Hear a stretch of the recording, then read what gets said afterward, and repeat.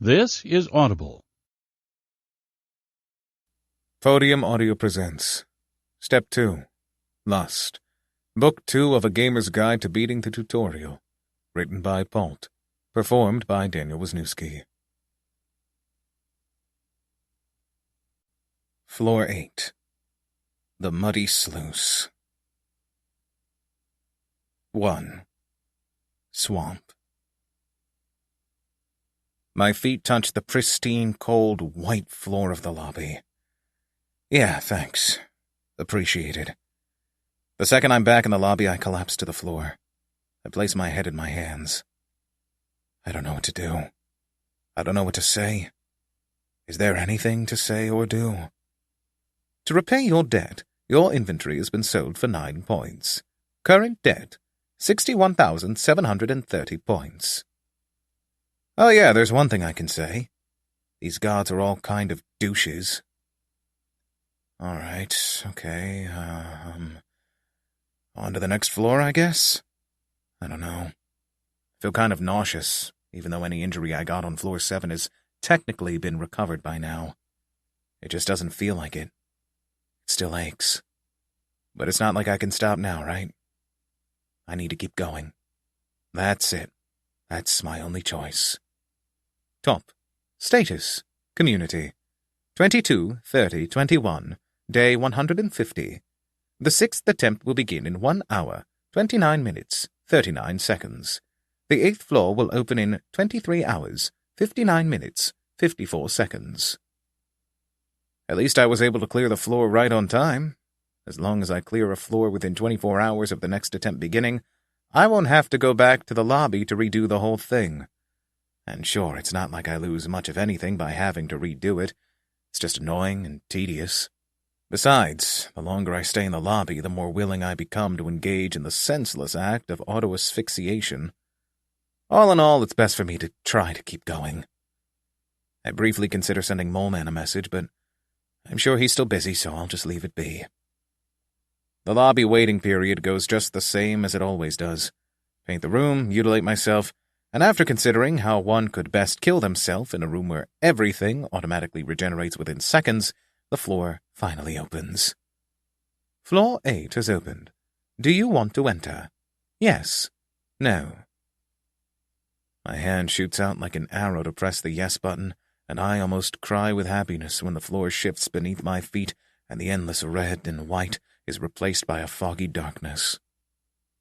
This place is... It's dark, but I can still see well enough to make out my own position. I'm standing at the shore of what I think is a river of mud. I can't see the other side of the river, and neither can I see whence it comes nor where it goes. And the entire area behind me is so foggy it looks like it came straight out of Silent Hill. It looks pretty spooky, but there's no real wind and it's completely silent otherwise, so at least I don't think I'll be accosted by any spooky ghosts. The only real area of interest is that right next to the shore, just beside me, is a single flickering street lamp. It looks firelit and old, but I can't be sure. I look back at the river. This has to be the thing I'm supposed to do, right? It should be... Tutorial stage. Hell difficulty. 8th floor. The Muddy Sluice. Clear condition. Pass over the river of mud and reach the shore. Yeah, as I thought. Still, this river is... it isn't going by very quickly or anything, but it's still made up entirely of mud. Thick, slimy mud. Hunching down, I stick my hand into it, and even though it moves slowly, the mud is so dense and strong that I almost get pulled along with it just by my hand alone. And then I feel something bite my hand. I pull my hand out of the river to find a little sharp-toothed, eyeless fish trying to bite my finger off. Mud Swimmer, Level 4. And, miraculously, after a second or so, it actually succeeds, dropping back into the flowing mud together with my finger. Interesting. So, in other words, not only is it muddy, but it's also infested with weird piranhas? I guess that makes sense. Standing up again, I look out at the river. It sure is broad. The fog lies so heavily over it that I can't even make out what's just a few meters ahead. Oh, apart from that shadow, of course. Shadow? I squint at the fog. Yeah, I wasn't hallucinating. That is absolutely a shadow. Pretty big one, too, moving slowly and smoothly toward me. If the shadow hadn't been so weird, I would have assumed it was some muddy sea monster. But as the shadow passes closer, the silhouette becomes clearer and clearer, soon coming close enough for me to make out what it is. It's a guy, standing in a little boat. I don't know how he's doing it, but he's paddling along, standing upright like a gondolier, without the stream of the muddy river seeming to have even the slightest impact. It's a strange sight, but I've seen weirder things in this tutorial. As I watch, he lets his boat touch the shore, and even though most of the boat remains in the muddy water, it isn't moving even slightly. It's like it's nothing but a shadow. When I look at his boat, the man stretches out his hand, and I look up, first at his open palm and then at his face. Or rather, where a face would be if he had one. I'm sure he'd have one, if he didn't look like a fuzzy shadow. The ferryman. No level, huh? Is that supposed to suggest that he isn't meant to be killed? A piece of metal, the ferryman says, for safe travels across the river. I open my mouth and close it again. Deftly, I open up my inventory. Let's see here. Leopard hide, wolf hide, boar hide, squirrel hide, bird hide, shade hide, gombe hide, bat hide, deer hide, elk hide, bear hide. Nope, no metal. A bummer. I hope he accepts alternative forms of currency. How about if you take me across, I won't kill you and wear your skin like a pair of overalls? The ferryman looks down at me. I can't really tell his expression since he's lacking a face, but for some reason I think he might be a little shocked. After almost a full minute of silence, he finally speaks again. No money, no travels. Ah, is that so? Shame. I shake my head. No travels, I say. No life. I leap at him before he has time to set back out into the river.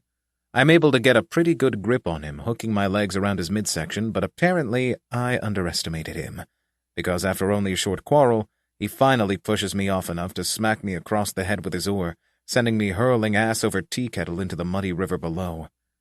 Everything is cold and slimy and gross and... Oh, there goes my hide again. Great. Within just seconds of entering the mud, I can already feel numerous mud swimmers biting into every bit of my exposed flesh.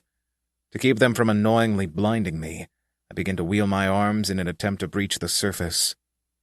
You have learned. Swim. Level 1.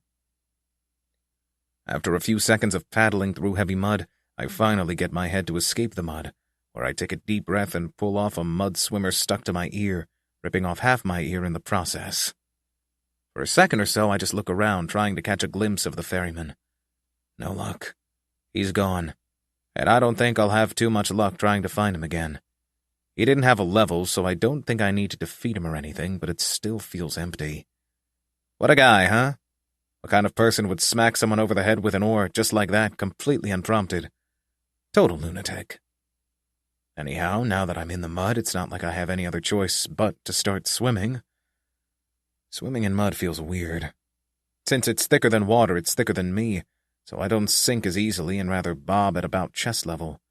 But at the same time, it's also so thick that taking a single stroke through it leaves my arms tired and trembling. And that's not even mentioning the current. I'm lucky I only have to get to the other shore, or this would have been a practically impossible task. It's very close to it, but not quite there. I begin to doggy paddle my way toward... Huh.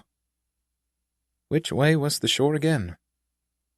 It's the same mud whichever way I look, and I can't see any shore, be it the one I came from or not. It's just the same mud and the same fog on both sides. No way. Did I already get lost? And lost I was. I'll spare you the details, but since I faithfully checked the time for the entire duration, I can speak with absolute certainty when I say that I doggy-paddled around in that river of mud for no less than 13 days straight. Sometimes I would actually reach a shore, but every time it would be the wrong one, and I'd get no message about the boss stage. I got so desperate that at one point, when I got to the shore, I paced up and down, trying to ensure that it was really the one I started out at. But it had the same lantern, so it must have been the one. The river never took me anywhere, and when I reached the wrong shore, I would always be back at the lantern. My only theory is that as I swam, the river was actively turning around, constantly, always. In my exhausted, blood-drained state, I imagined that the river actually ran perpetually in a circle around a little island, that island being the place where I entered the floor. But that couldn't be the case, because once I got up to the wrong shore, again and again and again and again and again, no matter how far I walked along the shore, never did I circle around to find the lantern. Only by going into the river of mud and emerging back up again did I encounter the lantern. After this, I stopped going up on the shore any time I found it and just focused on my new favorite pastime, eating live fish. Fish is good for you. If you eat lots of fish, you'll be able to swim as well as one. That's what my mother always told me, and that's what I'm sticking to. Maybe swimming for almost 2 weeks straight and doing nothing but eating fish wasn't too good for my brain, because once I ran out of fish, I was genuinely bummed out about it to the point that when I saw the lantern and the shore again, I decided to just go right on ahead. Nothing left to lose and all that. I went past the lantern and beyond the shore, into the fog, and after about half a day of walking. Tutorial stage. Hell difficulty. 8th floor. Boss stage. Clear condition. Pass through the swamp to reach the lighthouse. I stare at the message in front of me. I lift my head upward. Far ahead I spy the only light shining through the thick mist. Far away, yet close enough where I can tell that it's got to be a lighthouse of some sort. Seriously? That was it? That was all I needed to do? Did I seriously swim around in mud for like 2 weeks just because? Seriously? The god of cruelty chuckles. If I ever find you, if I ever were to meet you face to face, I would make sure that when we part ways you won't have a face anymore. And if I find out that you gods don't have faces as we mere mortals do, then I will learn divine magic strong enough to give you a face and then rip that off. Does that sound good to you? How's Sunday at 3? Would that work with you, cruel? No answer. Should have guessed. Cowards, the lot of them. Now, what's this about a swamp? Before I can inspect the area around me more closely, a message pops up. You have received a message. The only one I can imagine who'd send this would be Super Moleman, F39. Hey, Kitty. Sorry I didn't say anything earlier. My party basically ran right on ahead into the next floors as well as to prepare for the next service symposium. How have you been faring? I just now remembered that you need a piece of metal for the ferryman, but he'll settle for almost anything as long as it's metallic. Even your braces or a titanium implant will do. Aside from that, good job with the 7th floor. Glad you were able to beat it. Hope the 8th floor hasn't been too hard on you. I quickly type in a response. PrissyKittyPrincess, F8. F7 was bad, but now I'm KK, so it's fine, but WDY mean wit symposium. Super Moleman, F39. You didn't get the memo? Then again, you seem very busy, so I'm not especially surprised. By the end of this attempt, there will be another service symposium. We still don't know what the purpose of the symposiums are, but Hooked on Bok F23 has hypothesized that it commemorates whenever something important happens or is unveiled in the server. Let's talk more at the symposium. I've got to go. Good luck. PrissyKittyPrincess, F8. KK, thanks. You too. Another symposium so soon? The last one was only... Top. Status. Community. 22:37:57. Day 164. The 7th attempt will begin in 16 days, 1 hour, 22 minutes, 3 seconds. 75 days ago! Or 90 days, if you calculate from when it will start. If I remember correctly, the last one was exactly 90 days after the tutorial opened. That's an interesting coincidence. Will I have to meet a bunch of people every 3 months? No idea. I almost hope not. The last time was kind of stressful. I certainly hope there won't be any insurrections this time. Anyhow, back to the swamp. I squint at the area in front of me. It's still so foggy I can barely see my own nose, but I think what I'm looking at is something of a woody area. There are trees, that's for sure, but they're squat and twisted. The area between the trees is basically just black. And if I look back up, there's the lighthouse. Pretty far away, but not far enough for me to hesitate. I move toward it. After only a few steps, I feel my bare feet plunge into cold, slippery mud. Oh, God, more of this. All right, fine. It's not like I've got any choice. I move forward. It really is a swamp. The completely black mud I move through is filled with what I hope are vines and the roots of whatever plants exist here. It's really disgusting having your foot brush up against what feels like a head full of hair, but there isn't much else I can do but grit my teeth and continue. The mud and sludge stand pretty high, but it never gets higher than my navel, so I'm able to trudge forward without having to commit myself to the tedious task of swimming through it. And things go somewhat fine, until I accidentally bump into what I assume is a log or something, but when I look down at it, I find a pair of yellow eyes looking back up at me. Crocodile? Shade, level 38.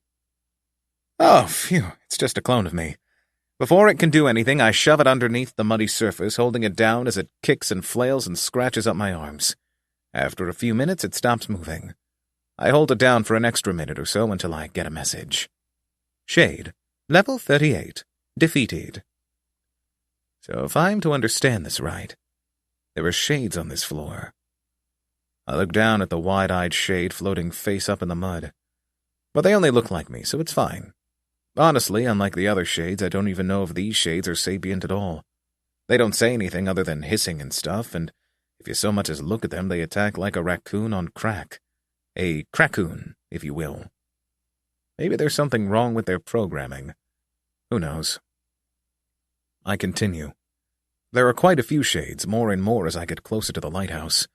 Thankfully, they only attack if I physically touch them, so all I need to do is place myself in the perfect position to disembowel them and break their neck at the same time while also tearing out their throat.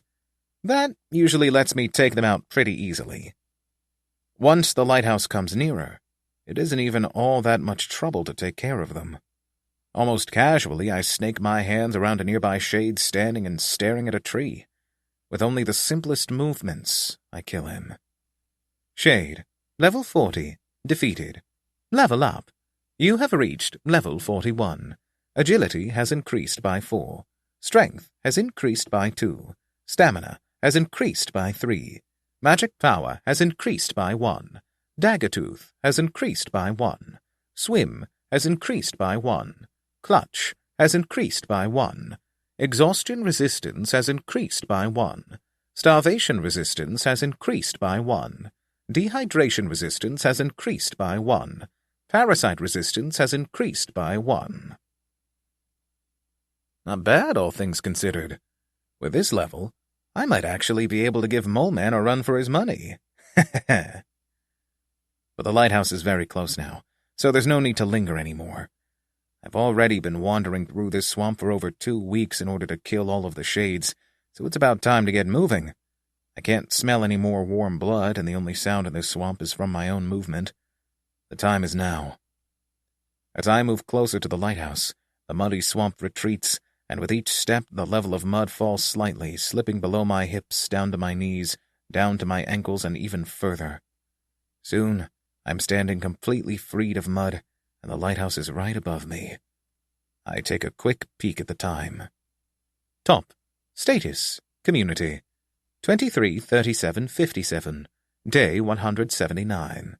The 7th attempt will begin in 1 day, 22 minutes, 3 seconds. The server symposium will begin in 22 minutes, 3 seconds.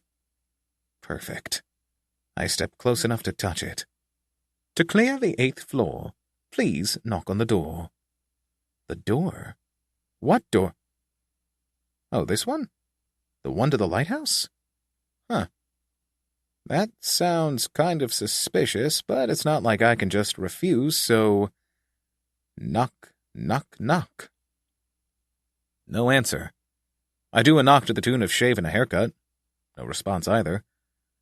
That's pretty The door flies open, but by that point I'm already gone, right back in the lobby, with a series of messages floating in front of my vision. You have cleared the 8th floor. You have received 1,000 points for clearing the floor. You have received an additional 1,000 points for being the first to clear the floor. For clearing the stage completely, you will receive an additional reward. To repay your debt, the additional reward has been traded for 5,000 points. 4 gods have shown a positive response to you. You have obtained 4,000 points. 36 gods have shown a negative response to you. 36,000 points have been deducted. To repay your debt, the floor clear reward has been traded for 1,000 points. Floor 9. The Flaming Tower. 2. Harassment or assault. They just keep on coming, huh? At least my gods are staying loyal for once. One of these days I'm going to have 100 gods on my case about doing this or that, or even about not doing this or that. Unreasonable, the lot of them. To repay your debt, your inventory has been sold for 2 points. Are my shade innards really that worthless? You know, if that ferryman hadn't had god buffs and been level-less, I would totally have been able to sell his boat for a pretty penny. Not that you'd ever let me do anything to get better, of course. Current debt, 85,728 points. Okay, so, what you're trying to say is, when I beat the next floor, I'll be in 6-figure debt? Is that it? I can't even muster a fitting amount of annoyance at the situation. If I were still on Earth, this is the moment when I would fake my death and pick up a new identity in Cuba. This simply isn't sustainable, and I'm not just talking about me. Think of all the poor, innocent little challengers who accidentally angered a few gods because they like to drink their coffee black or with cream or actually preferred tea. And just like that, they'd be 1,000,000 points in debt, and there would be nothing they could do. Why not have sympathy for them, huh? No one's going to rebuke my perfectly sound argument, eh? Yeah, keep your silence, cowards. I know I'm right. The god of cruelty helpfully informs you that only hell challenger Lo Fennrick is currently indebted to the gods. Okay, now that's just some bullshit. No way that's true. There's just no way. The Service Symposium will begin in 0 hours, 0 minutes, 0 seconds. The Service Symposium has begun. You will be automatically summoned in 10 seconds. Hang on, I'm not done here! This guy can't just go around saying whatever he wants whenever he... The floor shifts beneath me and I stumble forward and bash my head into a table. Ow! Hike? Someone squeals. I pull myself up from the floor. All right, yeah, it's the same old hell lobby room. In that case, the only voice that could be would have to be... Kitty? Is that you? Virgil asks, her eyes trembling. Huh. I shouldn't look all that different from the last time I was here. Weird. Yeah, I say. Of course it's me. Who else would it be? She looks away. Yeah, I guess, but it's just that... She gestures at the whole of me. It isn't very, obvious? What isn't very obvious? Just to follow her line of sight, I look down at myself. I'm covered from top to toe in a thick layer of muddy goo. Oh. Wah. This is, I shake my head, making a few pieces of mud fly everywhere. Virgil steps back. It's not important. I take a step toward her, trying to make my voice as sympathetic as I can. Listen, I saw how it went with the, lobbies, and I just wanted to, say that, well, it's... I gulp. It's not your fault, okay? You did your best, and I'm sure you'll do great next time around, so just... A hand reaches out in front of me. It isn't Virgil's. I look up and meet the eyes of some normal-looking dude. "Hi," he says. "I'm Almos." He smiles. I don't take his hand. Not answering him, I look over at Virgil. She gives a soft smile. "I did it," she says quietly. "I got the one of them to stay." I look back at this Almos character. He waggles his hand at me. After a moment's consideration, I take it, splattering his hand with mud and probably more blood than you'd expect. One shake up, one shake down. He's got a firm grip, but mine is firmer, thanks to the wonderful doping effects of leveling up. I clench his hand until I feel his bones creak, and only after he gives the smallest, tiniest "ow" do I let him go. "I'm Kitty," I say to him with maybe a little more assertiveness than the name would normally command. Almost looks down at his muddied hand, and after visibly wincing, he shakes it off before wiping the last bits off on his short pants. "Virgil told me you like to be referred to by your username, so, if you want, you can call me Magus." I'm not sure if my frown is visible through the thick layer of mud on my face. "I'm not calling you that." His smile turns a little strained. "I understand that. It is a pretty, flashy username, I suppose." As I cross my arms, his eyes gain a strange gleam. "Though I'm surprised to hear you speak Hungarian so fluently." "I'm not speaking Hungarian." "Is that so?" "Yeah." After my firm words, a bout of silence follows. I don't want to have to randomly exposition to this strange man, but now the silence is quickly turning awkward, and Virgil looks very curious about him being able to understand me, and me being able to understand him, so even though I don't want to, I heave a sigh and explain the effects of the all-tongue skill. Almos's eyes gleam in that strange way again. I don't like that look. A language skill? Interesting. And only you have this? No idea. I'm pretty sure the gods gave it to me as a punishment, but who knows? The gods! Being standoffish with this man is strikingly ineffective. I don't know why he decided to stay in the lobby, or how Virgil convinced him, or why he picked the hell difficulty at all, but right now I couldn't care less. I don't like him. He's got an ambitious glint in his eye that I feel like I recognize from somewhere. "Hey, Kitty, how come you've been able to get so far in the tutorial? What's your secret?" Almos asks. He hesitated saying my name. I get it, but... luck. That's all I have to say. The word makes his expression falter a little, but that doesn't make me change my answer. After a second or so, he's able to gather his wits again. "Then what would you say?" I put up my hand at him. "I don't have time to talk because I'm going to go have a rematch with Moleman, and I'm going to totally bust his butt, and you're kind of in the way with your Dumbo questions, so I'm actually going to leave now and you can't stop me, because, as you're familiar with, you're just level 0, and I'm leagues above that, so yeah, I'll be going now, bye." And then, before he has time to reaffix his jaw in place, I leave the room, despite Virgil calling out to me. Sniff, sniff, sniff, sniff. Moleman.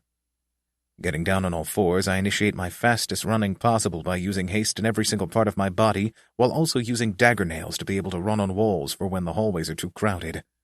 For some reason, a lot of people scream when they see me bolting at them at mock speeds. Even the well-armored beefheads make sounds like startled schoolgirls. Weird.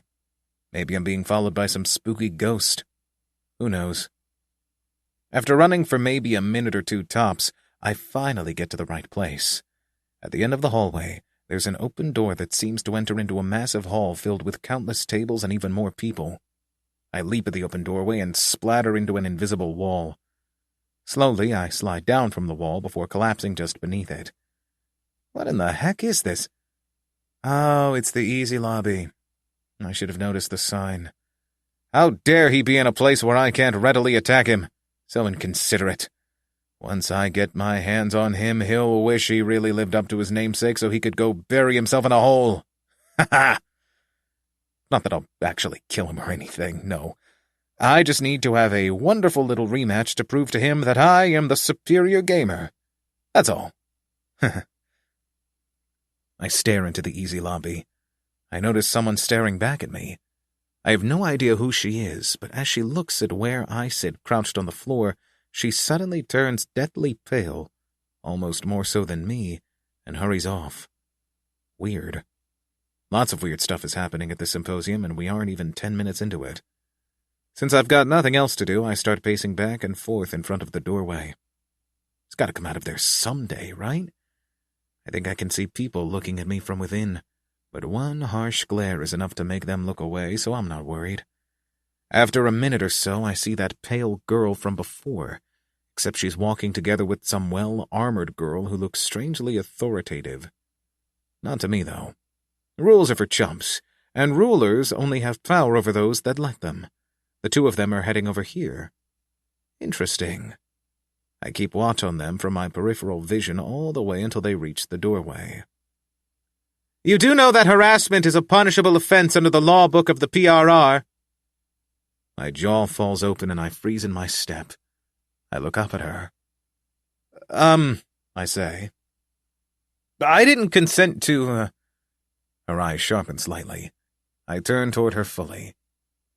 Okay, actually, I'm not harassing anyone, and there's absolutely no proof that I would ever do something weird like that because, as you can see, I'm just a totally normal sort of guy, and besides, the only reason I'm here is because I'm waiting for Moleman to come out so I can beat him up until he begs for his mommy.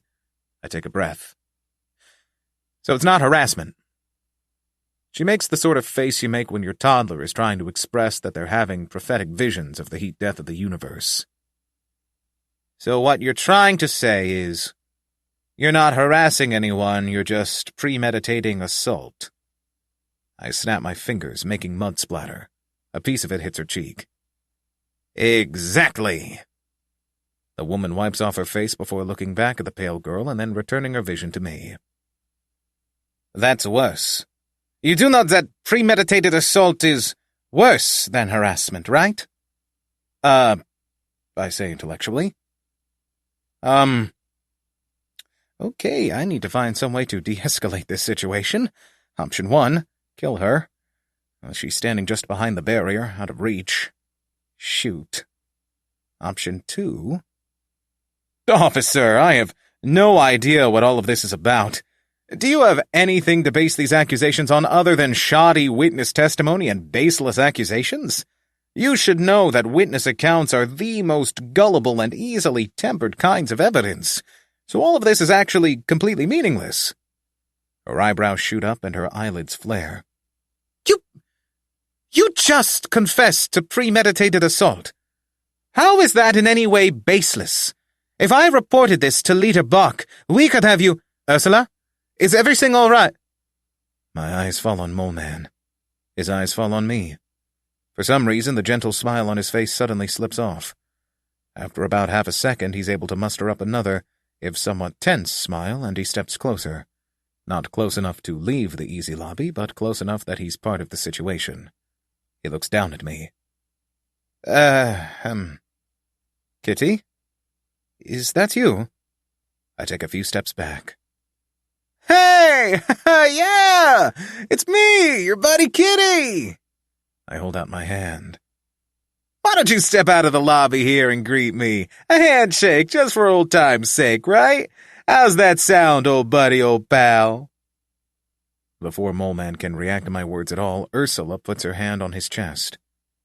He just confessed to premeditating your assault. I wouldn't approach that thing if I were you. Hey, how am I a thing?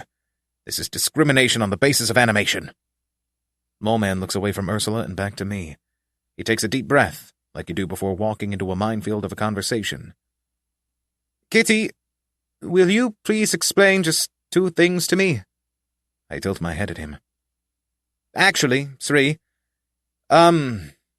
First, why are you covered head to toe in mud? Floor 8 was muddy. He nods, gives a short, almost self-deprecating chuckle, and then continues. Second, why are you crouched down like Gollum or something? I look down. Huh. Yeah, I suppose this position could be considered kind of like that. If I'm crouched down, they can't spot me. Moleman looks like he has a lot he wants to say about that, but in the end he says nothing. All right. Third, hang on, I say, holding up my hand. He pauses. I continue. You've asked me a whole bunch of questions now, so I think it's only fair if I get to ask you something in return. He takes a deep, deep breath. Sure, he says. Ask away, friend. I hesitate for a second. See, sure, he was level 40 when he was on floor 23 or something, but now he's way beyond that. So there's a chance, just a tiny little chance, that, What level are you? I'm level 83. I can feel my jaw drop. I physically put it back in place. I see. Okay. Yeah. All right. Yep. Mm-hmm. Moleman takes a single step closer, moving out of the barrier. Now, question 3. He looks down at me. I feel like a child about to be reprimanded. I take a step back. What's this about premeditated assault? That's... I gulp. No, I was just, the rematch, and it's, He heaves a sigh. Then he looks back at Ursula and the pale girl. It's all right. He wasn't going to do anything. Just leave this to me. All right? She looks down at me. She's got that same look in her eye that you have when you look at a rowdy dog. Still, she seems to trust Moleman a fair bit, because after only a second or so, she replies, "Well, all right. Just, well, be careful, okay?" He smiles back at her. "Don't worry." And so she leaves. The mud caked around my entire body feels awfully stuffy all of a sudden. Right as I start considering whether it's possible to fake your own death in the tutorial, Moleman squats down in front of me. He puts one hand on my shoulder. "Let's talk somewhere else, all right?" I say. "Oh, okay." Before I can do anything else, he grabs me by both shoulders and pulls me to stand upright. It feels uncomfortable, but I can't find it in me to refuse him. He stares into my eyes intently. "When you're with people, try to act like one, okay?" I nod fiercely at him. "Great. That's rule number 1. Rule? He grabs hold of my muddy hand in his left one and drags me through a bunch of weird winding hallways and staircases, the number of people around us quickly turning to basically 0. Eventually, we get to what I think may be one of the tops of the castle, and he brings me into a little room overlooking the grassy hills outside. There are quite a lot of people out there. Some are training together, others are talking, yet more are just lying down in the grass, and some have apparently started playing football.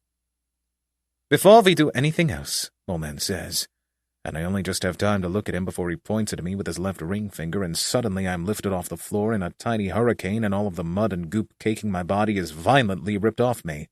As I swirl around like a lone sock in a massive dryer, he empties a few bottles of water into the whole thing, and while I'm still too shocked to do anything at all, I suddenly fall out of the ball and watch with fascination as he gestures the ball of swirling mud out of the window and then just lets it drop down into a gutter below.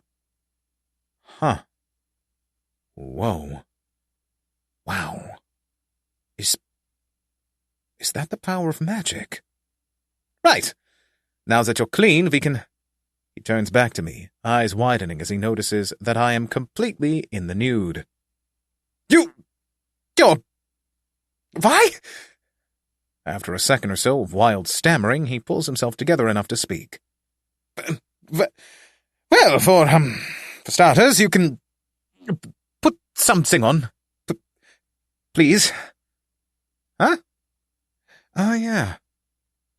I pull one of my dozen leopard hides out of my inventory and wrap it around me like I usually do. It seems that I've gotten pretty used to wearing these things, huh? I turn back to him. Is this better? Giving a sharp nod, Moleman wanders over and takes a seat at the small round table in the middle of the room. He gestures toward the only other chair, and I reluctantly sit down across from him. This feels like a parent-teacher conference. In that case, the best thing to do would be to start this on the right side of the street. I draw myself up as best as I can in my seat, even though it feels uncomfortable with the wood beneath my bony behind. Thank you for cleaning off the mud. Very nice. What level are you? My jaw snaps shut. Wearily, my eyes wander over the room.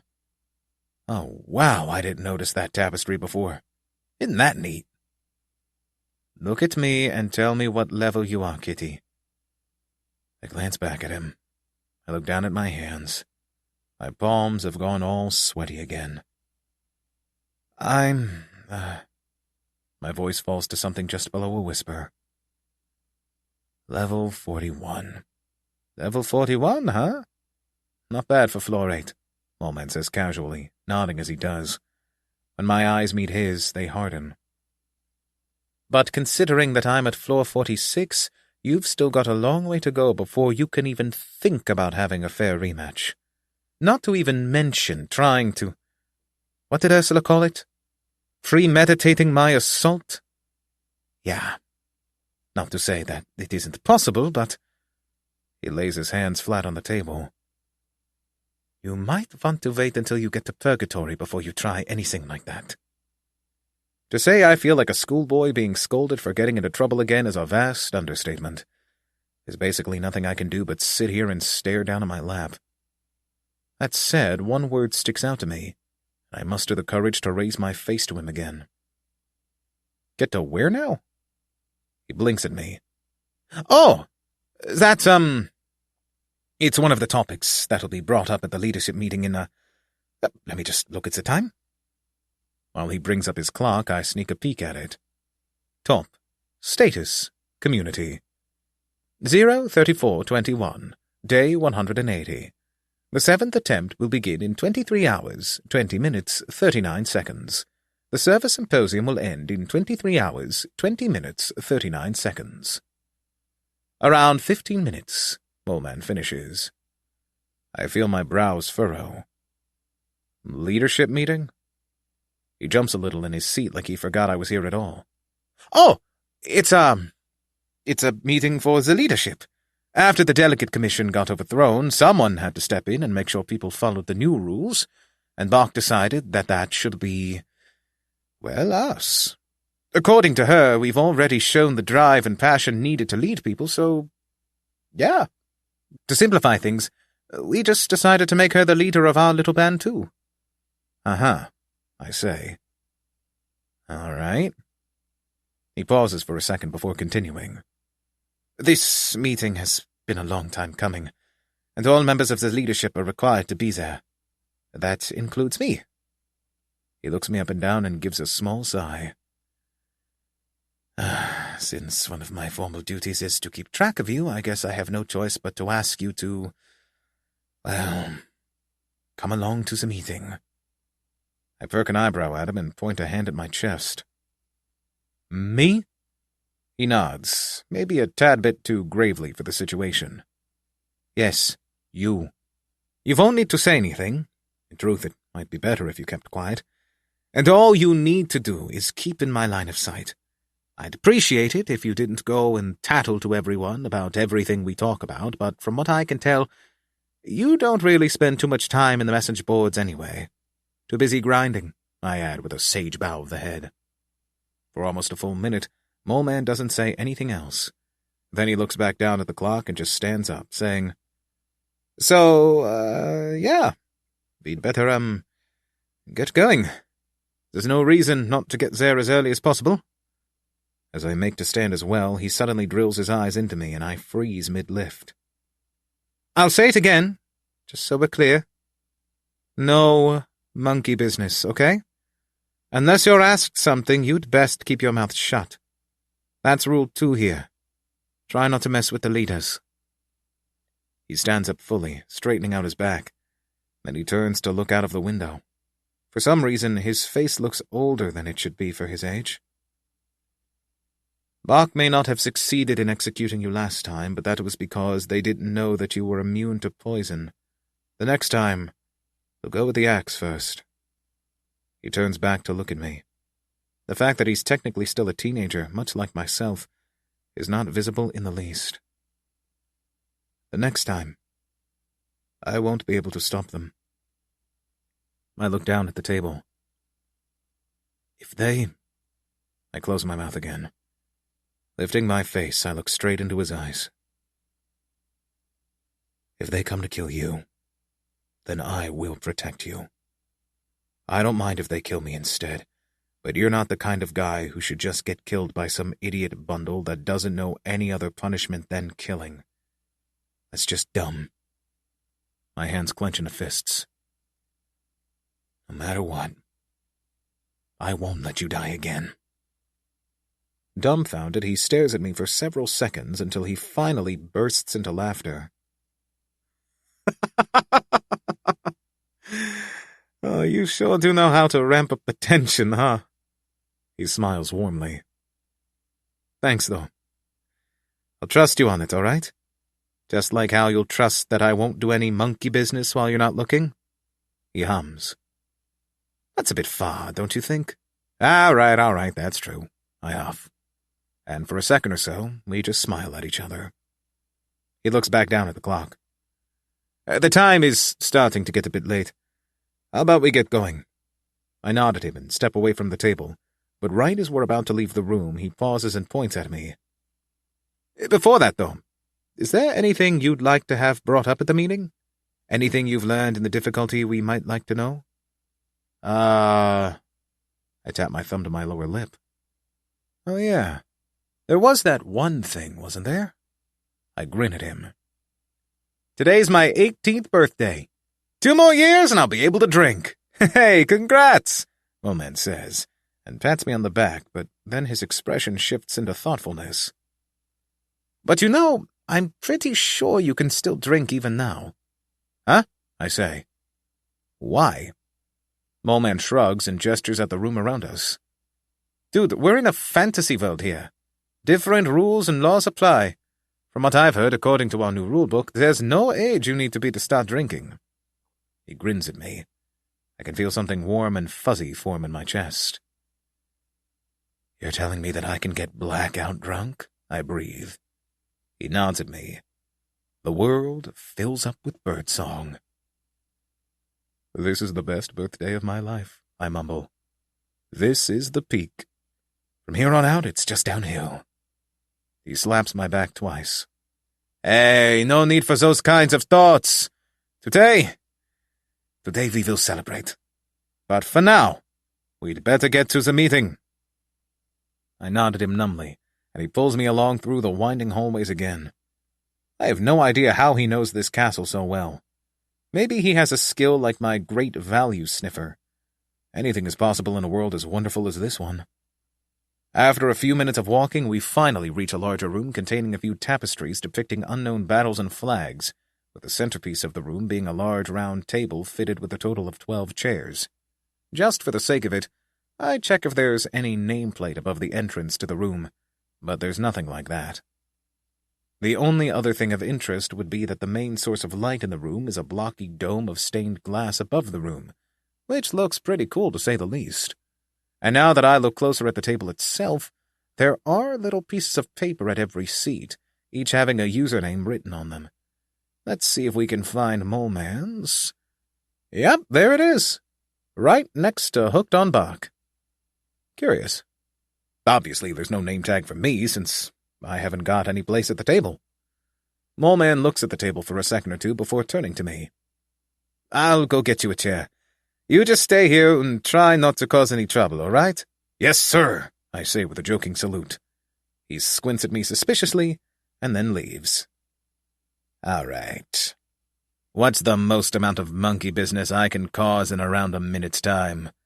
Well, first, I could give those name tags a bit more of a, non-insanifying color. White. Bad. Slowly, I creep toward the table. What are you doing in here, princess? I jump a foot off the floor and twirl around midair like some sort of ballerina. In the entrance to the room stands a woman I know very well. Fuck! She leans against the doorframe, crossing her arms. If you're trying to mess with the seating arrangements out of foolish spite, then I can tell you with full certainty that no matter what order we sit in, we'll still talk about the same things. It would be a silly prank at best. I scowl at her. There's no one else in the room. My personal record for dissembling a shade is only a single minute if I work at top speed. Since I'd be stressed by the situation in this case, I could do it even faster. If I use hurry across my entire body, then... I'm level 66, she says. Don't even try it. Tuh. I really don't like her. She's got that look to her. Mad with power. If she could order my execution once, she can do it again. Even though I don't exactly have any way of beating her, it doesn't mean I'm powerless or anything. Silently, I hunch down into a prepared crouch. If she tries something, I can drop into a FPB roll within the span of a single second. My body tenses. Where she stands, Bach doesn't even look remotely fazed. Before I can do anything, someone shuffles down the hallway and I have the brief hope that it might be Moleman. But their appearance shatters those thoughts. This guy, I do not recognize him. He's pretty big, and he doesn't look Nordic. "What's happening in here?" he asks as he steps inside. His eyes quickly train on me. "Isn't that the former Hell executive?" Bach fills in. "Yeah." The guy thumbs his lower lip. "Didn't we execute the executives?" Bach sighs in obvious frustration. Not this one. So if you want to kill him, you'll have to face the consequences yourself." He looks at me. I look at him. He's well armored and big, but that doesn't mean anything. If he's got a throat, then I can claw it open. Simple as that. His nose wrinkles. "Dunno about that one, leader. It looks kind of... feral. Are you sure I won't catch some kind of disease touching it?" In response, Bach shrugs dismissively. "How do you expect me to know?" She turns to me with a sly grin. "Why don't you try it out for yourself? Maybe you'll get yourself a nice new tolerance from it." Her smile fades. "Either way, pesky stray cats like that shouldn't be wandering around in here. How about it, princess? Why don't you show yourself out before Brutus here helps you?" Brutus takes a step toward me. All right, that's it. I drop into a roll and dart across the floor between Brutus's large legs and out into the hallway, where I promptly crash into Moleman, making him fall over and the chair in his hand to go flying and then falling to the ground with a loud clatter just a step away. I'm atop Moleman. He seems confused. In the greatest haste I'm able to muster, I leap off his body. Should I keep running? Should I fight? Would Moleman be a proper hostage? What should I... Kitty? Moleman asks from where he lies, still on the floor. He puts his hand to his right temple and glances up just past me, his eyes falling right on Bach and Brutus. "Ah. Oh, Mole," Bach says. "Excellent timing. I was just about to find you and ask why you haven't been keeping an eye on this guy." "Well, first," Moleman says as he slowly pulls himself up, dusting off the front of his robe, "he does actually have a name." Just to help out somehow, I dust off Moleman's back, to which he whispers a small, "Thanks." Moleman looks back at Bach. "Second, I was actually keeping track of him. For that purpose, I had invited him to join me at the meeting so that I could do just that. And since we only had 12 chairs, I went to get another one, asking him to remain in the room. And, if I may ask you a question in turn," his eye gleams sharply, "how come I now meet him trying to escape that very room like it was filled with snakes?" Bach doesn't say anything in response. Man, I should have gotten this guy as the lawyer for my trial. Then I would have gone free without any issues. Hang on. After a fair amount of time, Bach finally finds her voice again. "I'm just as surprised as you are. As soon as Brutus here showed up, he just darted for it. I was questioning him regarding his presence, but he gave no real response. So... But even though Moleman's prompt is well placed, she doesn't actually continue the sentence. The silence is just about to turn 5 degrees beyond awkward when the tension is broken by an approaching presence down the hall. "Hey, Moleman, you're already here! some guy that I think I vaguely recognize says as he comes close. But no matter how much I rack my brains, I can't come up with any name. Something with fish? The man stops a few meters away from the whole gang, his eyes jumping from Moleman to me, and then to Bach and Brutus before returning to Moleman. Huh. Did I walk in on something, or— Not at all, Herring, Bach says with undue confidence. We were just about to take our seats.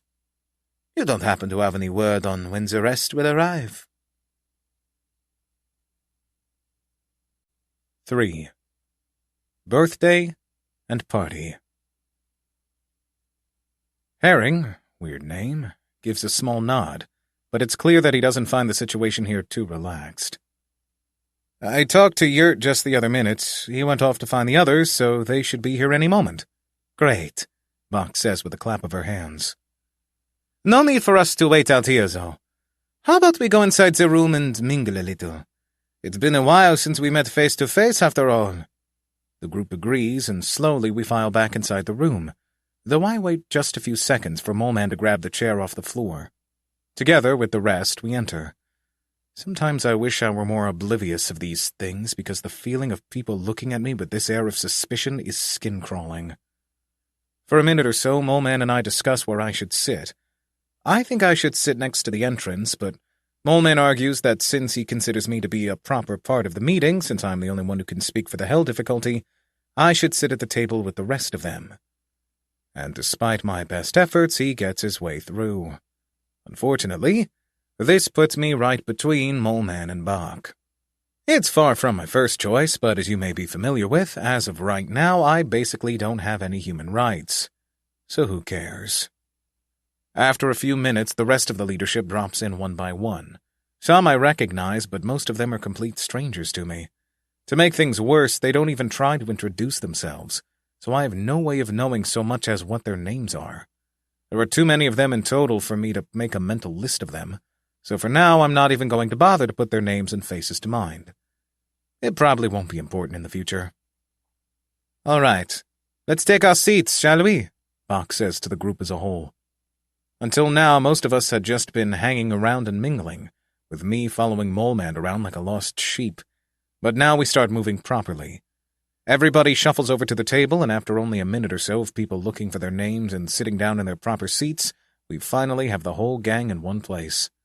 Bach makes a gesture at Moleman, and he silently points at the door, making a small gust of wind close it. Before we begin, Bach says, drawing herself up, I will distribute the plan for today's leadership meeting. Please look through it carefully. Nobody says anything in response, so she just goes right on ahead by pulling out a small pile of papers from her inventory and passing them to the right. The small pile moves through the people, and everyone takes one copy each, until it reaches Moleman on my left, who receives the final one, leaving me empty-handed. Not that I actually wanted a plan for the meeting or anything. Plans for dumbos who can't get it right on their own. Slyly, I peek at Moleman's copy. It's handwritten on a piece of textured paper with elegant, slightly swirly letters. It's a nice handwriting, but I don't want to say anything else because I've got a hunch that Bach may have written it herself, and I don't want to compliment her. Most of it is just bureaucratic nonsense, though, so I give up trying to read it pretty fast. If you've all read through it properly, then I will henceforth declare the meeting opened. Pulling a small brass hammer from her inventory, she lightly bangs it against the table. First, I nominate myself as chairman for the meeting.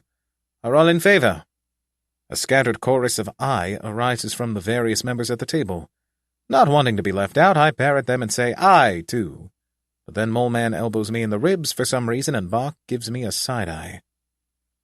To repeat what is already written in the program, she says sternly, only those formerly part of the leadership of Rebel are allowed to have a vote at this meeting. Unauthorized persons present due to extenuating circumstances must remain quiet. Is that understood by all persons present? Aye. Aye. Moleman elbows me in the ribs again before I have time to instinctually say aye like everyone else. It was just so tempting. To continue where we left off, since all are in favor of accepting Hooked on Bach of the 27th floor as chairman, this motion is accepted. And then she bangs her little gavel, and I have never before wanted to bonk a table with a brass hammer so badly. On to our next point. Herring Ferry of the 14th floor has nominated Super Moleman of the 46th floor as secretary. Are all in favor of accepting this motion? Aye. Moleman quickly silences me by stepping on my foot. I bite my tongue. There's a bang of the gavel.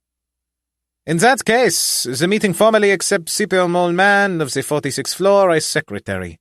Thank you, Moleman says politely as he pulls out a bit of stationery, mainly a few sheets of paper, a quill, and an inkwell. Even though I know that the shop doesn't exactly have access to much modern-day stuff, seeing him use such ancient things still feels weird, almost archaic. I watch with fascination as he quickly jots down the events of the meeting being opened and the choice of chairman and secretary. To start, Bach says, we will have each person describe how the last 3 months have gone for the floors they supervise, alongside what punishments have mainly been executed and in response to which crimes. Allow me to go first. As the supervisor of the hard difficulty, as well as floors 20 and above, I regret agreeing to this. I thought I would be getting some interesting information, but this is just the delegate commission chat all over again. Unlike that chat, however, now I can't even clock out by just not reading it. There's nothing I can do but listen.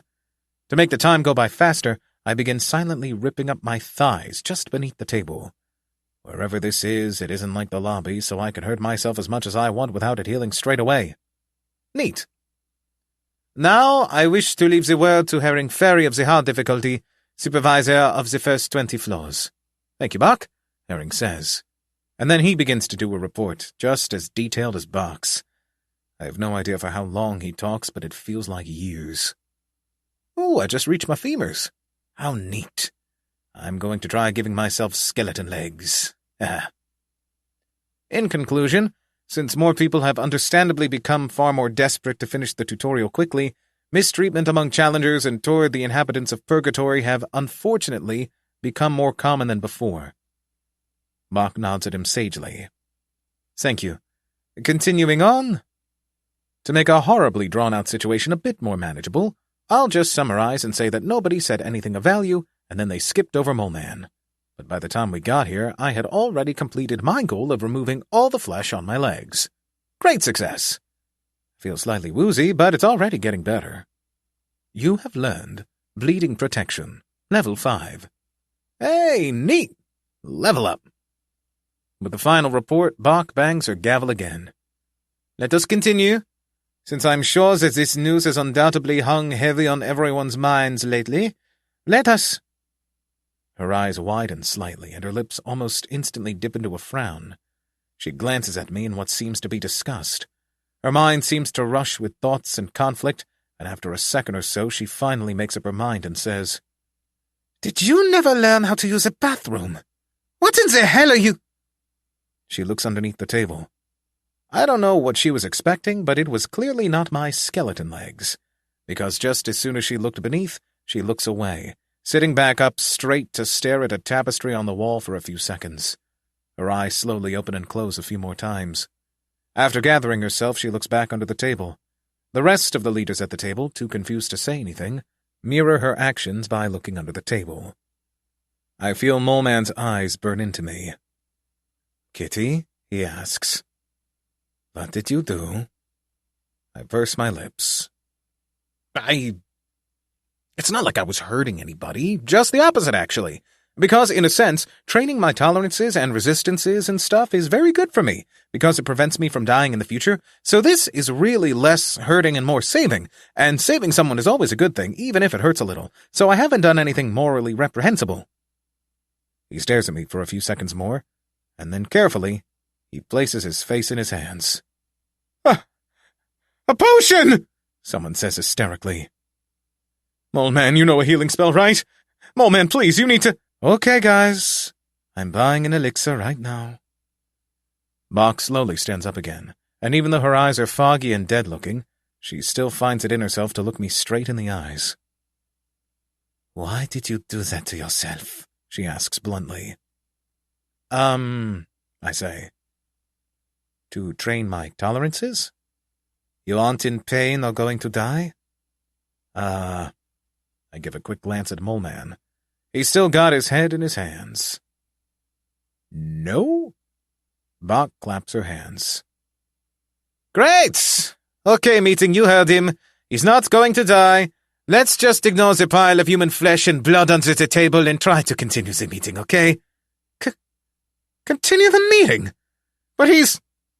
A single look from Bach shuts them up. Perfect. Glad we're all in agreement. Slowly, despite some of them not being able to pull their eyes away from me, the rest of the leadership takes their seats. Since this is apparently important to these people, I quickly activate my moving meditation to heal up. Slowly, flesh returns to my bones. Beside me, Bach folds her hands on top of the table. Now then, where was I?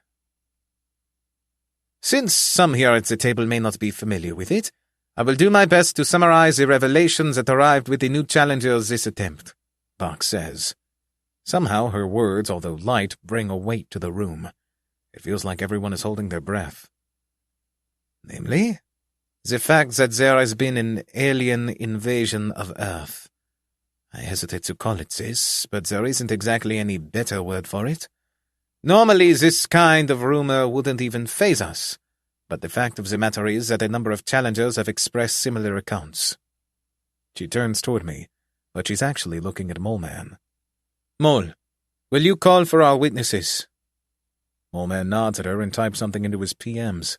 I didn't mean to pry, but seeing an inbox that wasn't overflooded with hate mail felt somehow off. Still.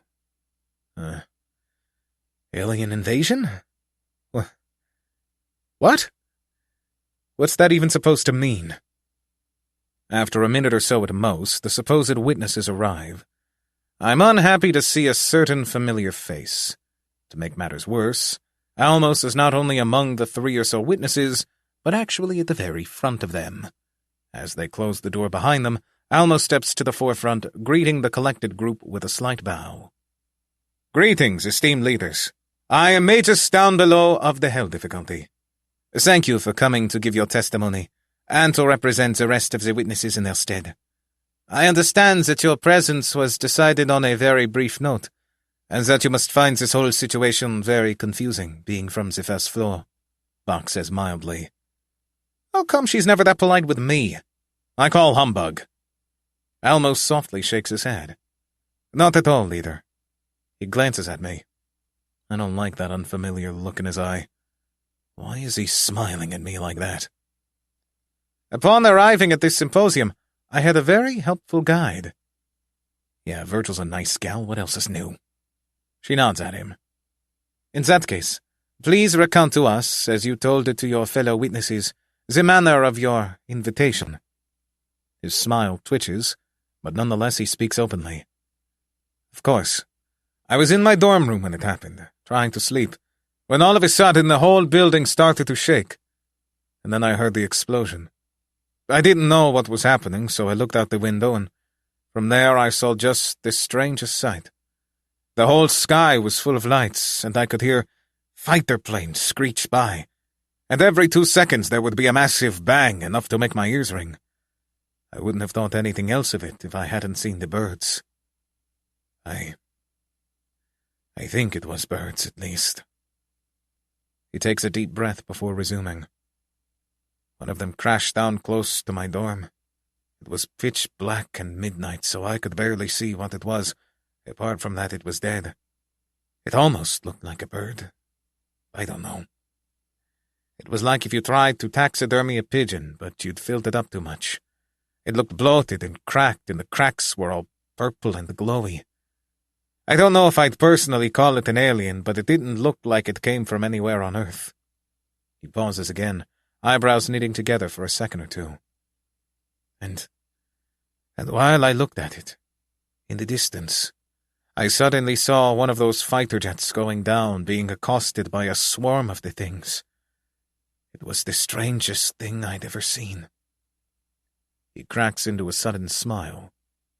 Before all this, of course, he says, gesturing at our perfectly normal gathering. And this didn't happen to you alone, Bach asks, cutting through his personable humor. He softly shakes his head. I was actually talking to Porcupine here about the whole thing, and he had something similar. That's why I got roped into this whole witnessing thing, but, he nods.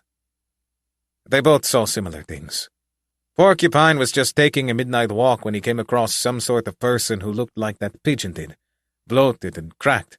And Ledge was watching the news when he saw an urgent report about a recent hoax of aliens being seen here and there. He scoffs. I don't know if I'd personally call them aliens, but... Bach seems thoughtful. Thank you for your testimony. Dismissed.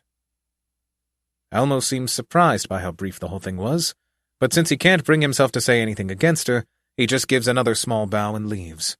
For some reason, he gave me a weird look before he left that I have no idea how to interpret. Once the door is closed once more, the leadership turns back to Bach, who weaves her hands across the table. Combined with the various other posts you've doubtless seen on the message boards regarding this, the fact that something strange is happening back on Earth is not under discussion. Instead, the problem is that we don't actually know what is happening. These aliens, if that is what they are, don't seem to be from Purgatory, nor do they seem to be fully synonymous with the aliens you would imagine upon hearing the word. We do not know what they are, and we do not fully know what the situation is on Earth following these attacks. She continues. As you are doubtless familiar with at this point, for every attempt that occurs here, only a single day passes on Earth. Until the next attempt, when the next challengers arrive, we cannot in complete certainty ensure that the information we gather is pertinent. It may be true, but if we go and make some sort of statement regarding this and the next challengers explain that it was only a worldwide robotics test and nothing more, our credibility as a governing body will sink. They are trusting us to make a suitable statement. It is better for us that what we say is correct, rather than it being soon. For the time being, we will neither confirm nor deny what the new challengers say. Is this acceptable according to the membership? The members of the leadership share glances for a few seconds. Aye. Aye. Aye. And after everyone has verbally agreed, she bangs the gavel again. Glad we could all agree. To speak informally, I'm not sure if we will be able to hold off on making a statement until the next Silver Symposium. Hopefully, we will be able to say something earlier than that, but for now we will hold our tongues, even when speaking privately. The leaders don't seem too keen on that last part, but nonetheless, she continues, taking a quick glance at the meeting guide first. Now then, we are drawing close to our final point of discussion, which gives me the honor of congratulating Super Moleman on being the first to beat the first part of the tutorial. On what? Huh? I can't even really process all of that before the people around the table start clapping. I raise my hands to clap as well, but they're still covered in blood from when I made my legs into skeleton legs, so I quickly lick them off before clapping as well. Moleman seems both embarrassed by the applause and silently numb at whatever it is I'm doing wrong now. Once the applause dies down, everyone's left looking at him expectantly, so even though he seems much more excited to write down what everyone else is saying, he smiles and speaks anyway. Well, I'm very honored, of course, but the achievement is equal between me and my party members. Not to even mention that none of this would have been possible without your gracious assistance, Leader Bach. Nonsense, Bach says firmly. You are able to construct a working guide for the final floors of Inferno, and now you're allowed to reap the rewards. Without your excellent guidance, your party would surely have perished long ago. I really hope not, Moleman mumbles. Bach's eyes sharpen. That said, we are much more interested in your report regarding Purgatory. No offense. None taken, Moleman replies coolly. For a second or so, he gathers himself up until he's sitting straight and serious. As I explained in my posts, Purgatory, the second part of this tutorial, is completely unlike the first part. Instead of us simply acting in small, closed scenarios called floors, we are instead placed wholesale into this world that we've been acting parallel to. Since we were only able to act within Purgatory for a few days before the Server Symposium, there isn't much I can say regarding it. However, I can with full confidence say that it is mainly governed by a race of sentient humanoids known as goblins. For some reason, he gives me a weird glance before looking back at Bach. The world of Purgatory, compared to that of Earth, seems to be in the Middle Ages or so. I can't exactly say what time frame this is, but their technology is sorely lacking, and their main form of government is monarchy. They speak a language different than ours, and I have good reason to believe that they have never seen humans before. Bach trains her eyes onto him like a hawk watching a mouse. And you are still of the belief that goblins should be counted as fully sapient beings? Moleman nods resolutely. There isn't a single doubt in my mind of that fact.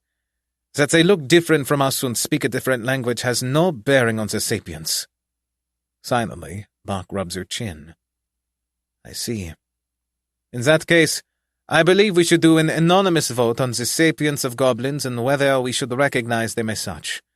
It is a bit kindergarten-like, but if everyone would just close their eyes, and those that are in favor of considering goblins as sapient, please raise your hands. Since I'm not a part of the votes because I'm not a real human being, I'm able to see pretty clearly how 7 of the 12 present raise their hands, Moleman being one of them. Bach counts them quickly, using her fingers to help, and then she says, "You may open your eyes again." They follow along. Since 7 to 4, not counting myself, were in favor of regarding goblins as properly sapient beings, the meeting will hereby recognize goblins as such. She bonks her gavel.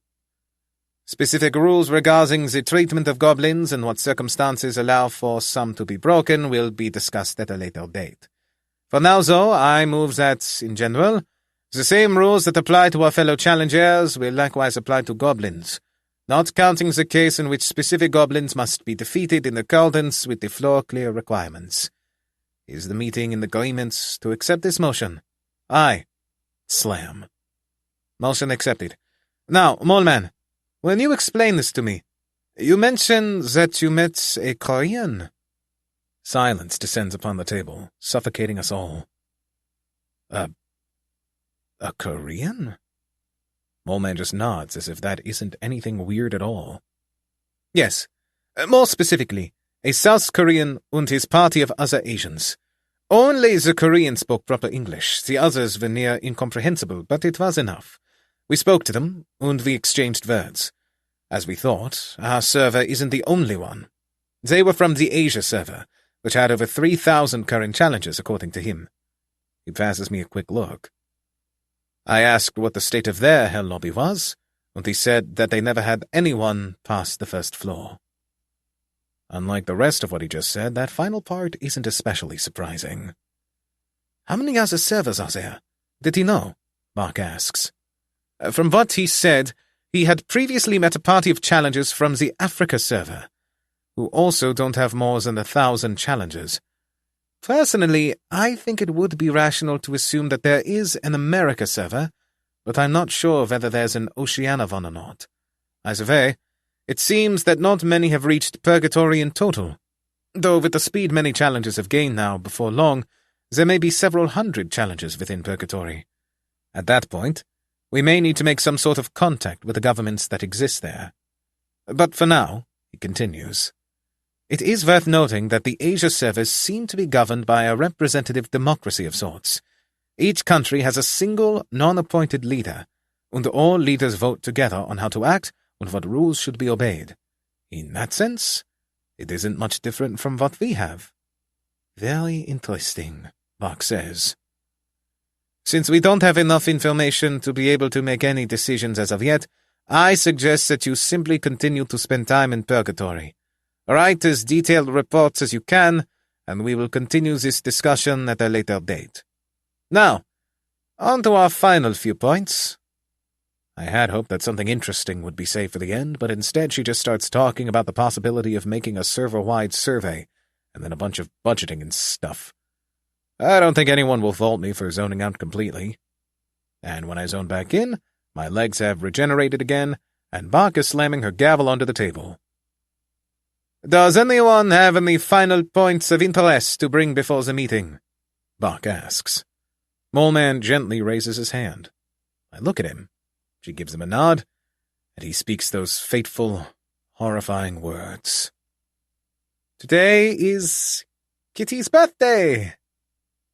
Silence. Not even that. This is some sort of void of speech. Even if someone said something right now, the pure thickness of the nothingness that restrains us would have choked it to death and rendered it just as silent as everything else. My head slowly creaks to face Moleman. He's got a big innocent smile on his face. Like he couldn't even consider the idea that maybe, just maybe, these people wouldn't be all that interested in celebrating my birthday in particular. Bach says, her narrowed eyes jumping between Moleman and me. "Congratulations." "Congratulations," someone says lamely across the table. "Congrats," someone else says a second or so later. For almost half a minute, the word jumps like an obese toad between each mouth, tumbling off their tongues with increasing reluctance. Ah.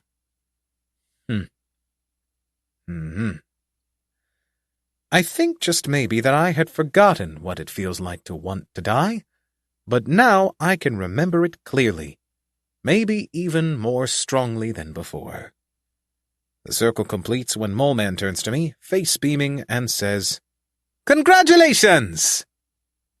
And then silence descends once more, but everyone's looking at me, expecting me to say something, maybe even give a speech, meaning that the responsibility for killing this murderous silence is on my shoulders alone.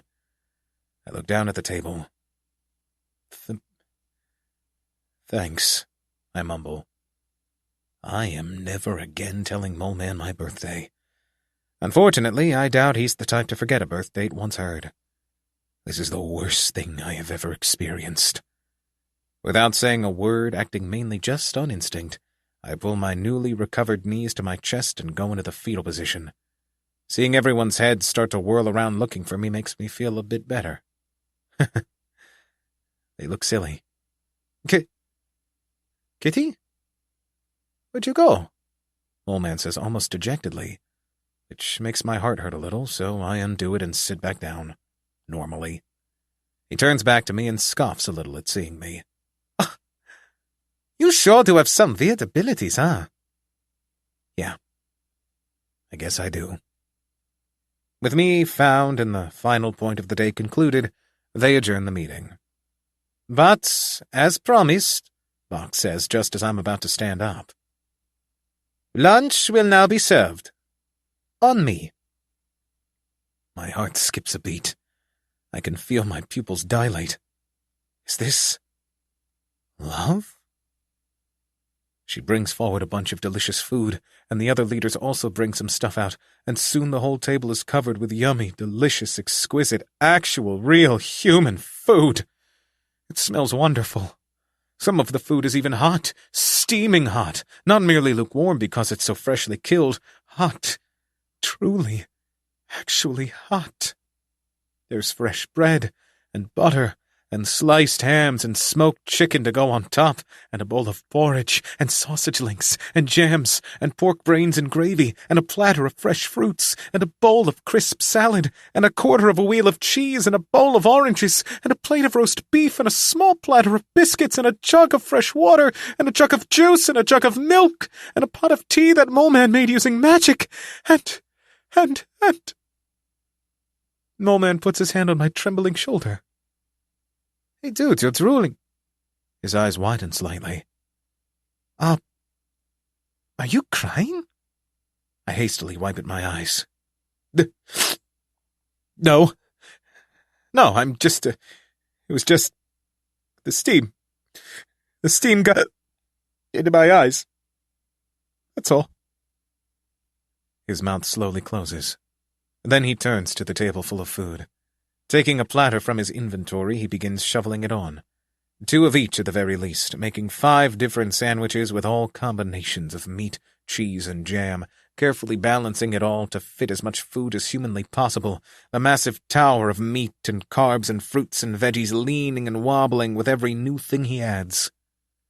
It's gotten to the point where if he didn't have his system and all his levels, he might not have been able to lift it at all.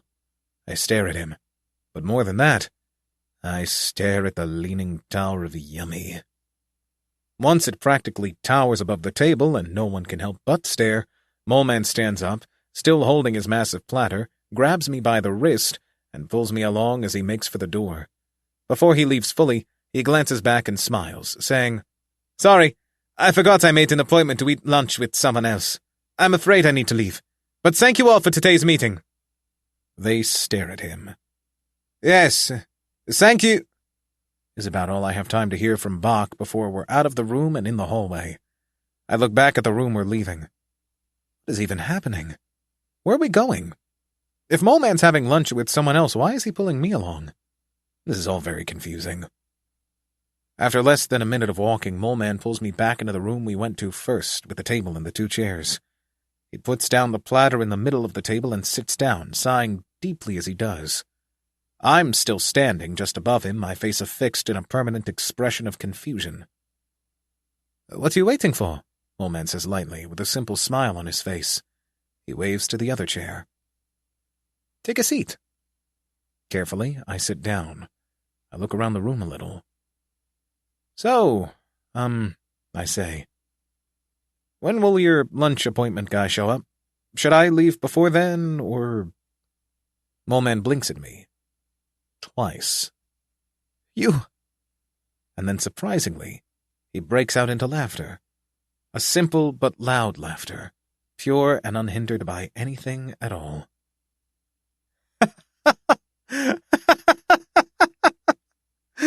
"Oh, Kitty, you really are quite something, aren't you?" He waves to the pile of food on the platter. "Go ahead. Dig in before it goes cold." "Huh?" The sound erupts from my throat without any real thought. "What do you mean? Wasn't this for—" "It's for you, birthday pig," he says, smiling broadly. His eyes shine with mirth. "Just eat. If I'd left you in that meeting to eat, you wouldn't have eaten a thing, right?" I make the protest, but he's quicker to speak. "You would have wanted to, sure, but then you would have realized that if you ate, you would have done it like a beast, and the leadership would have been angered by your lack of courtesy, or whatever. And that's Rule 2.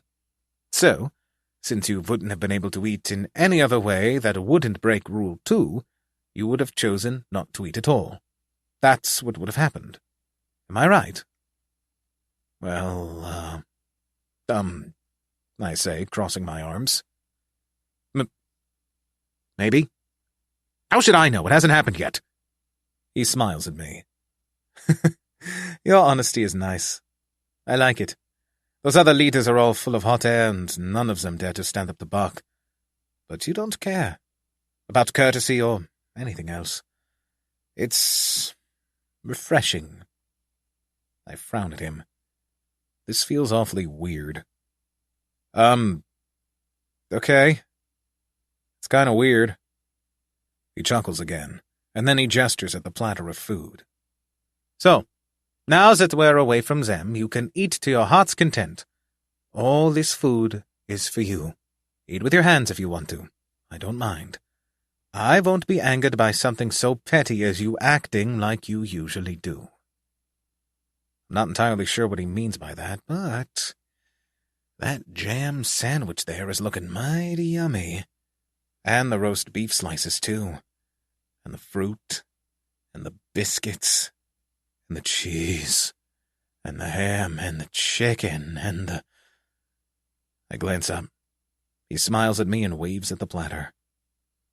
I can't stop myself anymore. I feel my body move as if possessed by a demon. Throwing everything I am to the wind, I attack, and my mind fills with heaven. Fork and spoon and knife are optional and not necessary when I have sharp claws and fingers and a mouth. I shovel it in wholesale. Like some sort of trash compactor, I simply push the food inside, chew, shed a tear or two, and swallow. More and more and more and more. I eat, and I eat, and I eat, and I eat, and I can't recall a single moment in the past 3 months, or even the past 6 months, or maybe even the past 18 years where I have been this happy. I always thought crying tears of joy was a bogus concept, made up by people without the ability to sense their own emotions. But I get it now. I get it completely. I'm not sad, and yet my tears just keep streaming down, mingling into the food, making it slightly saltier, but still tastier than anything I've eaten in so long. When the food starts running out, Moleman brings out more from his inventory. All kinds of food. Meats and potatoes and sauces and root vegetables and weird greens that must be from that fantasy world, Purgatory, and so many other heavenly delicacies too. I used to be a very picky eater. No onions, no carrots, no slimy boiled things, nothing too tough. But now, it all just goes down. I'm not even really thinking about it at all. Everything just tastes so delicious, and it's so easy to swallow that even if he had fed me his own hand, I would gladly have eaten it. Brussels sprouts and broccoli and asparagus are yummy. How could I ever have believed the opposite? But all good things must come to an end. And even though I still want to eat, even though my stomach still aches, I can't physically eat anymore. My stomach is bloated, and my heart is beating maybe a little too fast for comfort. But the table is wiped clear. Not a speck of sauce or a single crumb has been left behind. It is done. I look up at Moleman, breathing slowly. Suddenly, a sly glint appears in his eye. Hang on. I need to buy something from the shop. Dazed and stunned, I watch in silence as he opens the shop, and after just a few seconds, a cake appears in the middle of the table. The princess cake. You do still have space for dessert, right? He asks. I look up at him. I look back at the cake. There's always space for dessert. With trembling hands, I reach for the cake, but before I can gouge out a piece of it, he stops me. Come on, man, this is your birthday cake. Let's be at least a little civilized with it, all right? I don't know if I can still speak or if the food coma has made me mute, so I just nod at him dully. He smiles and brings out a small plate each and a spoon for each of us. Then, finally, he takes out a simple dagger and a tiny candle. When he points at it with his left thumb, the candle lights up into flames, and he places it atop the cake. I look at the candle, then I look up at him. He smiles at me. Then he pulls out a loot from his inventory. I'm not kidding. A loot. The fact that he has a loot is quickly overshadowed by the fact that he can actually play it, and that fact is likewise overshadowed when he starts to sing Happy Birthday to me. My jaw slowly drops. Happy birthday, dear kitty. Happy birthday to you. He finishes. I'm crying again. That's weird. He pushes the cake closer to me. Come on, blow out the candle, make a wish! I look down at the candle. In my heart, I make a little wish that I would never tell anyone. Silently, I blow out the candle, the words echoing softly through my heart. I hope Moleman keeps being my friend forever. He cuts 2 pieces out of the cake, one for me, topped with the obligatory marzipan rose, and another for himself. I take the spoon in hand and grab a piece of the slice, bringing it to my mouth. It's sweet. It's almost too sweet. It wasn't this sweet back when I ate it alone. Isn't that weird? Even though it's a pretty big cake, we finish it together. Apparently he doesn't like marzipan, so he gives it to me, and I eat it happily, even though it gives me heart palpitations. While I'm stuffing down the last of the marzipan, he suddenly stands up from the table and turns away, toward the wall. I can see him doing something suspicious, but I'm too focused on the yummy, yummy, yummy, yummy to really care. As I put the last piece of the cake into my mouth, a certain something slides across the table. I look down. There, a small, wrapped package lies. It's a present, Moleman says. For your birthday. My gaze jumps from him to the little package and back up to him. Thanks. I choke out through the marzipan and the cake and everything else. I almost put my hands on the present, but then I realize how dirty they are, so I quickly lick them off and wipe the last on my legs. My hands are still dirty, but I can't restrain myself any longer. My clawed hands fall on the simple package, and I lift it off the table. It's about the size and weight of a book, sturdy and wrapped in decorated paper, strung together with a little bow. I try to open it as carefully as my clawed fingers possibly can, first taking off the bow and then cutting off the paper. It's a book. No. A tome. A magic tome. My eyes widen at it. This is... It's a basic introduction to magic und spellship, Moleman explains, standing just over my shoulder. If you read it properly, you should be able to learn the mana sensing and the mana control skills at the novice level. You'll need other books for specific spells, but... He smiles at me warmly. I can always give you those at the next symposium, right? My mouth opens and closes a few times. My hands are trembling, and not just from the food and sugar. Gulp. But if you give me this, then the next time I beat a floor, it will just... In that case, Moleman states grandly, it will also help decrease your debt. If you think about it like that, then it has a dual purpose, right? But it's your book. Can't I just... I try to hold it out to him, but he just pushes it back to me. Keep it. You might very well need magic in some of the upcoming floors, and even if you don't, it can't help to have a few more skills. I want to refuse it again, but then his eyes turn hard. You aren't trying to deny it just because you don't like my gift, are you? No! Of course not! I love it! It's the best gift I've ever gotten! I blurt out. He smiles down at me and pats me on the shoulder. Glad to hear it. Since you love it so much, there shouldn't be any trouble keeping it, right? Damn it, he got me. He's too clever for me. I look back at the tome in my hands. It's thick, bound in leather. It's even got one of those fabric bookmarks built into the spine of it. Unable to resist, I crack it open.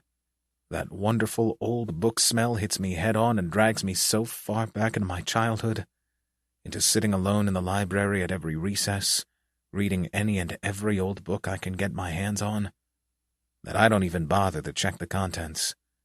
I know it will be educational. I can trust that Moleman wouldn't give me something useless. Before I know it, I've already put the book into my inventory. It's the only non-hide thing in there. I've got one attempt to read it. 30 days should be enough, right? Yeah. It better be, or I'll probably throw a tantrum or something. You can read it now, Moleman says, startling me out of my reverie.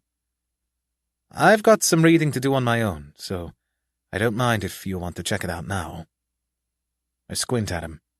Before I can agree or disagree, he's already pulled out a book of his own and taken his seat on the opposite side of the table again. He's basically giving me no choice, but this book does look mighty readable. Not saying anything, I pull the book back out again. It's thick. It's heavy. It smells good. It's exactly how books should be. I open it to the first page and start reading. It is next to incomprehensible. Actually, scratch that. It is incomprehensible. Digit nexus? Arcarteries? Blood vessel awakening? Heart of sage? What does that even mean? But since reading it is supposed to give me a skill, I keep going.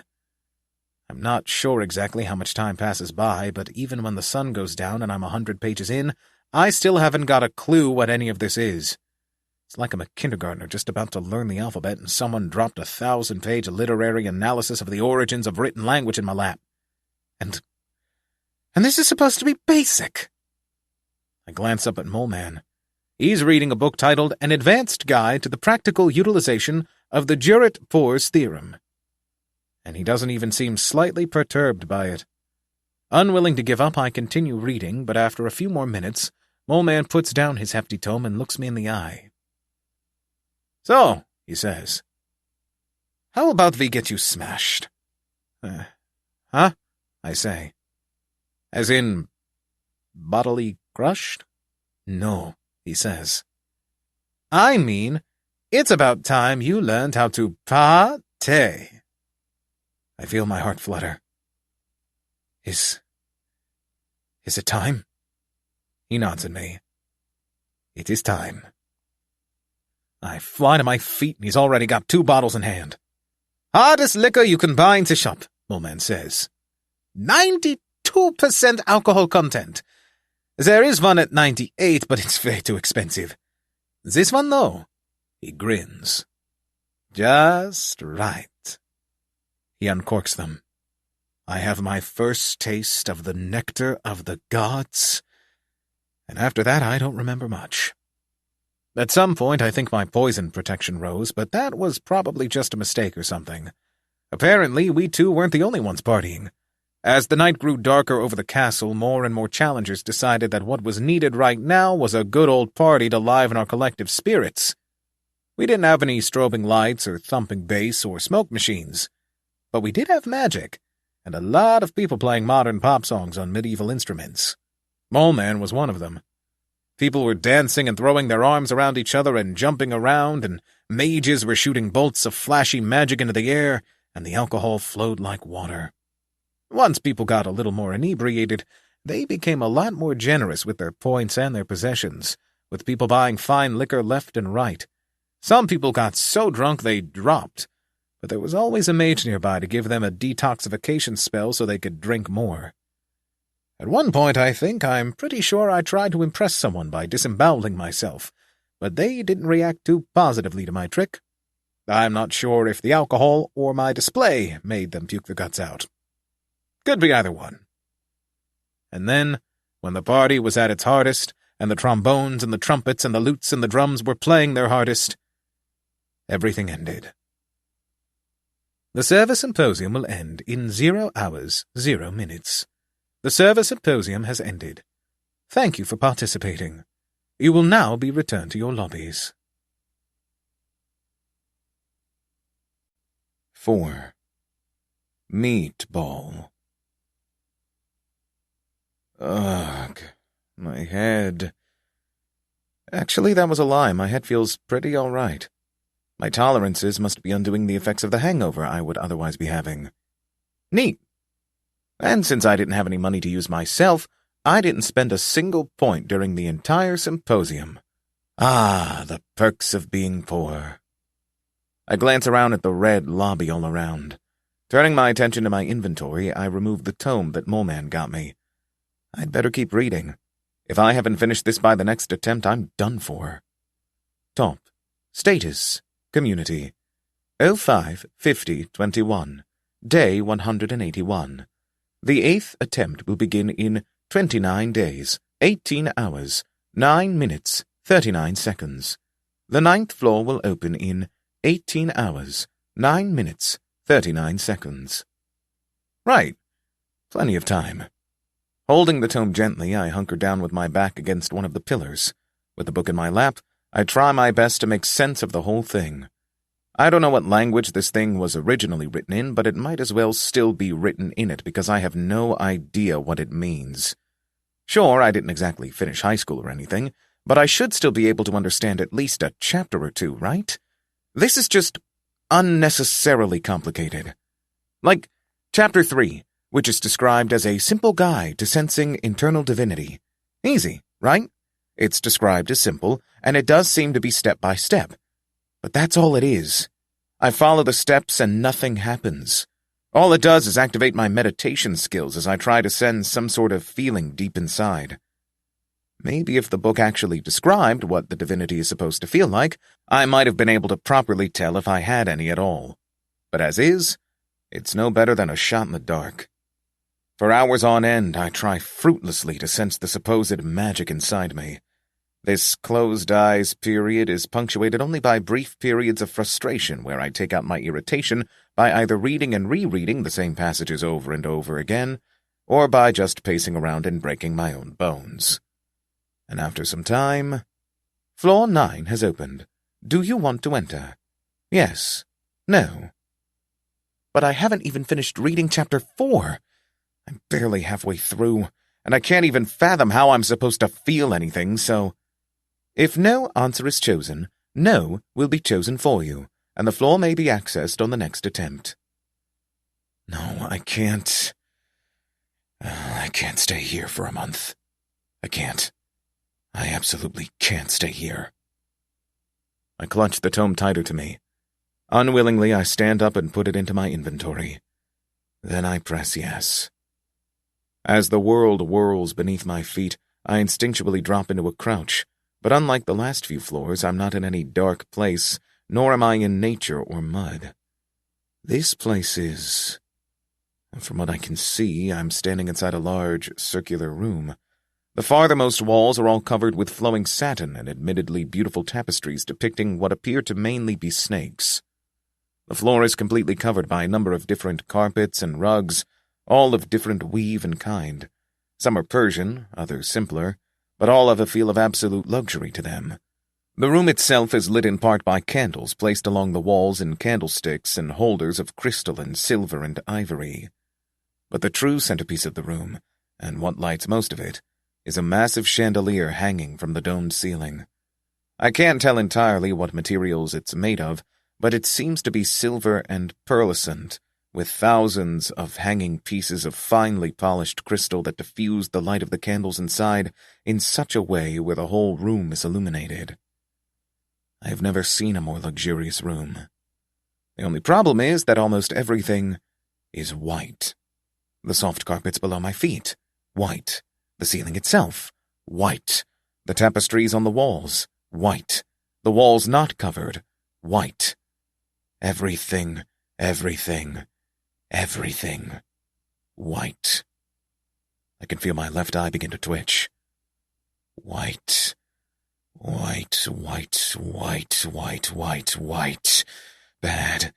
Bad. Need to remove the white. Have to.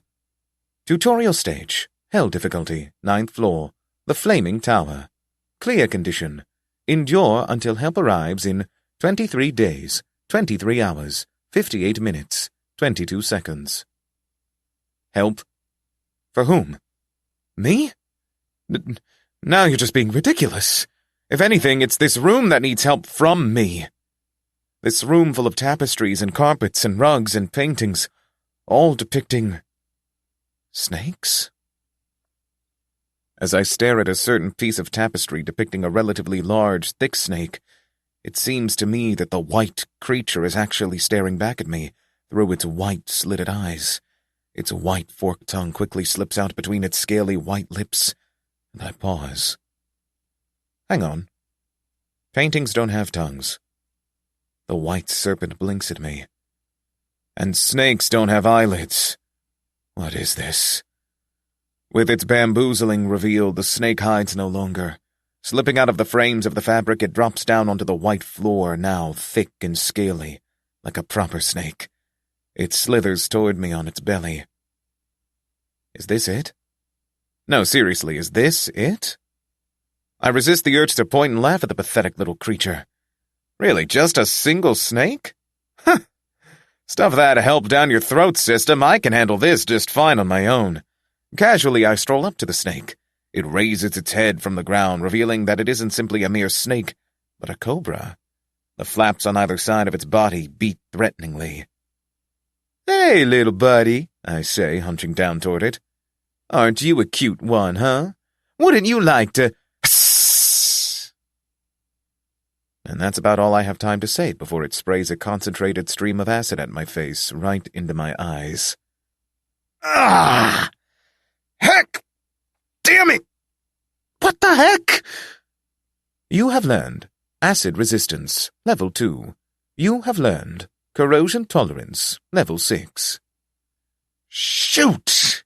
Yeah, I can feel that. You didn't need to tell me. My vision is now successfully melted into black darkness, which is typically preferable to white, but right now it means I can't really see that damn snake anymore. I can, however, feel it. As I lie squirming on the floor, trying my best to wipe the acid from my face, while also using moving meditation, I can feel clearly how it crawls its way up my leg, coiling around it as it does. And then I can also feel it do the same thing to my arm. And then a thick, slick belly slips over my chest, and I'm starting to think that maybe it isn't just one snake. You have learned Corrosion Tolerance, Level 7. You have learned Moving Meditation, Level 4. My right eye finally heals enough for me to open it, and I stare right into the dead, emotionless glare of a serpent as big as a horse. Snake, Level 40. Moving my arms doesn't really do anything, but by using my intuitive problem-solving abilities, I'm able to figure out the reason behind this. I look down. The massive snake, 5 times my length and twice as thick at least, is wrapped around me twice over. That's a bit worrying. I don't even have time to finish my thought before the massive snakes give me an equally massive squeeze that pushes the air out of my lungs. My ribs and pelvis both go crack, crack, and my brain fizzles with black and white static. Then that massive white maw opens before me to reveal an endless expanse of red, and everything turns black. My body fizzles and fuzzles and bubbles and churns. There's no air in my lungs anymore. There isn't any air at all. Wherever I look, a status message pops up. Snake, Level 40. I can barely move at all. The heat is horrible and enough to melt me. Oh wait, I really am melting. Isn't that just silly? I think this might be it. My brain isn't working too good anymore. It's like my skull's full of stuffy white cotton and nothing else. You have learned Acid Resistance, Level 3. You have learned Acid Resistance, Level 4. You have learned Acid Resistance, Level 5. I don't want to die. I only just made another friend. And I didn't ask him when his birthday was, so when it's his turn, I'll even be able to wish him happy birthday.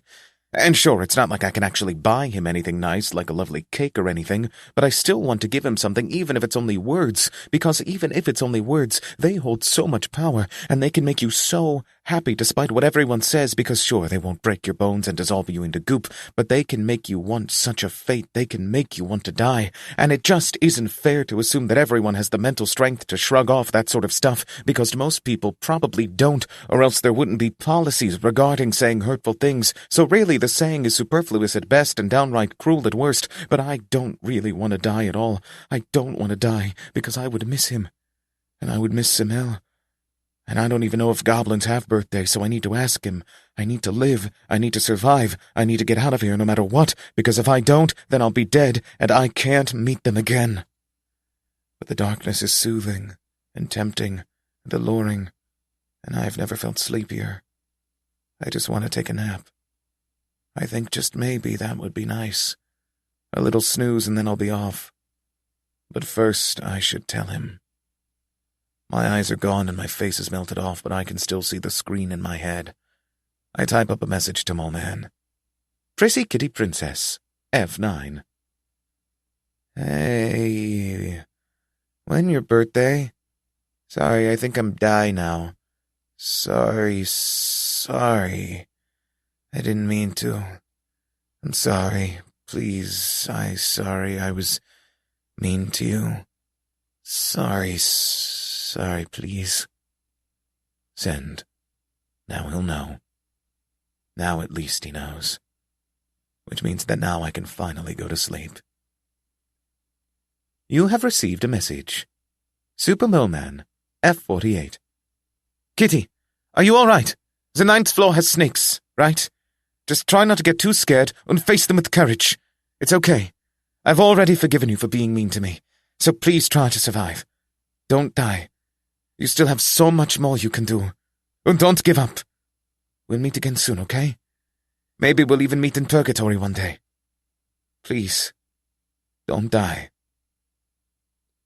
I stare at the message in front of me. Don't die. Survive. Don't give up. I clench my fingers. Most of my skin is melted off. That's all right. My claws are deeper than that. And I still have most of my sharp teeth. And that's all I need because right in front of me, I have a perfectly eligible target.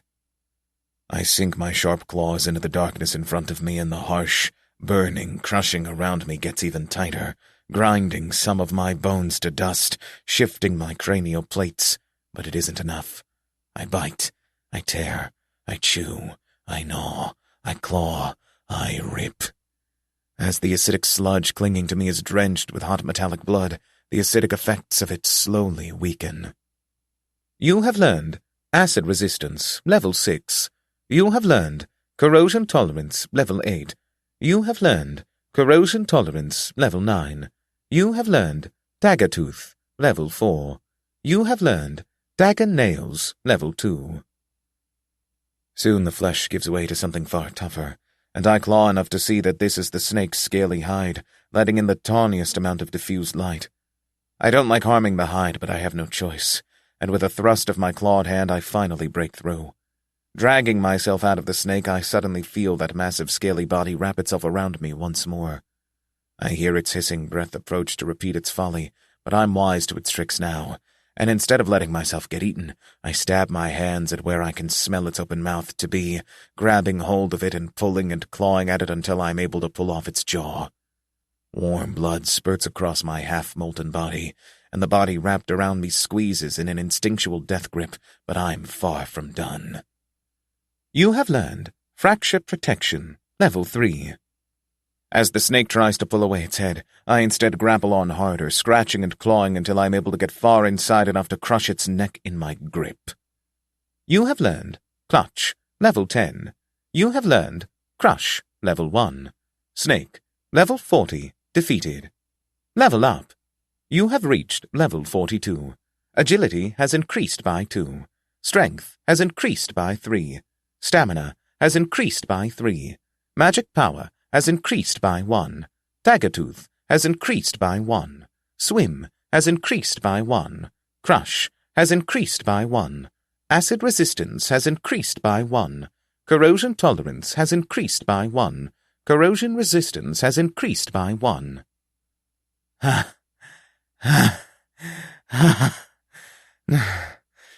Not bad for my first kill of the floor. Right. I can't really, I cough and hack up something. I can't really tell what it is. I still can't see anything, and my tongue is kind of half-dissolved, and I'm not entirely sure what happened to my bowels, but I'll be all right with just a bit of rest. That's right. I just need to meditate a little, and I feel something bite into my leg. It's not like I can tell by the pain or even really by the way it feels. It's just that there's a sudden pressure and now something slick and cold is going into my leg.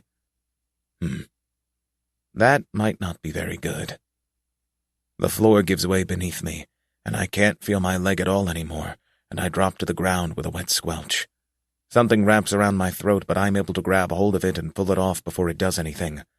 I can't do anything else, so I grab what I think might be its head and push it into my mouth, crushing it between my jaws. It tastes bitter. I can feel my mouth start to go numb, which can only mean one thing. You have learned paralysis resistance, level 3. Ah, there it is. Of course. Why am I not surprised? But that's not the only serpent I can feel. All I have for skin now is jellified flesh and tendons, but I can still feel them coating me like a heavy, scaly blanket. Just how many are there? I try to pull myself up, but I'm completely covered, and I've unfortunately never been too good at push-ups. A couple of snakes is enough to completely immobilize me, huh? Well, how about this?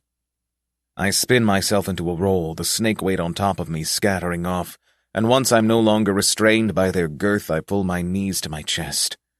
This should buy me at least a minute or two to regenerate properly. The floor sure is cold and hard for being carpet, though. Weird. I close my eyes and meditate. A canto appears to you. Oh, this again. Sure, hand it over. He thrust away the thick air from his face, waving his left hand frequently before him. That seemed the only task that wearied him. I knew well he was heaven's messenger, and I turned toward my master, and he made a sign that I be still and bow before him. A thick one this time around, huh? Still doesn't make much of a difference, and being able to understand it also doesn't really change much. It doesn't change the fact that I just have to kill all of these snakes and I'll win. Probably. I just have to keep going. After a few minutes, my eyes recover enough for me to be able to see again, but I keep them closed in order to continue meditating. Since I've got a feeling that my situation is somewhat precarious, I use moving meditation as well to speed things up a bit. Nevertheless, after some time, I decide to peek anyway, just for a second, if only to orient myself. I'm lying next to the rounded wall below a tapestry of a goat fighting a snake. In the middle of the room, I can see the motionless horse-sized snake I killed with its bowels torn open. Thanks to this, I can see with some relief that at least the inside of the snake is red. The wonderful scarlet has dyed a fair bit of the carpet underneath the dead snake, which gives me a bright idea. See, since I'm in the middle of a snake attack, I can't exactly waste blood and time by painting the whole room myself. So why not use the snakes? Wonderful, inspired, marvelous, bravissimo. Of course, before I put this ingenious plan into action, I need to recover a little. And that's where it gets a bit tricky. I'm not necessarily talking about the fact that I can now see with my very own eyes that my entire body has basically been jellified, with not a single part being any other color than a messy slobbery red and the muddy white of my bones and tendons. If I hold my legs tightly together while I recover, will they fuse into a single mermaid limb, or will they just regenerate normally? Very mysterious. But my jellification isn't the problem here. The problem, as I've now noticed, is that I'm actually not lying on the floor at all. I'm lying on a vast collection of entwined white snakes, all bundled together into a cold, sleek carpet that looks almost woven. This is suboptimal for my desire to beat the floor and not die. My only solace is that at the very least they haven't noticed me yet. A few of those lying directly beneath me seem less than comfortable, but the rest are fine. For now. I just need to keep this position and hope that somehow my body doesn't heal itself into a single fused ball of skin and muscle and flesh. That would be almost as bad as getting walrusified. Ugh, the thought makes me shiver. I close my eyes again, hoping that things won't go horribly wrong. Every now and then I try to shift my legs to make sure they don't merge, but if I shift them too much, I'll alert the snakes, so there's only so much I can do. And after about an hour... yeah. My body is kind of merged into one big meatball. I can't undo the fetal position blowover even if I try. I'm just a meatball. Does anyone have any spaghetti lying around? It's like I'm the meatball and this whole room is a plate and these snakes are the spaghetti and my blood is the sauce.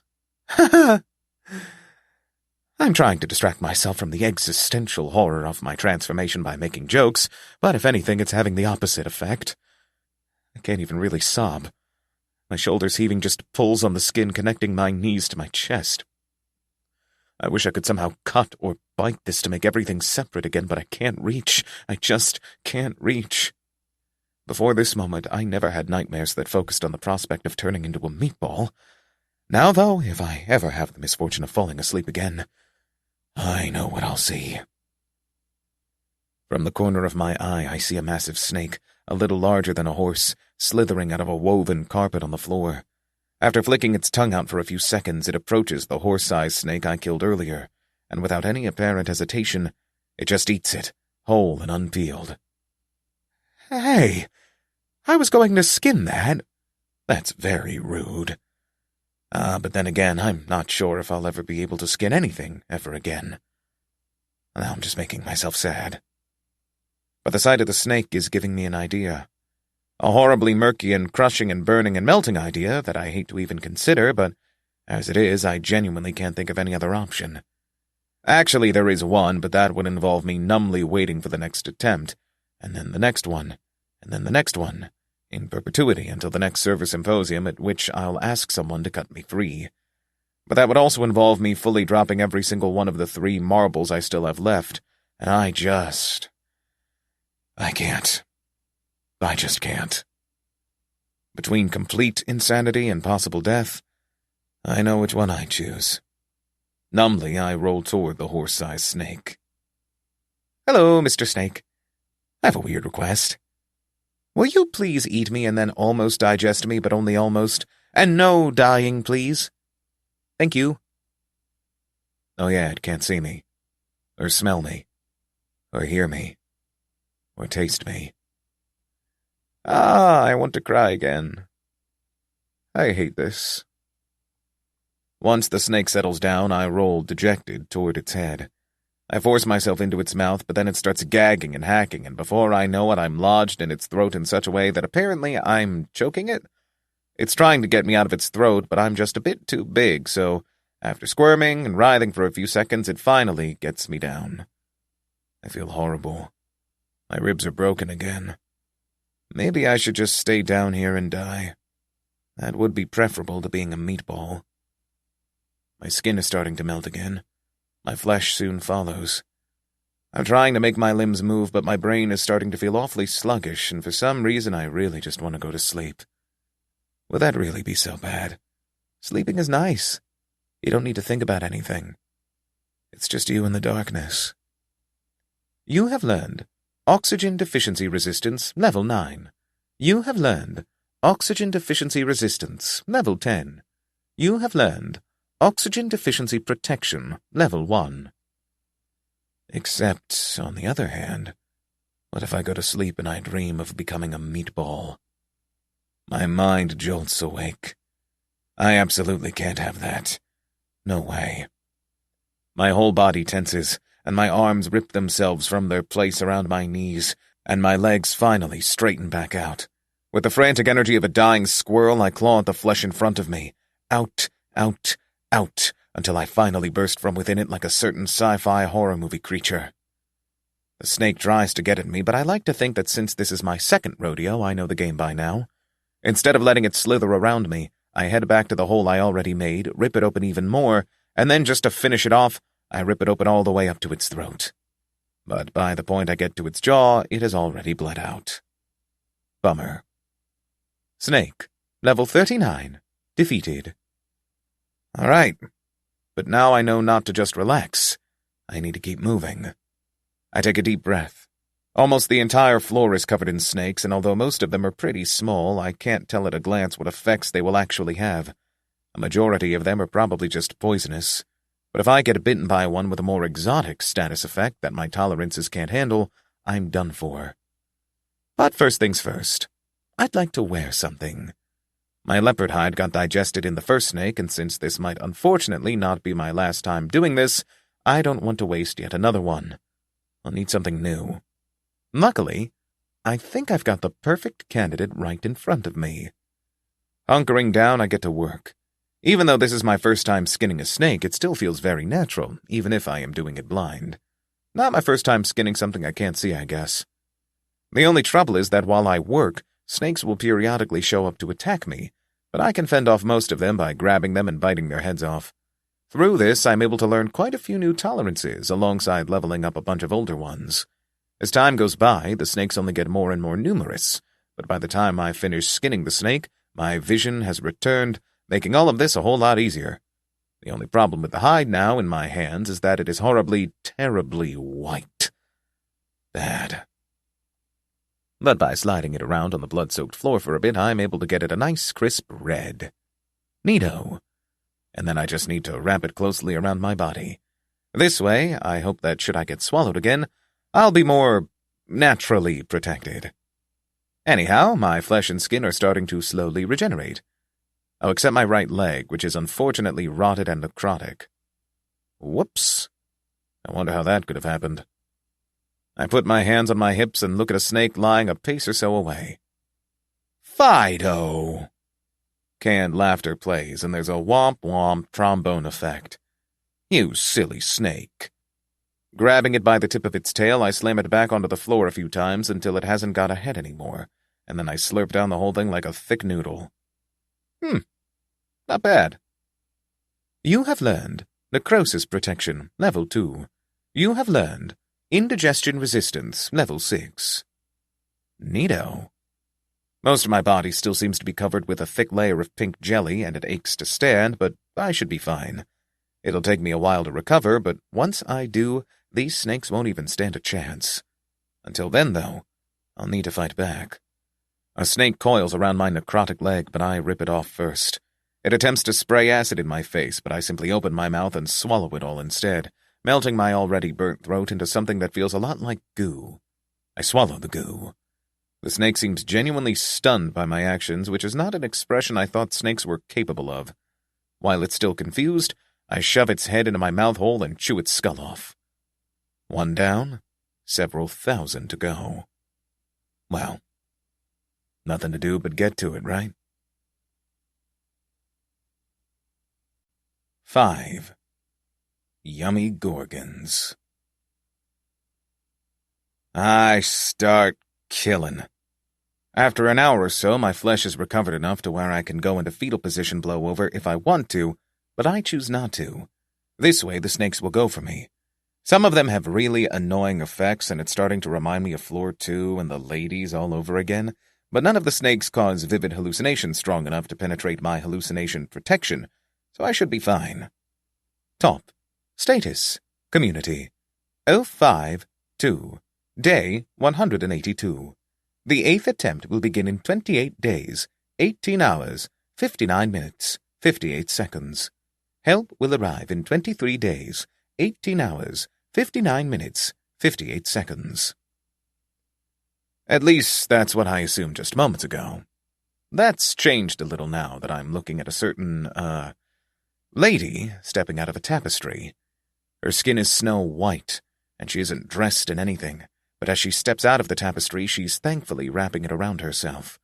Once she's emerged enough for me to get a grip on what in the world she's supposed to be, I find that she actually has long, pointed ears like a goblin, and a bald head, too. But the most interesting part is undoubtedly the snakes she's got wrapped around her throat. Or maybe they're growing out of her neck? I genuinely have no clue here. She meets my gaze, and I feel a shiver creep down the hunch of my back. Foolish mortal, you dare invade this sacred sanctum of— Her eyes fall on the hundreds of dead snakes littering the ground, and then the dog-sized serpent in my hand that I was using as a paintbrush on the wall until around 4 seconds ago. What? Her eyes dart up to the ceiling, where I've thrown headless snake corpses onto the chandelier in an attempt to paint the ceiling, and at the splattered walls, and every other nice red place. What in the gods have you— Only now do I notice the status message I get for her, and more importantly, her level. Gorgon Megara, level 15. 15? That has to be a mistake, right? There's just no way that what is clearly a mid-boss would be this weak, right? Nonetheless, she says loudly, almost hysterically, pointing her finger at me.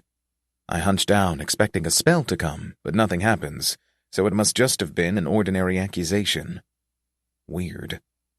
For the crime of intruding, I shall smite thee with my gaze of petrification. All right, the snakes. Gorgon. That's like a Medusa, right? Her eyes stare intently at me. She looks really mad.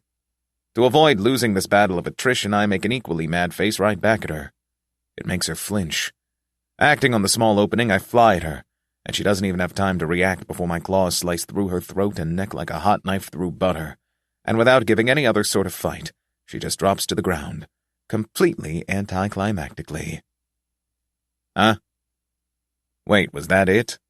That was clearly supposed to be some sort of mid-boss, so how come she just died?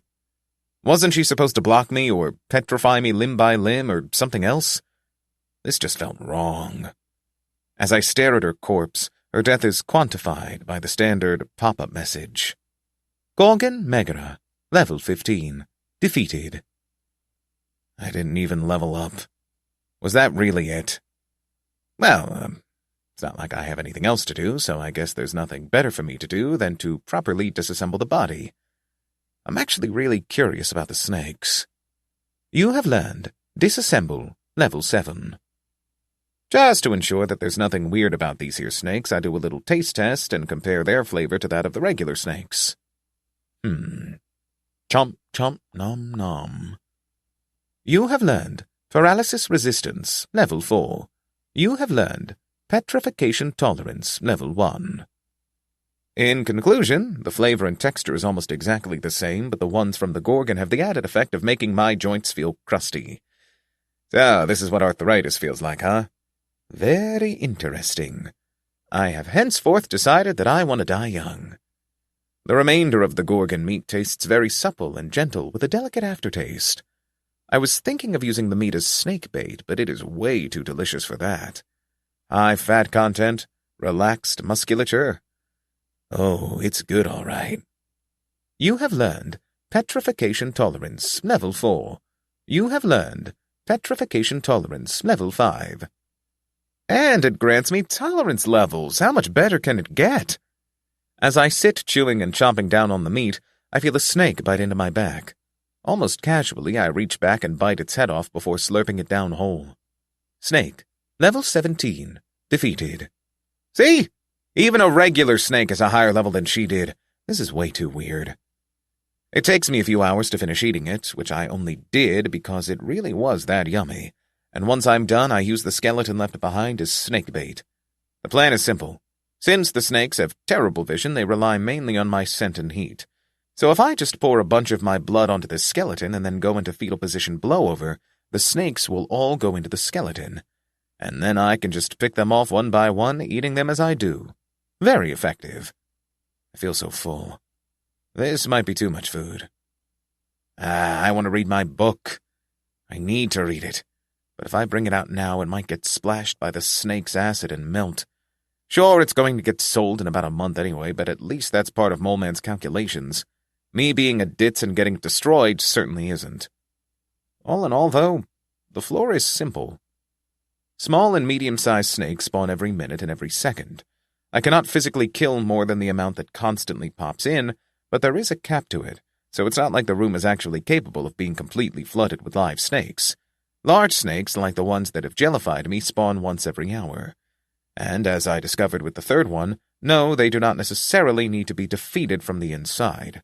Sure, their flesh is weaker than their scales, but my claws and teeth are actually really strong.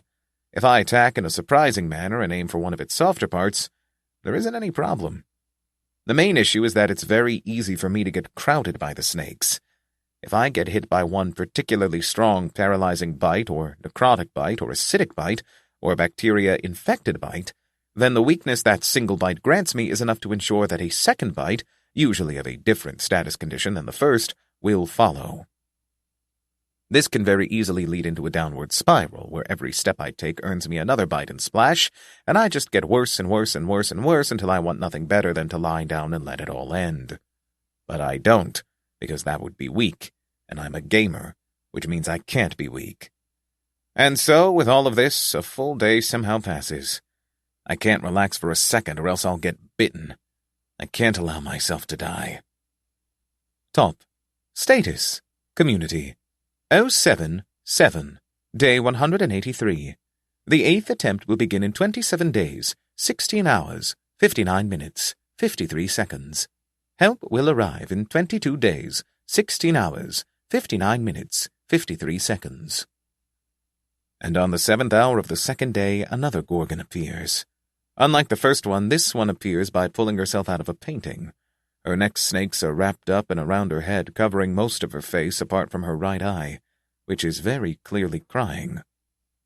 Gorgon Electo, level 21. Another super low-leveled one, huh? I'm starting to think that these mid-bosses aren't actually scaled to the challenger, but rather to the difficulty or something like that. No idea. I glance at my stats just to be sure. Top. Status. Community. PrissyKittyPrincess. Human. Level 42. Agility. 128. Strength. 80. Stamina. 150. Magic power. 54. Yeah, something's up. She was already crying when she exited the painting, but as her one visible eye slowly moves across the room, it somehow, against all laws of anatomy, starts crying even harder. You, she says through heaving sobs. This, you will, She brings up her hand and points at me, but again there's no magic behind it, so I don't get the point of it.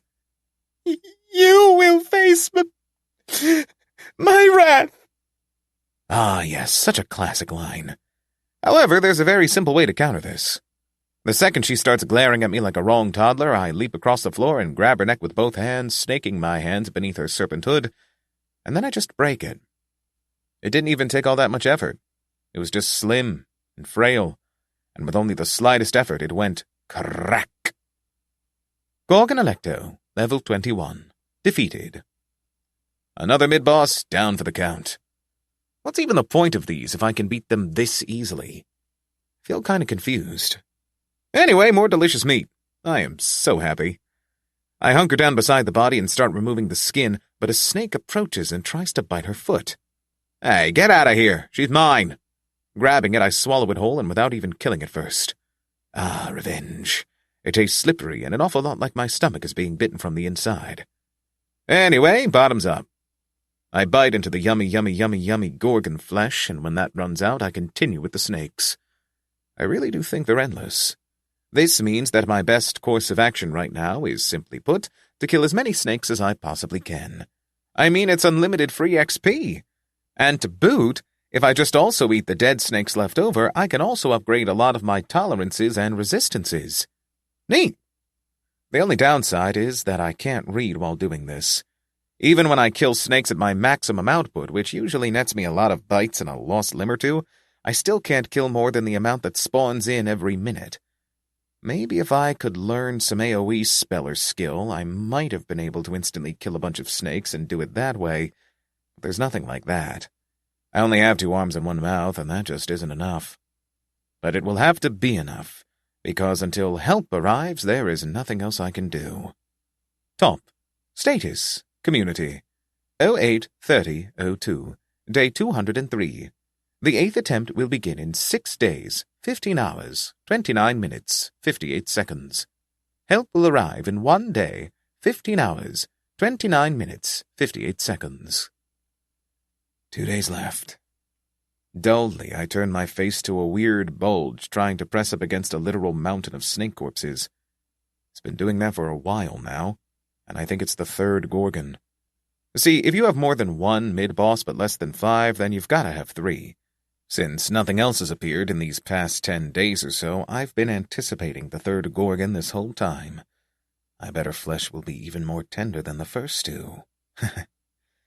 That said, although the number of snakes that spawn in have a cap, this cap isn't affected by the number of snake corpses that are in the room.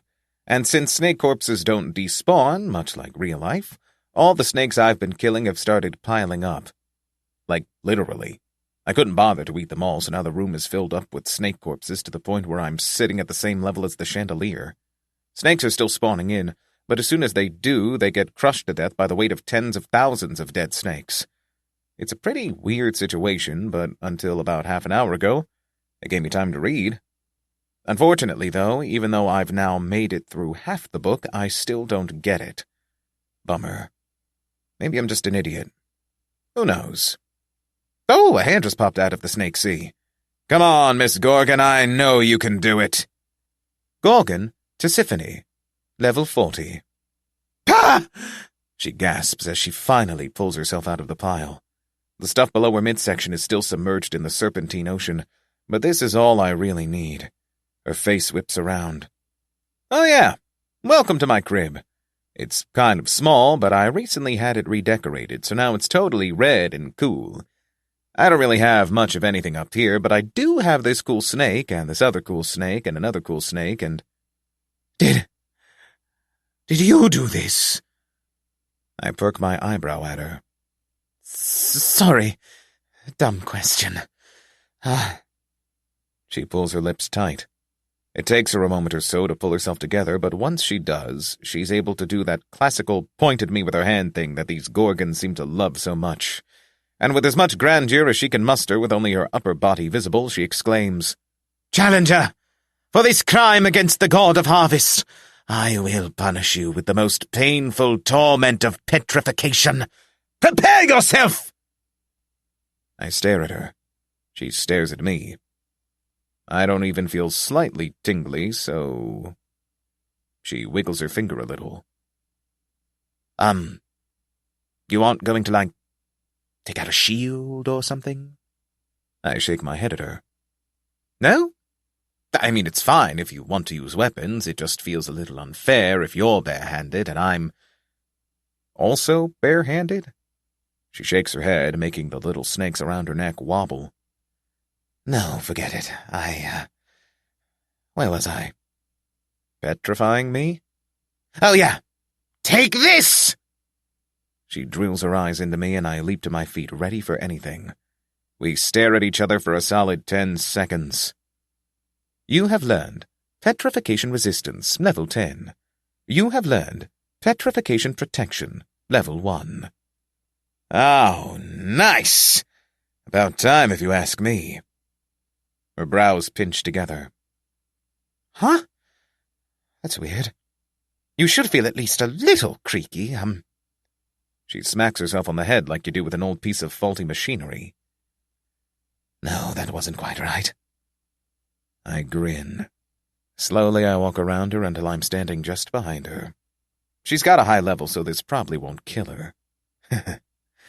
While she's still distracted trying to make her petrification gaze work, I claw up a gouge along her lower back and give her an instant slip of the disc. Eek! She squeals in pain. What did you do to me? Why can't I feel my legs? I circle around until I'm in front of her again, and then I sit down. She looks up at me, eyes trembling. I pull out the magic tome Moleman gave me and hold it up to her. Do you know how to read? She blinks. Her eyes travel over the line on the front. Yes? How so? Great! Step 1 complete, huh? I open the book to Chapter 3. In that case, I say, holding up the book to her, you're going to help me study. Study What? How to make the magic happen. It's very simple. There's a step-by-step guide. See? I point at the first page of Chapter 3. Read this and then try it out, and then you tell me how it went and what it felt like. You want me to learn magic? She asks timidly. I nod at her. But magic it's a God-given divine right. I'm just a Gorgon, I can't. You have a petrification skill, right? She doesn't respond, but I can tell that I'm right on the mark. Skills are given by the gods. If you can use a skill, you can probably also use magic. Even then. I look at her. So it's like that, huh? Heaving a sigh, I make an exaggerated show of putting away the book. Well, if you don't want to learn magic, I guess there's nothing I can do other than kill you and skin you and eat your flesh and use your minced brains to lure snakes. That sounds good to you too, right? Even though her skin is already white, she still finds a way to blanch. I want to learn magic. Yeah, please, let me learn magic. I grin. Glad to hear it. Timidly, she holds out her hands. So, the book? I slap her hands away. You think I'm giving you, a filthy snake goblin, my precious book? Her eyes tattle on the obviously incorrect answer she's internally mustered to my rhetorical question. The answer is obviously not. So just settle in and I'll read it aloud and you follow every single step and word I say, okay? We've only got 2 days to do this, so try to follow along as best as you can. Okay, she mumbles back. Since she doesn't seem entirely focused, I decide to reiterate my point by piercing her with my eyes and saying as clearly as I can, if you even consider doing anything silly like trying to fight me or whatever, I'll kill you. Got it? She doesn't answer, so I helpfully repeat myself. Got it? Got it, she says, her voice trembling. I smile. Great! In that case, let's get into it, shall we? I start reading aloud. Since I've read the chapter several times over by this point, I know that it will take well over an hour to get through the entire thing. Probably even more than 2 hours since I'm reading it aloud, too. Regardless, she seems to be paying attention, and that's all I'm really asking for. A few paragraphs in, she closes her eyes, and a look of deep concentration befalls her face. Okay, good. I continue speaking. After a while, a change seems to come over her. The concentration from before melts into a calmer sort of focus, with her facial expression softening considerably. She looks, dare I say, relaxed. I almost want to berate her for not working, but I can tell she's listening closely. Heck, even the snakes have closed their eyes, and they shouldn't even have eyelids to begin with. As I reach the final step of the 3rd chapter, I have seen her expression change several times, all leading up to this point where she's basically in a zen-like state. I kind of want to stop talking to avoid the horrible truth of the situation, but my curiosity gets the better of me and I continue. As my lips speak the final lines of the guide, her body changes. From her previously white chest, a swirling color starts to pulse out, spreading farther and farther with each beat of her heart, giving her pallid skin a standard, healthy green hue. Thump, thump, thump, and the color spreads across her torso, through her arms, into the snakes on her neck, and all the way up to her head and the tips of her long ears. Slowly her eyes open. They're a vivid orange. When she looks up at me, I can see them glimmer with enlightenment. Something bitter bubbles within the pit of my stomach. I can feel it, she says excitedly. Just as you said, deep in my chest within the valves of my heart, I can feel the little rooms in there, and visualizing it as a house of 4 rooms, as the guide said, really did help. And to then also think of the presences within there as a family. It felt weird, but I get it. I can feel the father in the upper right valve, and the mother in the upper left, and the son in the lower right, and the daughter in the lower left. Their names were weird, but if you read it to me again, I'm sure I could remember it. The son was Aort? Was that it? I'm sorry I can't remember it, but...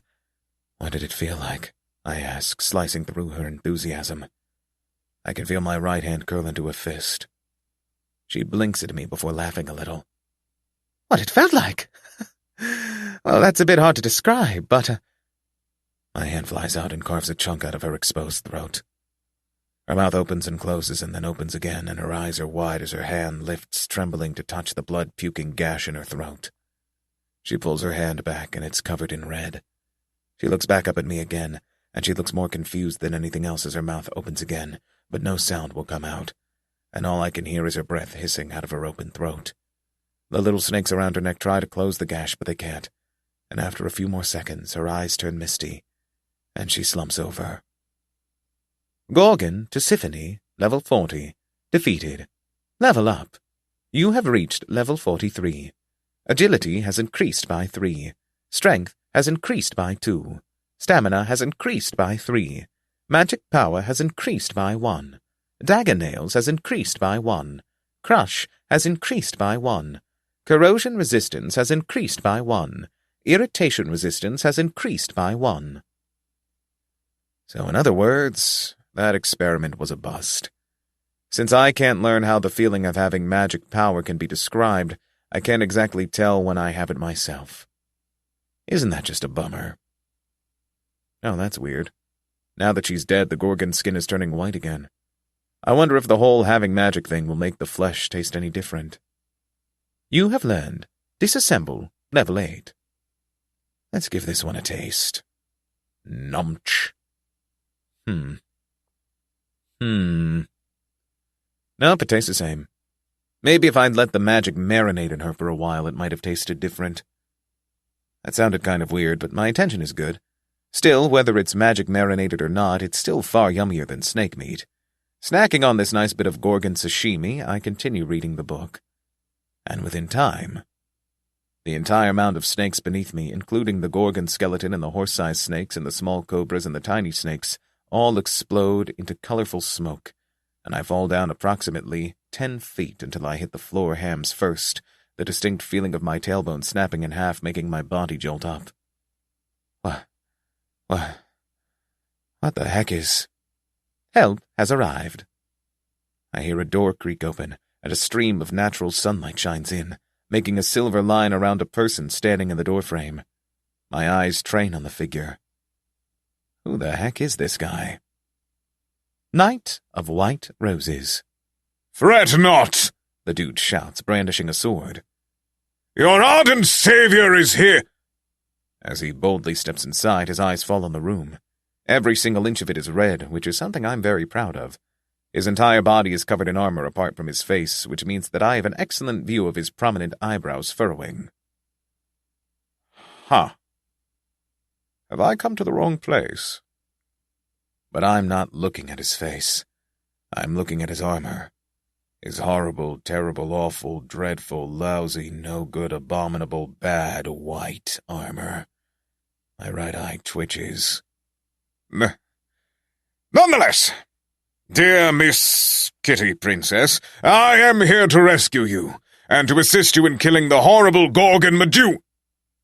And he can say no more, because like a raging macaque, I have already thrown myself bodily across the floor, hooking my legs around his armored midsection. My claws wheel and scratch at his face, tearing it up within seconds, turning it into less of a face and more so fleshy strips of skin and meat. You have learned Mole, Level 3.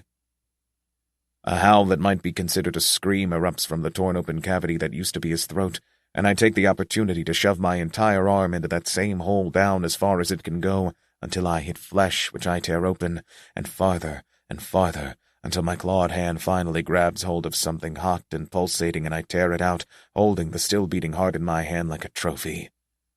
He takes one step forward, and then one back before wobbling left and right, and then with a familiar sigh his lungs give their final breath, and he falls over. Not that I go down with him, of course. I'm used to this situation, so with an acrobat's grace I simply leap off, letting him fall as he pleases. I look at the heart in my hand. Might as well, am I right? I take a chomp out of it like it's an apple. Not bad. It tastes like the heart of a shade, so I guess this guy really was some sort of shade or human instead of a pinkish, discolored goblin. Interesting. Chomping a little bit more, I finish off the heart. I'm not getting any pop-up message for his being defeated, but he should be dead considering that I literally just ate his heart. Maybe it has to do with the fact that he didn't have a level.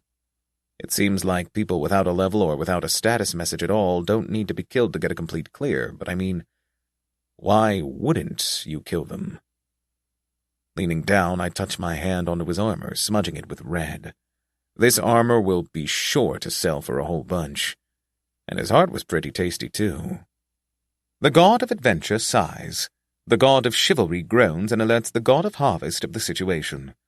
The god of harvest silently surveys the situation. The god of harvest waves his hand. Huh? What the heck is happening now? There's a sudden shift and my stomach turns just a bit lighter, as if something in it was abruptly removed. I look down at my feet. The body of the knight is gone. It just disappeared. It makes no sense. What the heck did those damn gods do this time? That was my lunch and/or dinner. You can't just steal a guy's meal for no reason. It isn't fair. Damn these cruel gods. Tutorial stage. Hell difficulty. 9th floor. Boss stage. Clear condition. Defeat the Gorgon Medusa with the help of PPPPPP.11414. A change has been made. Clear condition. Defeat the Gorgon Medusa. Didn't like me killing the NPC, did you? But the floor hasn't collapsed on itself or anything, so whatever. Let's see. The time is... Top. Status. Community. 00-1802, day 205. The 8th attempt will begin in 4 days, 23 hours, 42 minutes, 58 seconds. I have 5 days left until the next attempt. I'm not entirely sure how the final Gorgon will appear, but I've got a hunch that the door half hidden behind a curtain over there just may have something to do with it. It certainly wasn't there a minute ago. Speaking of doors, that entrance the knight came in through just a few minutes earlier is completely gone now, almost as if it didn't even exist to begin with. Weird stuff. Anyway, there's nothing better for me to do with these last few days than to try to finish the book Moleman gave me. I've got a feeling I won't learn anything, but I might as well try, right? With that in mind, I hunker down on top of the softest rug I can find with my back to a wall of soft velvet. No more snakes are appearing. I can't tell if this is a good or a bad thing, but it also doesn't matter that much. I just need to focus on reading. That's all. And read I do, making absolutely no headway whatsoever. The chapters are just as incomprehensible as they were the first time around. I never did have dyslexia or anything, but it's almost starting to feel like I've developed it just by trying to read this thing. The words barely even look like words anymore. They're just little squiggles and dots. I refuse to believe that aortic is a real word. That's got to be made up. I won't have it. Unfortunately, since there aren't any more snakes and that irritating guy transformed all the snake bodies into colorful dust, there's nothing I can take out my frustration on other than my own body. How lucky for me, then, that my prayer is heard. Right as I'm starting to consider the merits of auto-asphyxiation combined with cranial hemorrhage, the clock switches for the better. Top. Status. Community. 000802. Day 210. The 8th attempt will begin in 23 hours, 51 minutes, 58 seconds. The time has come. With only 24 hours of this attempt remaining, I have no other choice but to get going. Running my hand over the incomprehensible tome one final time, I put it into my inventory. Then I stand up and face the door. I walk over to it in 3 large strides, put my hand to the doorknob and tug at it. And then I realize it's a push door, so after dramatically pushing it open, I step inside. A puff of perfume hits my face the second I enter. The intense light makes me squeeze my eyes shut, but on account of this not being a very strategic choice, all things considered, I force myself to open them again, letting my gaze fall on the bizarre sight in front of me. Gorgon Medusa, level 47. Boss. She's lying on her stomach, on a regal-looking bed, with a carved pipe in hand. If it hadn't been for the way she looked, I might have mistaken her for some teenage girl lying in bed and kicking her feet. But as it is, the several meter-long snakes curling around her neck and upper back along her shining red eyes make that a hard conclusion to draw. Silently, I hunch down a little in preparation for the fight. "No need for violence, my love," Medusa says, a stream of perfume-scented smoke trailing out from between her lips. Oh, did I mention that she's huge? Yeah, she's easily bigger than the horse-sized snakes I fought earlier. She smiles at me. I feel a patch of goosebumps sprout across my back. "Would you like to see a magic trick?" Actually, I'd rather not. "Look at your feet." And then she winks at me. I almost want to just, nod, but when the devil sends you an invitation, you can't refuse. I look down at my feet. Ah, they've turned to stone, have they? I look back up at her. She bursts into a fit of laughter. "You should have seen your face. Oh, that is priceless. Can you just hold that face while I turn the rest of you into stone? I need to immortalize that one." Okay, see, funny thing about petrification? It doesn't hurt. Like, at all. It's just that 1 second you can feel your legs, and the next, they just aren't there. The pain comes when you move them and rip the stumps from the petrified bits.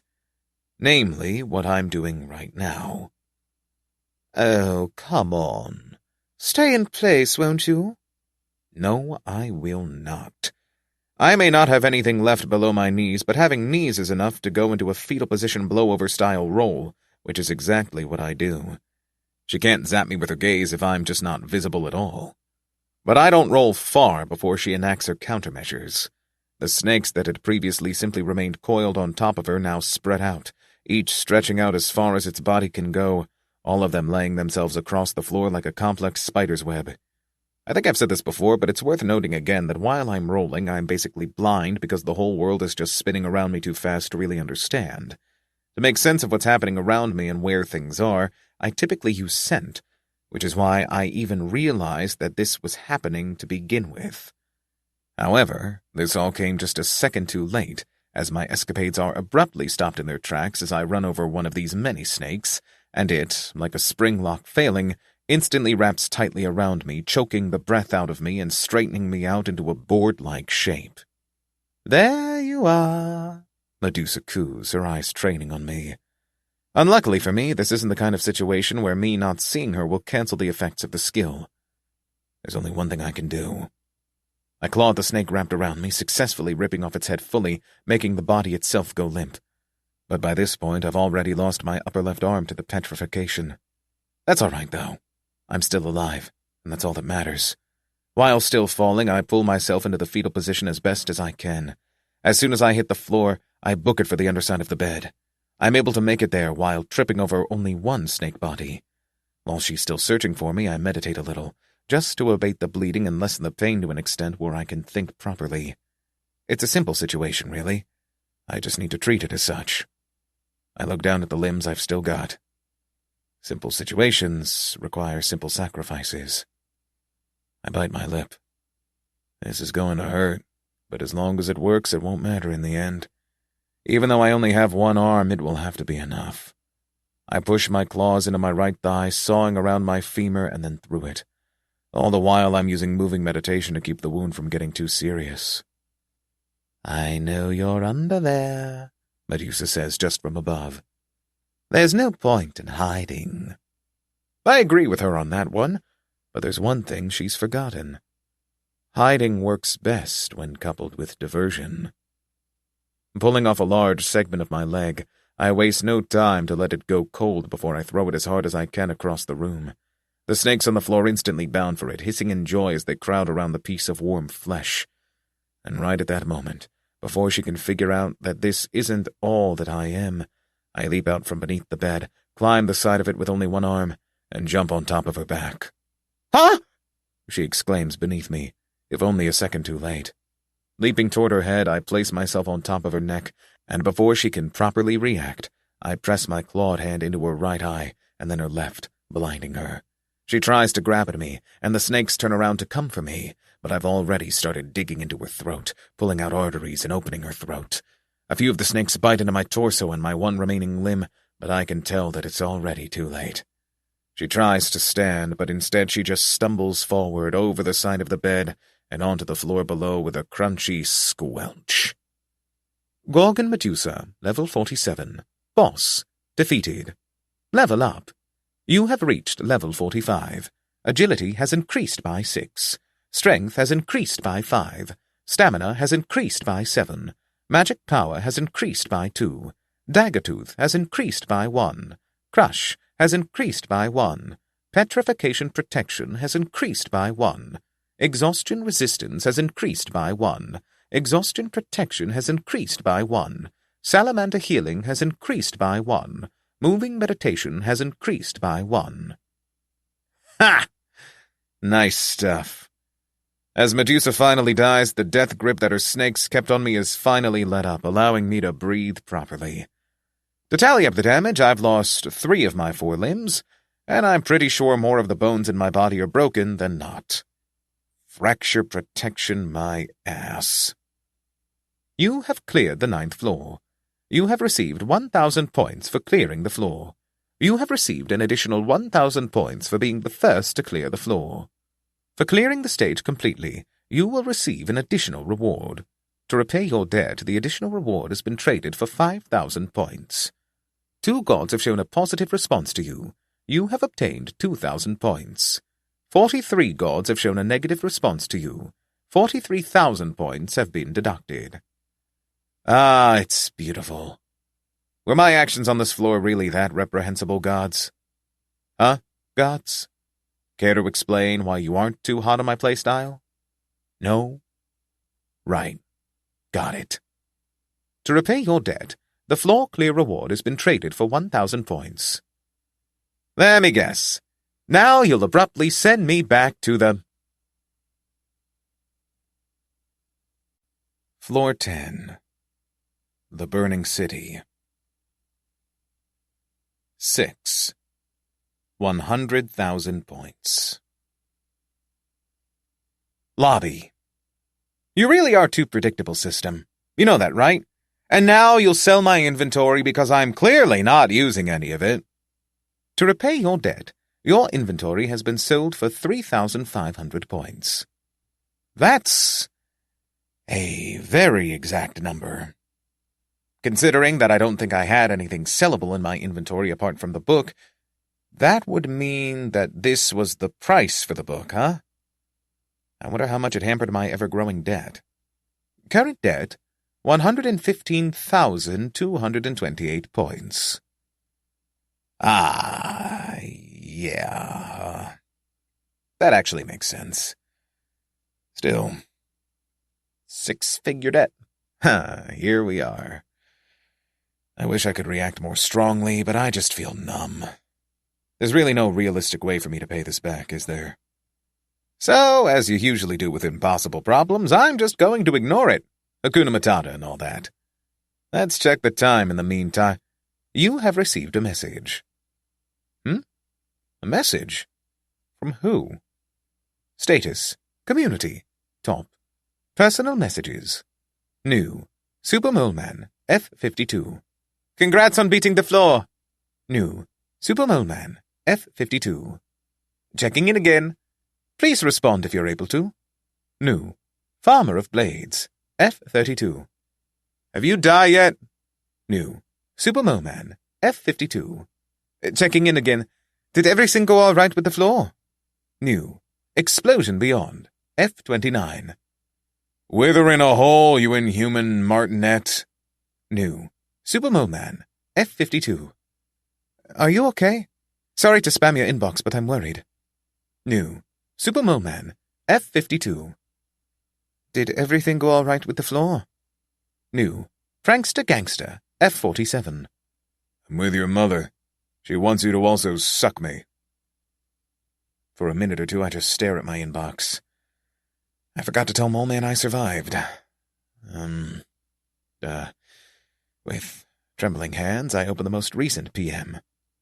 Super Moleman, F52. Congrats on beating the floor. Sorry that I sent so many messages. I could see that you were still alive since your profile hadn't gotten auto-deleted, but I still felt worried. There are worse fates than death, after all. But I'm happy to see that you were able to beat the floor. I didn't doubt it for a moment.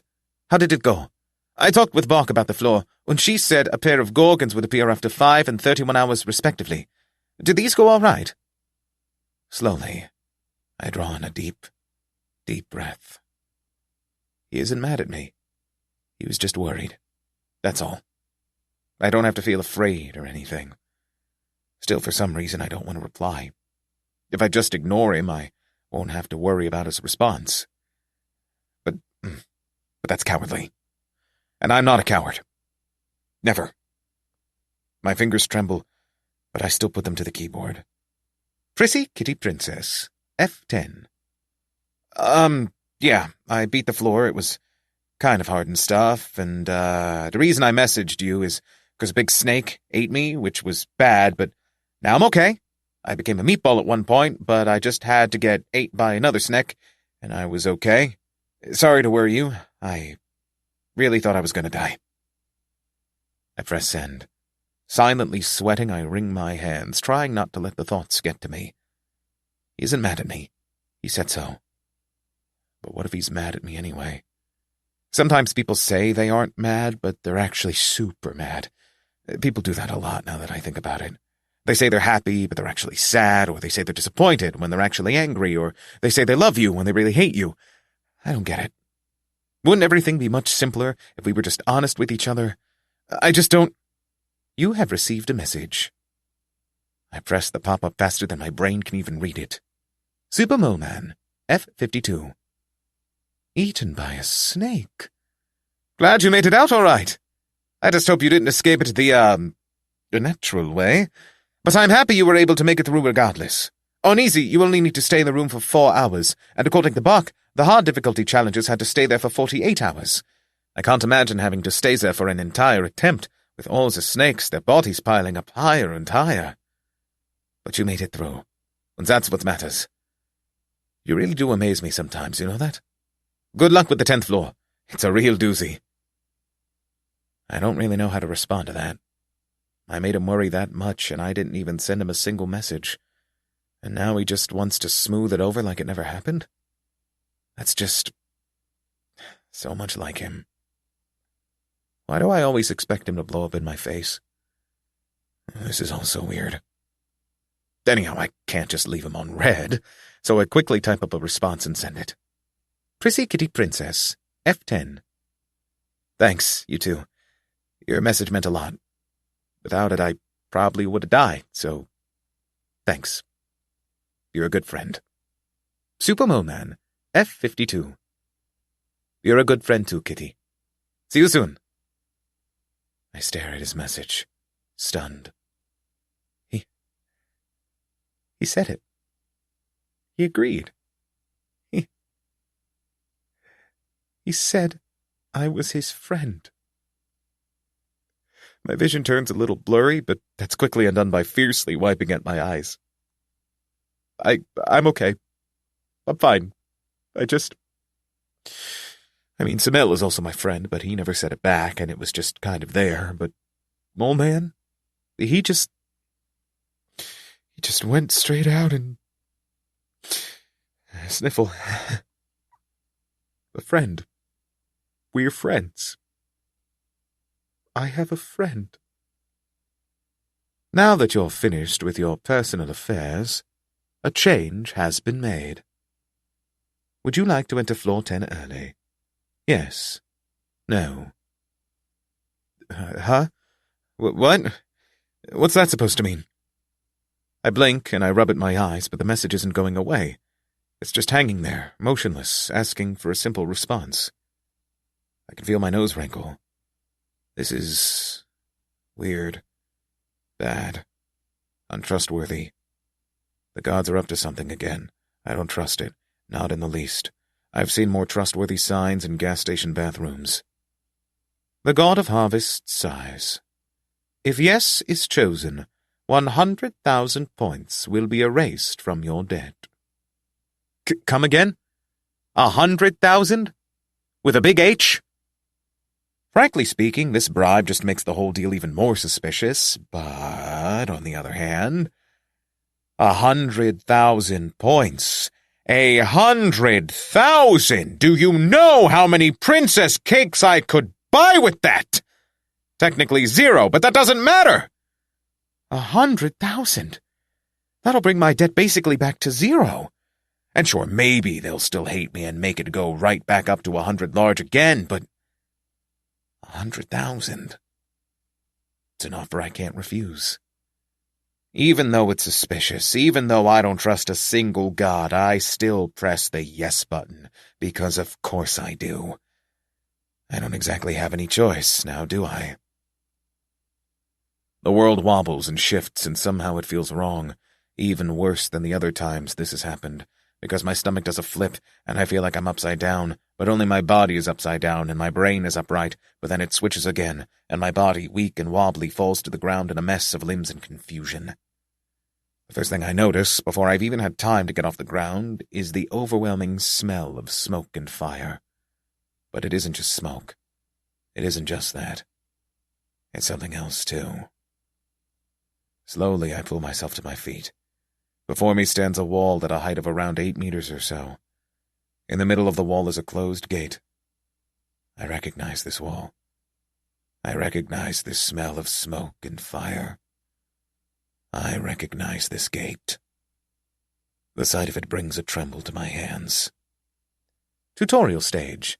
Hell difficulty. 10th floor. The Burning City.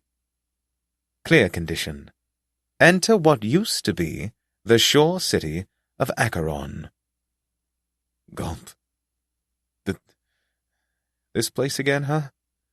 Well, the clear condition is easy enough, I guess. But first, it might be a good idea to check out what else is around, right? I look over my shoulder. There are houses farther down the road, but I can't smell anything coming from them. No goblins, no food, no animals. Nothing. And as I try to make out what lies farther away, all the way toward the horizon, I get a sudden and powerful sense that I shouldn't go there. It doesn't feel like my own emotion, or something that I should be feeling at all. But this doesn't mean it isn't there. So even though I want to try my hand at leaving this floor behind fully, I have no choice but to turn back to the wall and the gate and the smoke. I really can't do anything for myself, can I? I walk up to the gate and push it open. A gust of scalding hot air and blinding smoke hits my face, and I want to leave, but I still push myself inside, closing the gate behind me. You have entered a holy area. Holy area? What is that supposed to? Tutorial stage. Hell difficulty. 10th floor. Boss stage. Clear condition. Free the unhappy citizens of the burning city and kill the herald of the God of Kings. 2 in 1, huh? Now who's this God of Kings supposed to be? Right, you're wrong. Undo the damage you have done. Quench the fire. That's kind of interesting if you ask me. See, pardon me for saying as such, but didn't the boss stage clear requirements basically beg me to kill the entire city? Sure, only the king needed to be defeated, but I got a bonus for defeating all enemies. Trying to say that this is my fault when I've done nothing but follow your orders is a little, well, I don't know, cruel? But whatever, I guess. Gang up on poor Fennrick. Who's going to stop you? The police? No way. Let's see now. What is this place? You have learned heat resistance, level 3. You have learned heat resistance, level 4. Yeah, it's scorching hot. That's 1. It is absolutely the city from floor 3. Every single house is on fire, the roads are paved with soot, and the skies are darkened by black clouds.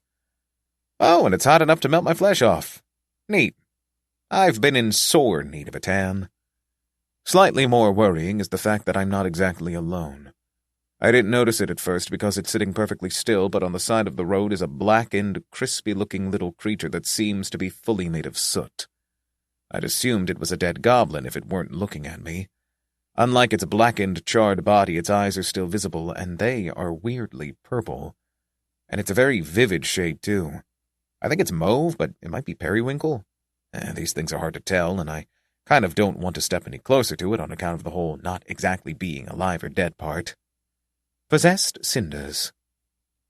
No level? Does that mean I don't need to kill it? On the other hand, the clear requirement did say that I had to free the citizens, and I can't really smell anything other than soot, so... yeah. I walk up to it. Its gaze follows me. Hi. You don't happen to be suicidal, right? It stares up at me. Experimentally, I stab my entire hand into its head. It doesn't even blink at me. Oh, okay, let me just, You know that scene in dumb romance movies where the guy is taking off the girl's glasses and all of a sudden she's a supermodel? That's kind of what I'm doing here, except I'm removing its eyeballs, and instead of making it turn into a supermodel, it just collapses into a pile of dead ash. Free the unhappy citizens. 1 out of 8,792 freed. Okay. That's 1 out of 8,792. I stare down at the bright purple eyeballs in my hands. They're weirdly squishy. I wonder how they taste. Sure, they look pretty radioactive, but that doesn't necessarily mean anything, right? Without hesitating any further, I pop one of them into my mouth, chew, and swallow. You have learned Alpha Particle Tolerance Level 1. You have learned Beta Particle Tolerance Level 1. You have learned Gamma Ray Tolerance Level 1. You have learned Divinity Tolerance Level 7. It tastes like grape gummies, but without being sweet at all, and it's making my tongue kind of tingly. Looking at the tolerances I just got, I've got a feeling I might know why. I glance back down at the other eyeball in my hand. So it really is as radioactive as it looks, huh? On the one hand, radiation poisoning. On the other hand, grape gummy eyeball. Bottoms up! I pop the second eyeball in as well. Chew, chew, chew, chew, swallow.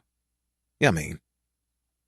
I can't say the lack of sweetness is especially appealing, but I've eaten too many eyeballs at this point to really care. You have learned Alpha Particle Tolerance Level 2. You have learned Alpha Particle Tolerance Level 3.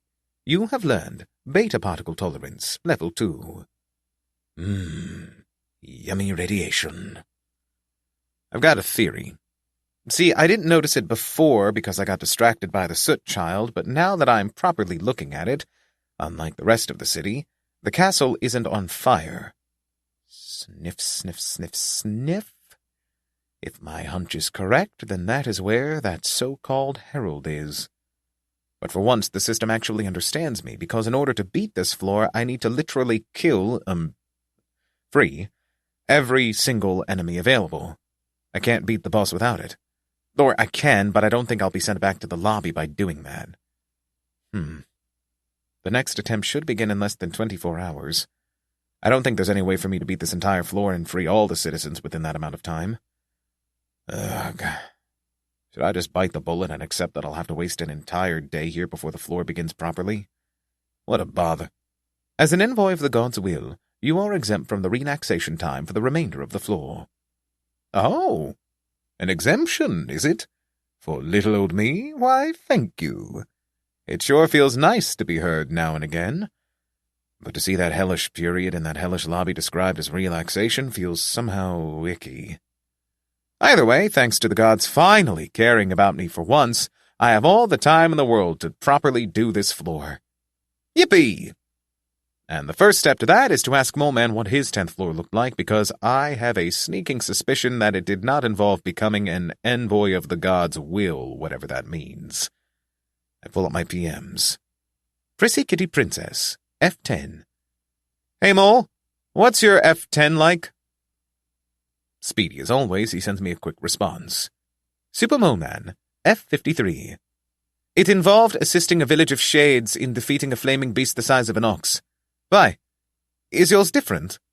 PrissyKittyPrincess, F10. Yeah, but don't worry, I'll be fine. Okay, bye. Good luck with the floor. Super Moleman, F53. Thanks, you too. Alright, so this really is some weird custom thing. Hopefully it wasn't just put together to punish me or something. These gods seem to have a weird obsession with making my life harder. Then again, so far with this floor, they've been surprisingly non-dickish about it. Dare I say they've been almost kind. It's suspicious. People are only kind when they want something from you. Oh, excluding Moleman and Simel, though. They're just good people, which is an exception to the rule and therefore should not be counted. Whatever this situation is, I can be fairly sure that the gods have some sort of stake in it. They actually want me to succeed for once. Because of that, I'll need to move with caution. I stick my nose in the air. Sniff, sniff, sniff, sniff. Everything smells like soot and ash, but in many places the scent intensifies. This must be those cinder people I'm supposed to free. The first one I met wasn't exactly aggressive, but that can always change. From now on, I'll move forward with slow caution, all the while gorging myself on yummy grape eyeballs, of course. I make my way toward the nearest ones. It's a small cluster of, I think, 3 or so, which I'm able to confirm once I get close enough to see them. All 3 are about the same size, and I can tell that they, much like the first one, used to be goblins. Mainly because they have those huge damn ears. Shouldn't they have gotten burned off with the fire? Weird. Anyway, they turn toward me as I approach, and I briefly pause to check if they'll do anything, but nope. They just stare at me, and that's it. Since they aren't exactly doing anything, I wander closer until I'm standing right in front of them. They look up at me. I pluck the eyeballs out of the nearest one's head, and its body collapses into ash. The others simply stare at me as if their buddy didn't just die. Oh, whatever. I pop both eyeballs into my mouth and chew them up as I simultaneously pluck the eyes from the next one. Once I've swallowed down the first eyeballs, I pop the next ones in my mouth, and using my newly freed hands, I uneye the last one. Free the unhappy citizens. 4 out of 8,792 freed. 4 down, 8,788 to go. Simple enough. You have learned Alpha Particle Tolerance, Level 4. You have learned Beta Particle Tolerance, Level 4. You have learned Gamma Ray Tolerance, Level 2. You have learned Divinity Tolerance, Level 8. Yeah, I know they're radioactive, who cares? I swallow the last eyes and pop in the next 2. Maybe I was too cautious about this whole deal. This is easy stuff. Leaving the piles of ash to dissipate into the fiery winds, I continue walking. You have learned Heat Resistance, Level 5. As I casually stroll down the half-familiar roads, I bump into cinder people here and there. None of them make any attempts whatsoever at fighting their fate. They just look at me, and then I take their eyeballs, and then they can't look at me anymore. It's all so simple and brainless that after only a few hours I start doing it purely by routine. Step up to a cinder, grab its eyeballs, eat the eyeballs, step up to the next cinder, repeat. It's so easy it becomes dull. Free the unhappy citizens. 27 out of 8,792 freed. Free the unhappy citizens. 166 out of 8,792 freed. Free the unhappy citizens. 321 out of 8,792 freed. Free the unhappy citizens. 690 out of 8,792 freed. Free the unhappy citizens. 1,211 out of 8,792 freed. You have learned Alpha Particle Tolerance, Level 5. You have learned Alpha Particle Tolerance, Level 10. You have learned Alpha Particle Resistance, Level 1. You have learned Beta Particle Tolerance, Level 4. You have learned Beta Particle Tolerance, Level 10. You have learned Beta Particle Resistance, Level 1. You have learned Gamma Ray Tolerance, Level 3. You have learned Gamma Ray Tolerance, Level 10. You have learned Gamma Ray Resistance, Level 1. You have learned Divinity Tolerance, Level 9. You have learned Divinity Tolerance, Level 10. You have learned Divinity Resistance, Level 1. I spot a cinder. I approach the cinder. I grab the eyeballs. I eat the eyeballs. I spot a cinder. I approach the cinder. I grab the eyeballs. I eat the eyeballs. I spot a cinder. I approach. I stumble and fall. My head is filled with static. This is weird. When did I get these pop-ups? You have learned Cancer Tolerance, Level 6. You have learned Organ Failure Resistance, Level 5. You have learned Brain Damage Protection, Level 2. You have learned Unconsciousness Resistance, Level 7. You have learned Irritation Resistance, Level 3. You have learned Rash Tolerance, Level 4. I feel weird. This is weird. I try to stand up, but when I push off the floor with my arms, I notice that they're covered in weird rashes and stuff. That isn't good. I'd better get rid of it. Raising my arm high, I slam it back into the ground a few times until I can feel my arm break, and then I gnaw it off. Weirdly enough, my blood looks a bit too dark, more than usual. And where did my bone marrow go? This is all so weird. Top. Status. Community. 04-2002, day 227. The 9th attempt will begin in 13 days, 19 hours, 39 minutes, 58 seconds. Day 227? That can't be right. I only started yesterday. And yesterday was day 210. It's only been 1 day, not 17. I heave myself up, but as I get on my knees, my mouth opens and I puke again. A half-digested mush of white slime falls out of my throat. I wipe my mouth and stand back up again fully. I fall again and my jaw falls off, but then I stand up again and I stagger a little. Down the road, I can see a shadow staring at me. The world is dark and fuzzy, but I can see it. If my body weren't covered in weird, crunchy bits and open wounds I can't recall getting, I would have. I don't remember where I was going. What am I doing? Who is that man? I want to greet him, but my jaw fell off and it's still on the ground.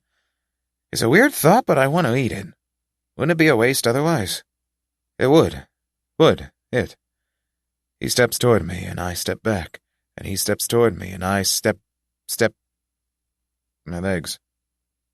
Are they still there? Do I still have my legs? I look down, but instead of looking at my legs, I look at my hands, and in my hands I hold a pair of bright purple eyeballs that look up at me, and I am so startled that my whole body jerks and they fly out of my hand, and I look up, and he's staring right in front of me, eyeless, and the black sockets of his eyes meet me, and his mouth is open, but he doesn't say anything, and he doesn't see, and before I can scream, the wind takes the ash of his body, and he goes away. Free the unhappy citizens. 3,488 out of 8,792 freed. I fall to my knees, my hands groping after the eyeballs I dropped, fervently searching, And once I have them in hand, even though they're covered with a layer of soot like pieces of purple fudge rolled in dark cocoa powder, I still stick them into my mouth. They don't taste like anything other than soot. But since my jaw isn't here anymore, I can't chew them, so I just stuff them down into the hole of my throat. You have learned Divinity Resistance Level 3. I feel weird. I feel weird. I feel weird. My body isn't supposed to feel like this. I can't remember the last weeks. It's just a blur of black and purple. I take a staggering step forward. The pressure of the step makes one of my eyeballs fall out again, and by habit I grab it, pluck it from my eye socket, and stuff it down into my throat. Weird, this one didn't taste like grapes. You have learned Cancer Tolerance, Level 10.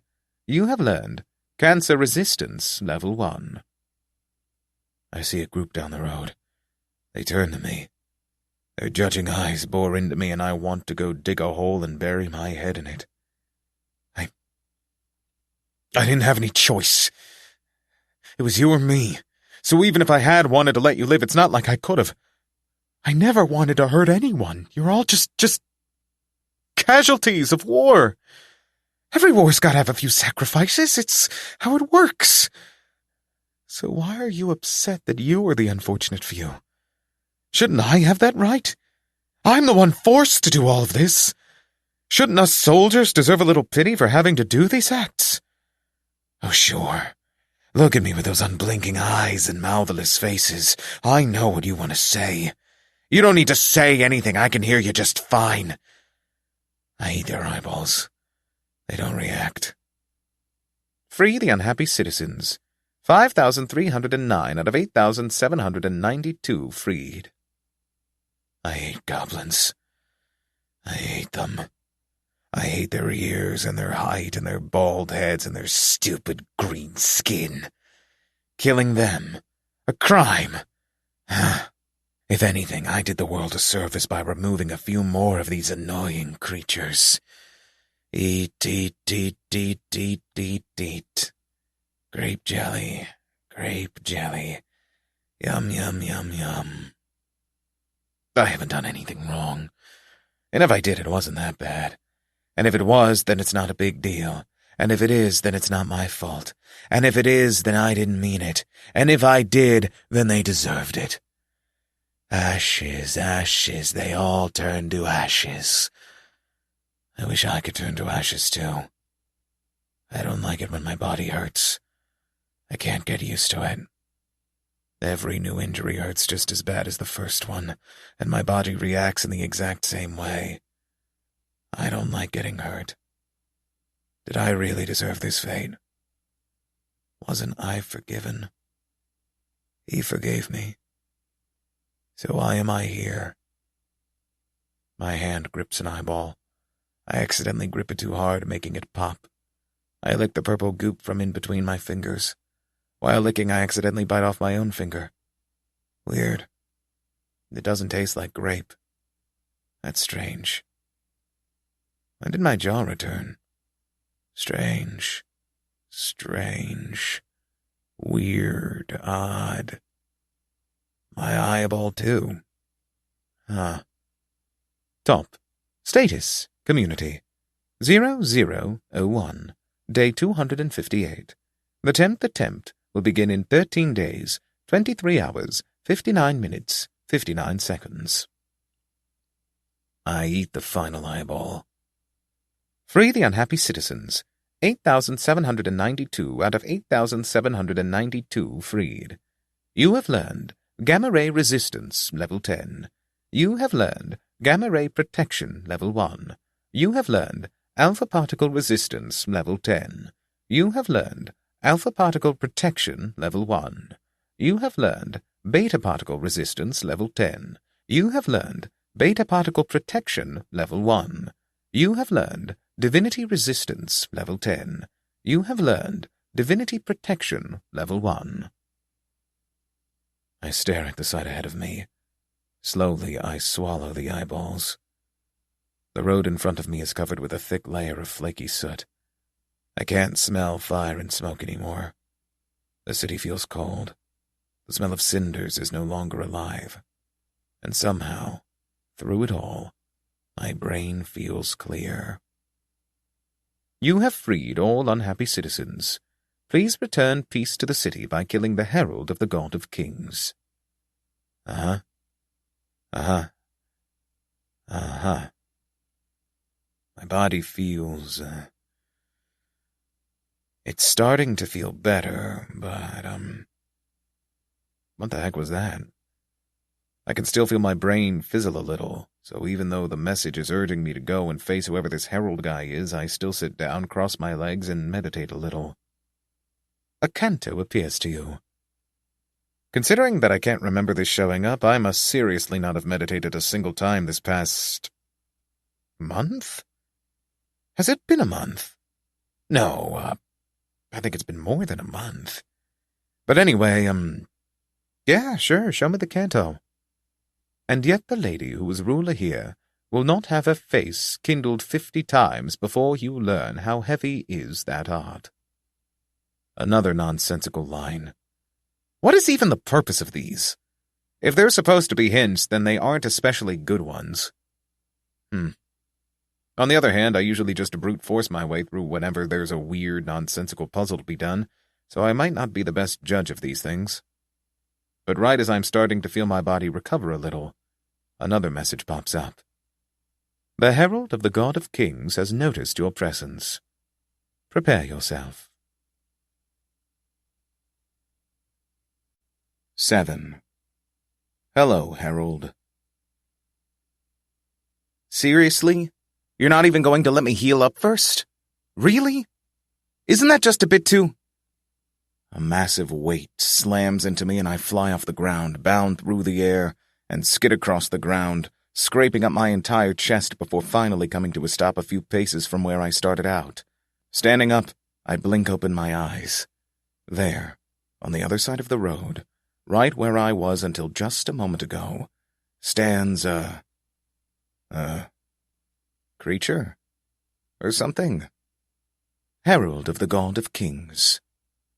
It looks like a dead goblin, with pallid green skin and a wrinkled, almost mummified look to it. Even weirder, other parts of it are weirdly bulbous, and others have cracked open, like someone tried to stuff a fortune cookie full of purple goop. This is the most evident with the head. Not only are the eyes a vivid purple, but the goop inside is even bursting out of them, flooding down the side. The mouth is also drooling purple stuff, but the drool in the stuff doesn't actually go anywhere, because instead of just falling off, it floats in beads around the face. But the real showpiece is the stuff above the face. See, its head is exploded. It looks like a water balloon burst, but then it got frozen mid-pop, so it looks very strange. A large, blooming bubble of purple goop is swirling around, protruding from the open skull like a massive maggot. It looks strange, but since the purple goop on top has the same physics as a lava lamp, it's strangely hypnotic to look at. I just want to look at it forever, and ever, and ever, and... Are you the envoy sent by the pathetic god of multitudes? It asks, spitting goop as it does. Me? Well, yeah, I guess I am. That's what the system calls me, not that I actually get it personally. It stares at me. Technically speaking, the body itself seems to be a she, considering the lack of mane and the fact that it's wearing a torn dress. But for some reason, I don't think whatever it is that's possessing it can be considered female, or even male for that matter. I mean, I'm pretty sure it's just goop, so... No answer? Do you perhaps not understand my language? No, I understand it. I just don't feel like talking right now. It stares at me. Or maybe it's staring at something behind me. It's hard to tell since the eyes are just one solid color without any border between eye white and iris and pupil. It crosses its arms. You're a silent one, I see. But you don't seem especially enlightened by the situation. Do you know who I am? Yeah. The status box said, I am the herald of the great god of kings, who in his gracious generosity has decided to accept these measly planets into his powerful bosom," it says grandly. Bosom. Its right eye twitches. "Unfortunately, unbeknownst to you poor inhabitants, your gods have decided to make things difficult for us all by resisting. Isn't that horrible? And now they're using you as unwitting pawns without even explaining the situation." Look, if you're doing a hostile takeover of my planet, then I'll probably try to fight back. Unless, "As the God of Kings pities you so much, he has, through me, asked most gently to make you an offer." It gives a pause for what I think might be dramatic effect. "Become his herald." Herald? But aren't you his herald? It places a hand on its chest. "I may be his current and most fortunate herald, but for his will, I do not mind relinquishing my life and my position. To be his herald is to feel his power at all times, and to exert it as though it was your own. It is a wonderful thing. I am happy. So happy. And you can be too. Unlike your god of multitudes, or if you'd rather believe in your former god of love, the God of Kings will be most kind with you, and he will tell you what he is to do in the future, and he will never abandon you." You mean how he's currently totally abandoning you? Listen, I don't want to assume anything, but didn't you just say that if you stop being his herald, you'll literally die? Isn't this a textbook example of him letting you die? "Ah, I can tell by your face. You do not believe in his kindness. But you see, even in death, I shall fulfill his wants. If I should die in his name, how could that possibly be called abandonment?" It's very easy, actually. I just called it such. It gives a strange smile. "You doubt yet? It is unfortunate, but the only reason you refuse is because you have yet to taste the sweet fruits of his strength. Come closer, and I shall allow you a taste of his divinity." Saying so, it holds up one of its hands. A big glob of purple goop seeps out of a crack on its palm, beating in its hand. I kind of want to keep my distance, but since I'm a purely close-quarters fighter, I don't really have much of a choice. If this will let me get close enough to beat it up, then so be it. Cautiously, I step closer to it until I'm right in front of it. It's a fair bit shorter than me, but that just means that my face is right at the level of the pulsating mass of purple goop protruding from the top of its head. This makes it pretty hard to try to keep eye contact. I look down and find its hand reaching up toward me. There's a small bit of goop in it. The way it's holding it up to me feels a whole lot like a little girl offering a sugar cube to a horse. Like, is there no way for us to do this in a non-creepy way? No? Ugh, fine. Hunching my back farther down, I let my head fall into its hand, and I lap the goop off its palm. Slurp, slurp, slurp. When did I stop being a proper human? But the thought leads nowhere as my body freezes in place, my tongue still extended, my eyes wide. This is...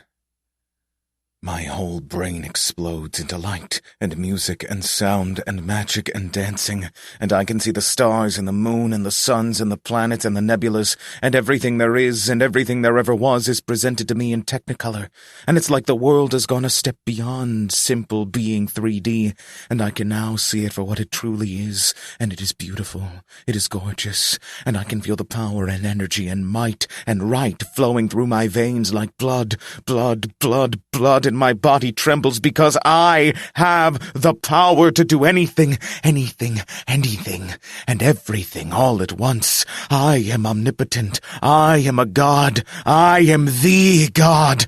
I am everything there ever was, and everything there ever will be, because I am the beginning, and I am the end, and there has never been anything before me, nor will there ever be anything after me, for I am God. I am the god. I am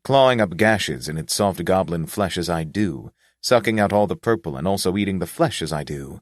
Because, why not? You, how dare you! The herald cries. My royal divinity is not for you to eat! Accept my righteous punishment, mortal! It points at me, and another blast of what I assume to be pure magic shoots out, this time hitting my chest head-on, cleansing it of exactly everything save for my bones. But I'm still eating its flesh and sucking the goop, so before I can even feel my heart stop beating, it has recovered again. Why won't you die? Because, obviously, I've got better things to do than dying. Like eating this grape jelly, for example. The herald blasts me again and again and again, ripping out big chunks of my flesh, removing entire limbs at a time, at one moment even aiming straight for my skull. But the rays couldn't penetrate my bone, leaving my brain intact, which was all I needed. Yummy, yummy, yummy, yummy. By this point, the herald is basically just a skeleton with a purple gooey head, and I'm doing just fine. Curse it all, the herald says. Fine. If you should not only reject my want for peace, but so too spit in my face, then I will simply leave. Escape! Escape. Error. Escape spell blocked. Huh? Wait, no, that can't be. There must be something wrong. Why can't I? I bite into its neck. Chomp, chomp, chomp. Maybe because this is holy ground or something? We're also inside a floor stage, which means that we're surrounded by an invisible barrier. As the boss monster, you can't exactly leave, can you? But my perfectly sound reasoning falls on deaf ears as the herald tries over and over with increasing desperation to leave the area. Flee. Error. Flee spell blocked. Return. Error. Return spell blocked. Leave. Error. Leave spell blocked. Withdraw. Error. Withdraw spell blocked. Retreat. Error. Retreat spell blocked. Damn it! Damn it! Damn it! The herald says. Since it hasn't got a neck anymore and the rest of its body is just a skeleton I gnawed the skin and meat off, all that's left of it is a purple goopy head that I'm currently holding with both hands and eating like a whole head of lettuce. It's actually kind of soothing, just peeling off layers of skin and tissue, biting off an ear or two. I almost wish I had a movie to watch this with. Maybe a bowl of salty snacks to balance out the grape flavor. Yeah, that'd be nice. The streams of purple goo going down its bursting eyeballs seem to intensify as its face twists in despair. This isn't fair. It isn't right, it croaks somehow, despite not having a throat anymore. I am a herald of the God of Kings. This is wrong. My fate was to be something far more grandiose. Please, God of Kings, don't let me die like this. Please. I can sense a shift. There's no status message, nor is there a presence, and nothing is technically altered with the head in my hands. But suddenly, like a switch being pulled, the goop in my hands stops swirling and bending against the laws of physics, and the light in its eyes fades in an instant. Gravity grabs hold of the goop, but instead of pulling it to the floor, it instead starts collecting, gathering onto itself, pulling itself together around the herald's decapitated head, tighter and tighter, crunching up the head itself as it goes, using it as a fuel in its transformation, tighter and tighter and tighter and tighter, until finally, what I hold in my hand isn't a head at all, but instead a small purple crystal. I stare down at it. It gleams softly in the light. It looks valuable. I wonder if it also tastes like grape. I pop it in my mouth. When I try to chew it, the thing that goes crack is instead my teeth, so I have no choice but to just swallow it down as it is. There was a certain kind of grape flavor, but it was much more muted, almost quiet. I like it. Shard of Divinity consumed. Oh! Am I going to get a skill from it? Man, the gods sure are being nice to me on this floor, giving me skills and stuff. Oh boy, I can't wait to hear what this does. I said I can't wait to hear what skill I get. Okay, fine. I'm not getting anything. Boo-hoo, poor little me doesn't get anything for killing the literal herald of a god. Gee, that's no fair. Next time the gods ask me for a favor, I will totally listen and not at all decide to just, not. Psh. What was even the point of this floor if I didn't get anything nice? The goddess of want admires your strength of desire and willingness to fulfill it at any cost. The goddess of want hereby invites Hell Challenger Lo Fennrick to fulfill her apostleship trials in order to become the Apostle of Want. Will you accept? Yes? No? Huh? Wait, what the heck is this? Let me read that again. Admires my strength. Fulfill her trials. This is... The god of cowardice is suddenly startled awake from his nap. The god of cowardice panics. The god of cowardice admires your... fill-in challenger traits here. The god of cowardice hereby invites Hell Challenger Lo Fennrick to fulfill his apostleship trials in order to become the Apostle of Cowardice. Will you accept? Yes? No? Okay, that one was absolutely done on a whim. You didn't even fill in what traits about me you liked. The god of cowardice racks his divine brain equivalent. The god of cowardice admires your confrontational abilities. Hey, my ability to call you out has nothing to do with these. Compliment me properly, damn it. The goddess of want agrees with Hell Challenger Lo Fennrick that the god of cowardice apostleship invitation seems a bit uninspired, just like always. The god of cowardice tries to hide, but fails. The god of cowardice reluctantly argues that just because something came at the last minute doesn't make it any less thoughtful than what came first. The goddess of want laughs and makes a crass innuendo. The god of cowardice feels ashamed.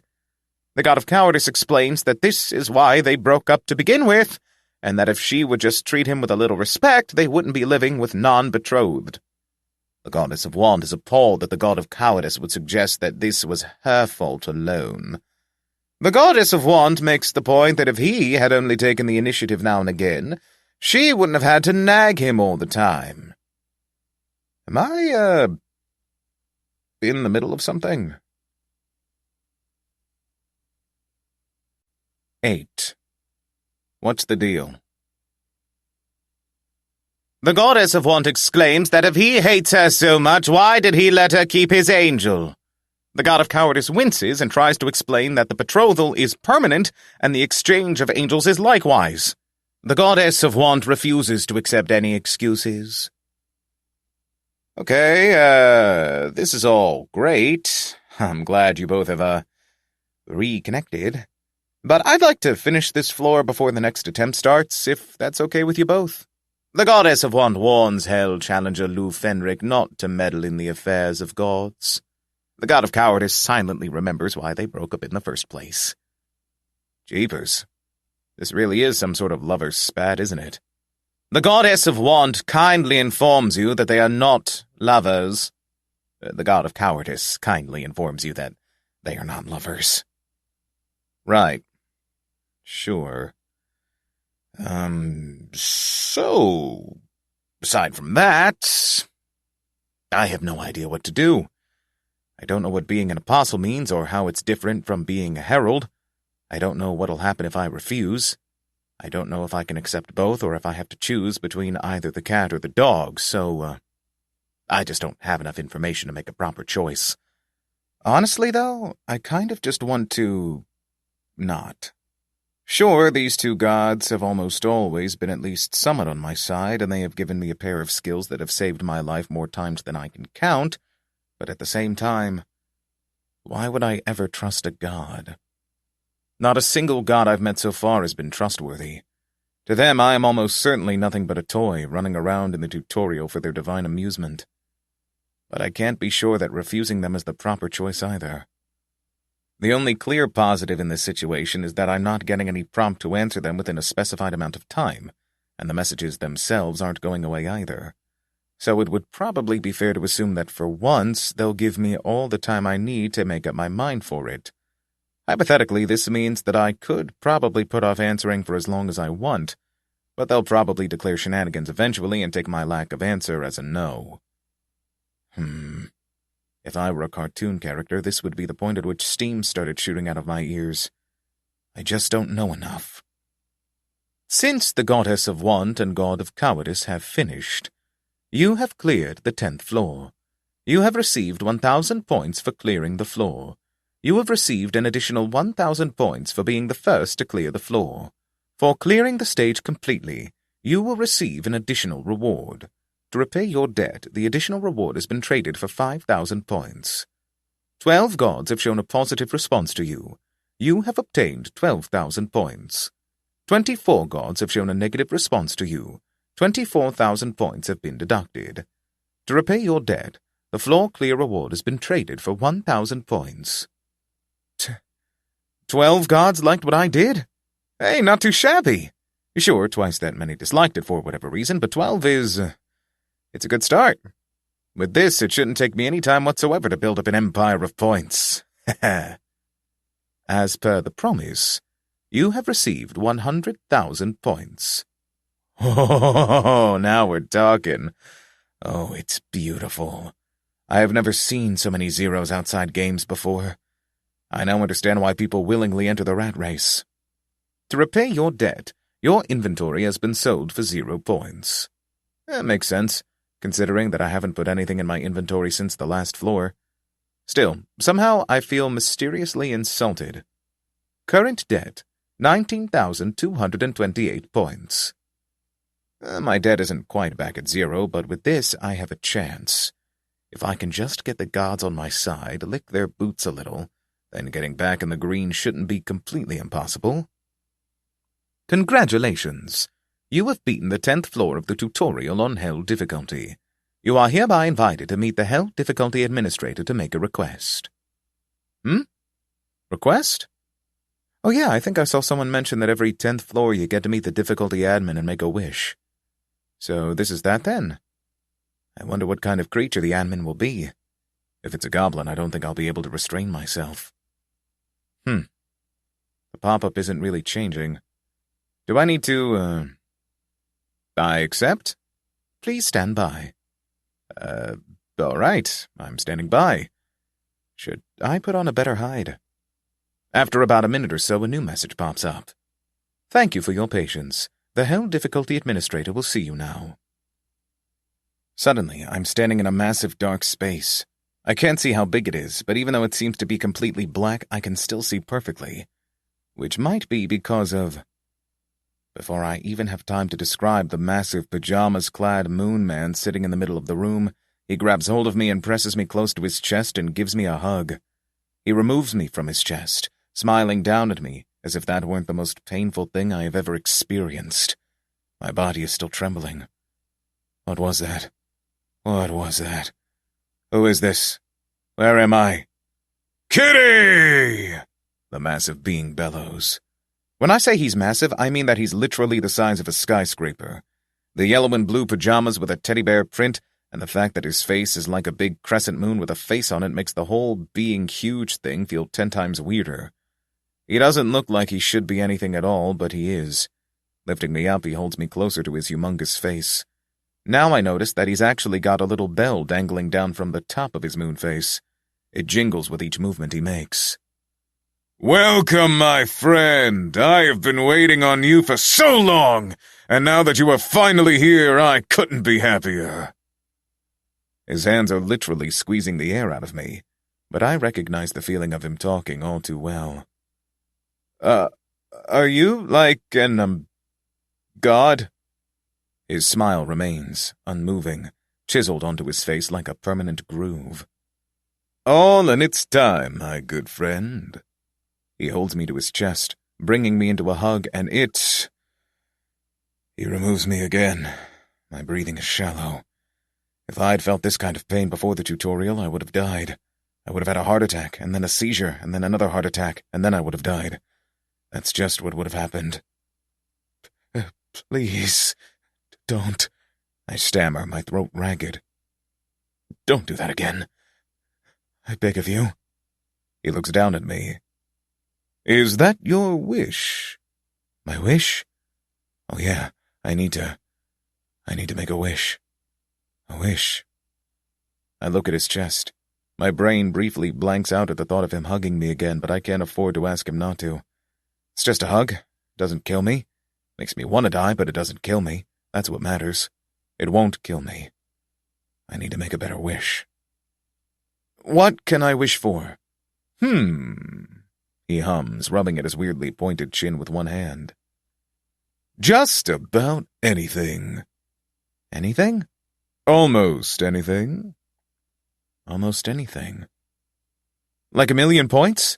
Or an insta-kill skill? Or a magic spellbook with every spell in it? Or a piece of super strong armor? Or a potion that heals any injury with one sip? Or a magical staff? Or a powerful pet dragon? Is that what you want to wish for? My jaw snaps shut. I can't be stupid about this. I could be stupid about a lot of things, but right now I can't afford to make a dumb choice. A pet dragon can be killed. A piece of armor or a magical staff can be broken. A potion will eventually run out. I can't necessarily learn every spell in a spellbook. I can't know what the effects of the skill will actually be, and 1,000,000 points will get used up. But there's one thing I know that I need. That I really need. That can't be bought in the store, and won't be found with the other challengers, and is pertinent to my future. You have been invited to join the apostleship trials. Will you accept? Yes. No. I look up, drilling my eye straight into his. I wish for information. Information, is it?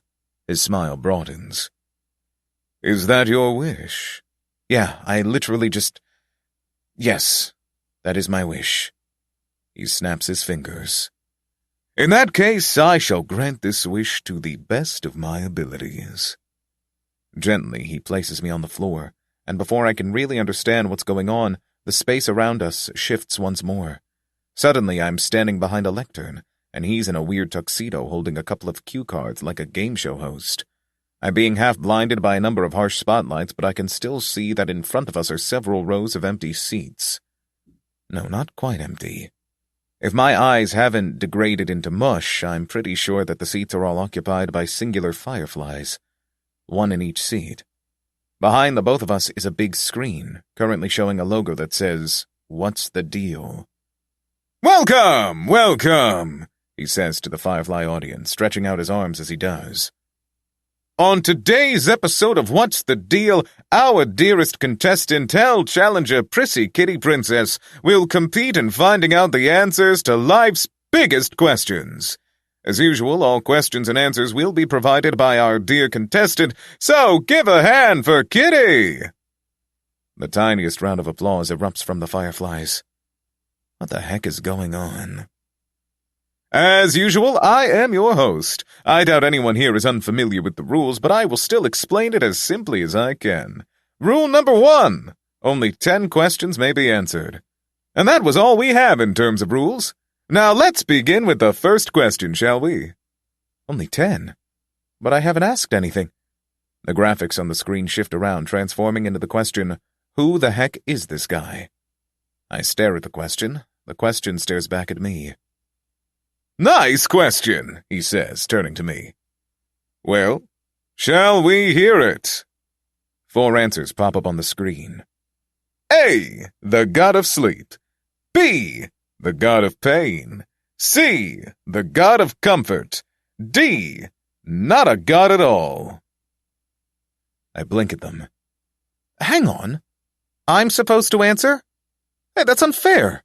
How am I getting my wish if I'm the one answering the questions? But the host isn't saying anything, and the audience is holding its insect breath, so it's up to me. Answer D is an obvious fake-out. If you're going to say what something is, you don't do it by explaining what it isn't. That's just weird. Sleep, pain, or comfort? Sleep would be my first guess because of the moon and pajamas theme, but he does look pretty comfy, all things considered. On the other hand, him being the god of pain would explain why him hugging me felt so...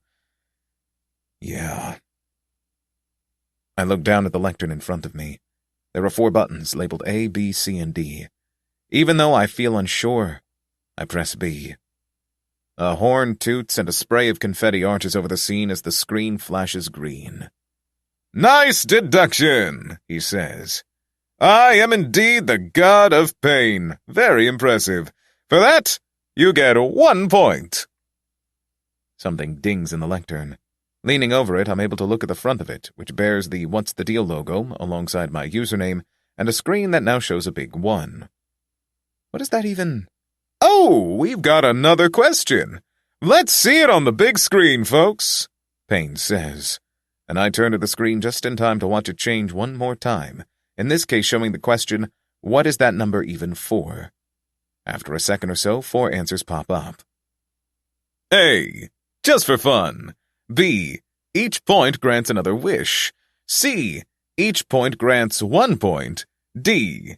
At the end, the points are tallied, and if they are less than 5, held challenger PrissyKittyPrincess dies. I hesitate to ask, since I don't want it to turn into yet another question, but what the heck is that last answer supposed to mean? That can't be the right one, can it? Slowly, I glance over at the God of Pain. He looks like a tricky fellow, but he doesn't seem to really hate me, and I can't see why this would lead to my death at all. No. I think there's a much simpler answer here. I press the A button. The screen lights up in green. That's correct! It's just for fun, so there's no need for you to worry about getting any answers wrong. Let's move on to the next one, shall we? This one's a doozy. The screen shifts again. I try to clear my head and think only about the questions I really need answered. I've already wasted 2 of my 10 questions on useless stuff, so I really need this one to be good. A question pops up on the screen. How come everyone's always so mean to me? I feel my jaw drop. Let's take a look at the options! The 4 answer options pop up. If they can be called for, that is. A. Because you're mean to them. B. Because you're mean to them. C. Because you're mean to them. D. Because you're mean to them. I gulp down a lump. Did the spotlight always feel this hot? The audience is completely silent. Payne is likewise silent, just staring at me, waiting for me to choose an answer. I look down at the buttons on the lectern. I didn't think that. I didn't think anything like that. My hand hovers over the buttons. This isn't true. This is a scam. I'm not... Scowling, I push down on a button at random. The screen behind me lights up in green. Ouch! That's gotta hurt! Good on you for being able to empathize with others and to see their perspective, Kitty. It sure isn't easy to admit that you've got no one else to blame but yourself, but you did it. Well done! I wonder if a God of Pain can feel pain himself. I should test it out once I get the chance. No need to dilly-dally. Let's see what question 4 holds in store for us. Wait, I don't need that question answered. I don't care whether he can feel pain or not. I really don't. The screen flashes with the next question and I freeze in place. What is the purpose of the tutorial? I can feel my eyebrows squash together. Okay, that one I really didn't think. Is this guy just messing with me? I bet he can't even read my thoughts. But I don't feel like talking today, so... The answers pop up. A. To torment humans just for the sake of it. B. To train humans who would otherwise have died into becoming receptacles for divinity. C. To steal away humans from the god of love. D. To birth a new god. This is... I look over at the God of Pain, but he won't show me any expression other than that permanent everything's-all-right smile. Is it seriously up to me to figure this out? Well, I doubt it's A. I also don't think it's C, because if they were going to steal a bunch of people, then why would they let us die? There is clearly some other purpose to this whole tutorial thing. Since I already know that the first part of B is factual, that would suggest that B really is the situation. I don't know what it means to be receptacles for divinity, and it sounds kind of ominous, but that doesn't make it less true, I guess. I press the B button and sigh in relief as the screen lights up in green. 4 in a row! What a prodigy! As you've deduced, the tutorial is a way for Earth and Purgatory to work together in beating back the forces of the God of Kings. It's a very simple alliance. It all began when the God of Kings gave us an ultimatum to join him or die. As a polydeist, joining him would have meant that all of us, save for one, would have to be killed in order to become more manageable in his eyes. To save ourselves, we reached out to the God of Earth, your God, the god of love. Living up to his divine name, he agreed to assist us in creating this tutorial, designed by the god of harvest. We were allowed to bring in humans such as yourself on 3 conditions. 1. Joining the tutorial would be completely voluntary. 2. We would only invite those who would otherwise have died within 24 hours. And 3. After they had completed the tutorial, they had to return to Earth. He's actually giving me an explanation? No way. Am I having brain hallucinations? I really need to put this to mind. This is important stuff. What did he say just now? Something about the god of earth being the god of love? Oh, Lord, please let that be a joke or something. Shouldn't our god be like a god of power or a god of death or a god of awesomeness? Love. Ugh. I do not have the vocabulary to properly express how dumb that is. I mean earth. Really?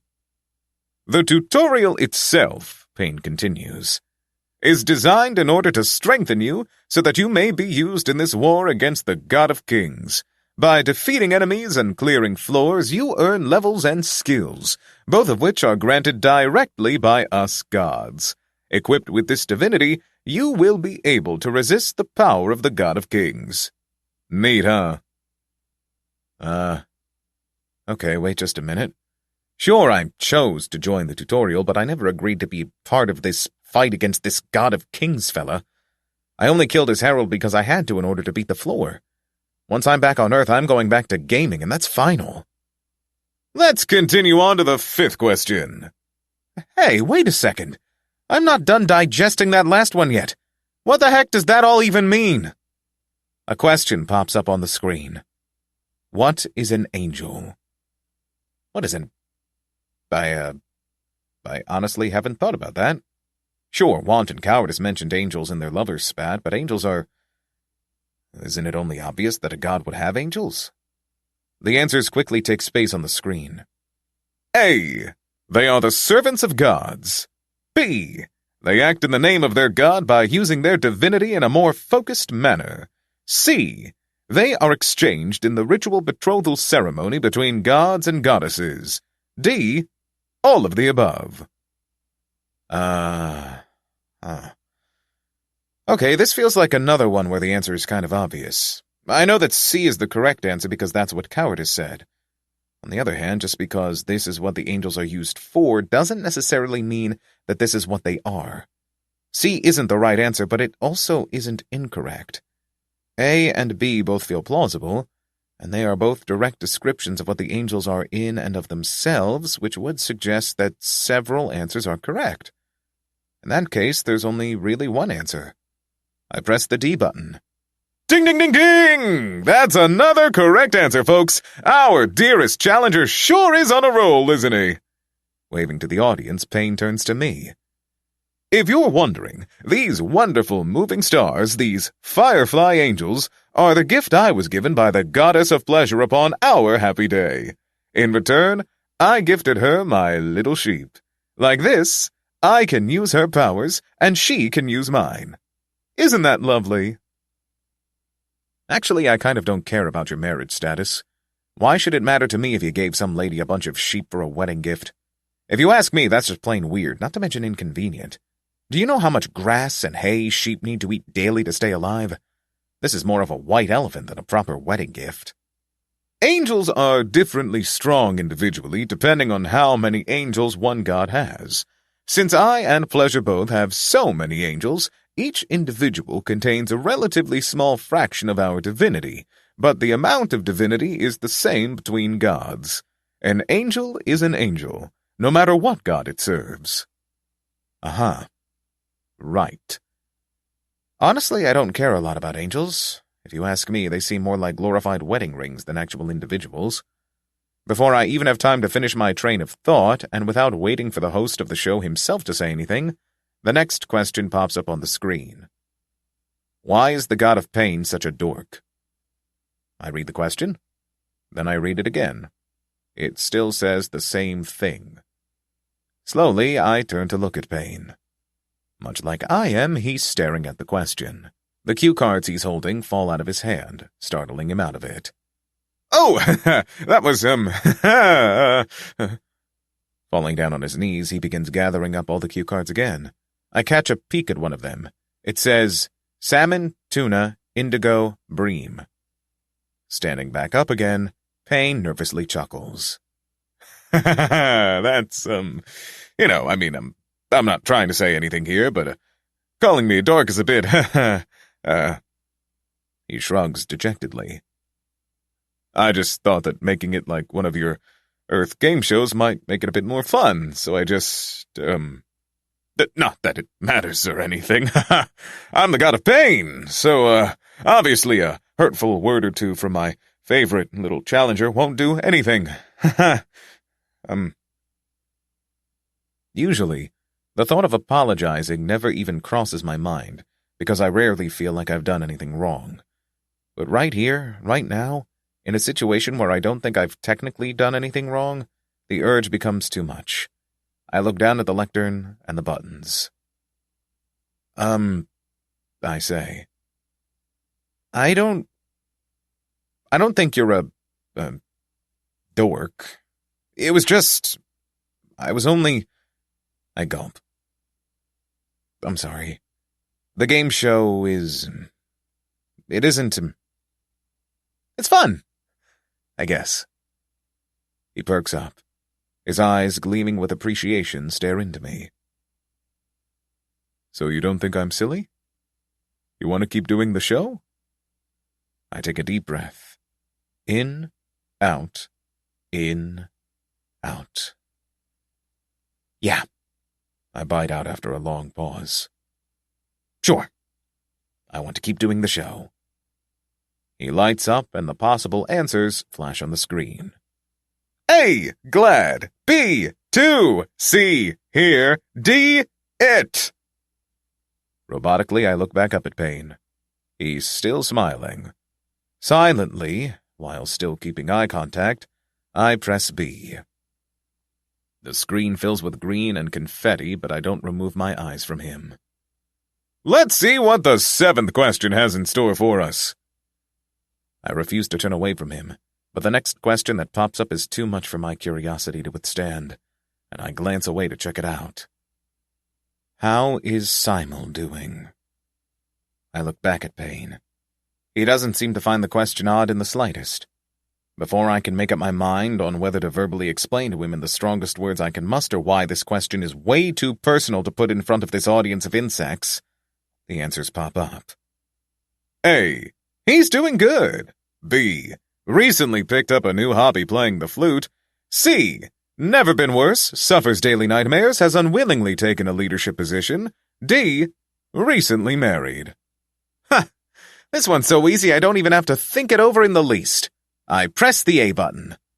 A harsh bzzz explodes across the scene, and the screen lights up in a bright, deadly red. What did I...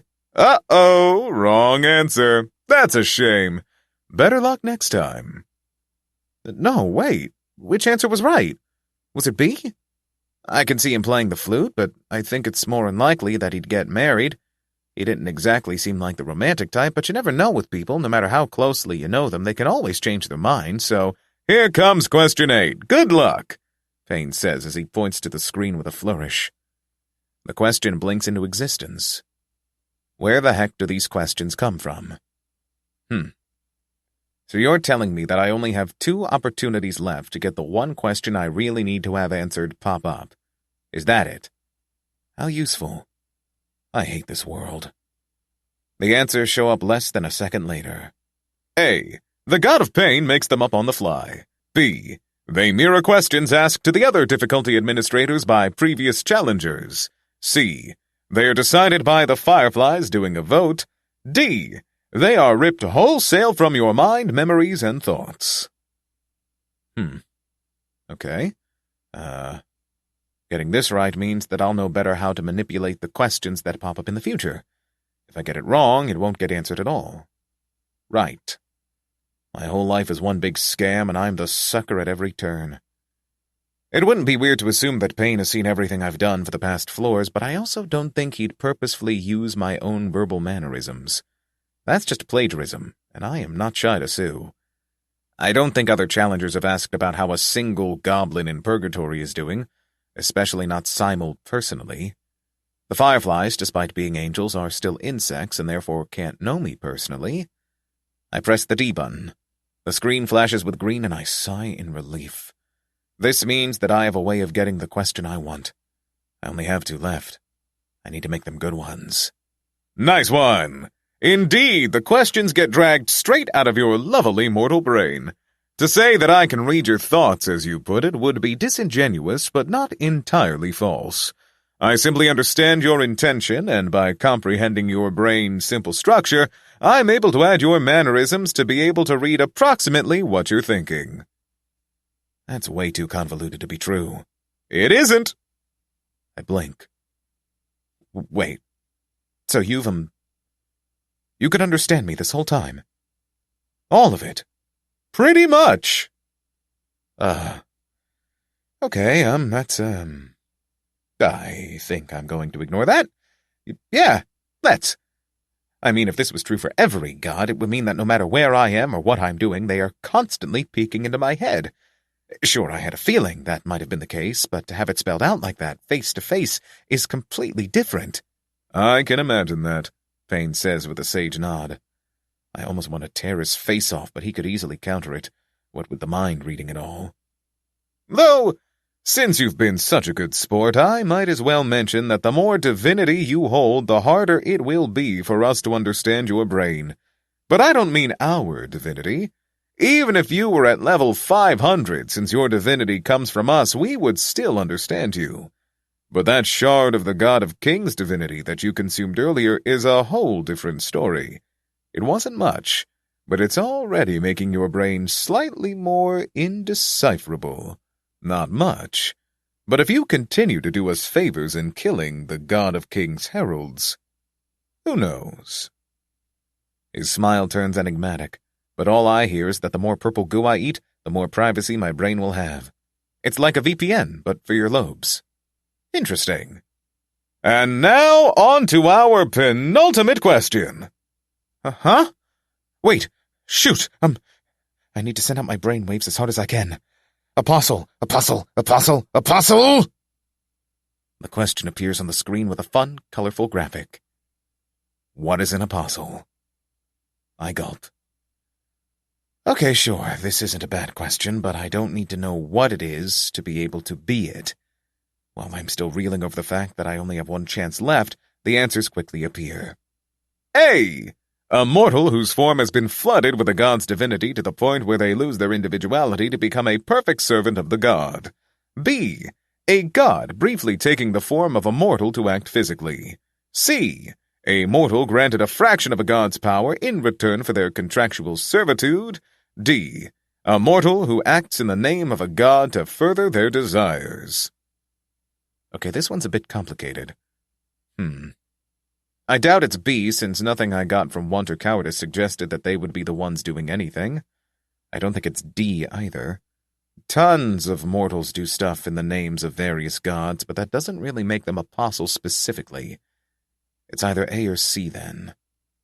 I think it's C, because I've got a hunch that A just happens to perfectly describe a different sort of divinely sponsored being. Namely, that herald. If that purple goop was divinity, then it was beyond flooded with it. It also had no individuality to speak of and frequently spoke as though it considered itself to be the god of kings. It matches up. And if A describes what a herald is, then there's only one real option left. My finger flicks the C button. Green floods the stage and the fireflies give a teeny-tiny round of applause. That's exactly it! Gee, you sure do know your stuff, huh?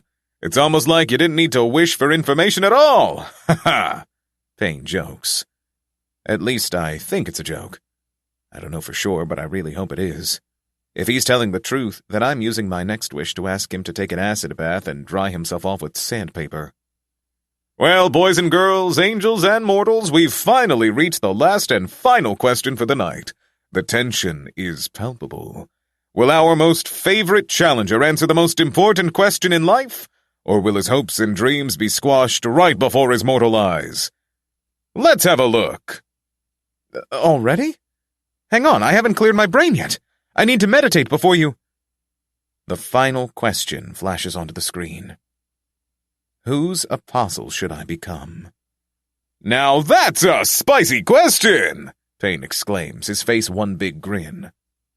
Before we let our dearest challenger see the options and give his answer, I feel that it is most opportune for me to mention that in this space, no gods other than myself and the goddess of pleasure are able to see what is happening.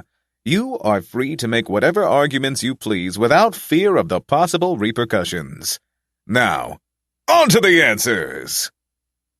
Before my eyes, 4 choices pop up, staring me down like brands of fire. A. The goddess of want. B. The god of cowardice. C. Both. D. Neither. It's exactly the question I was hoping to be brought up, but now that I think about it, this actually doesn't help me in the least. I don't know the answer to this. That's why I wanted it to pop up. But if I don't answer it correctly, I won't receive any answer at all. I have a 25% chance of getting it correct. That's it. This game is rigged. I have no choice but to knowingly go with a choice that may be wrong for the sake of seeing what might be true. But this does reveal something important. Namely, it is possible to choose both and to reject both. I don't know what this does, though. The description of what an apostle was didn't directly state that a mortal could only be the apostle of one god, but it also didn't say anything about being able to follow several ones. Then again, from what I've seen and what Payne has said, all of the gods of Purgatory are technically just one god.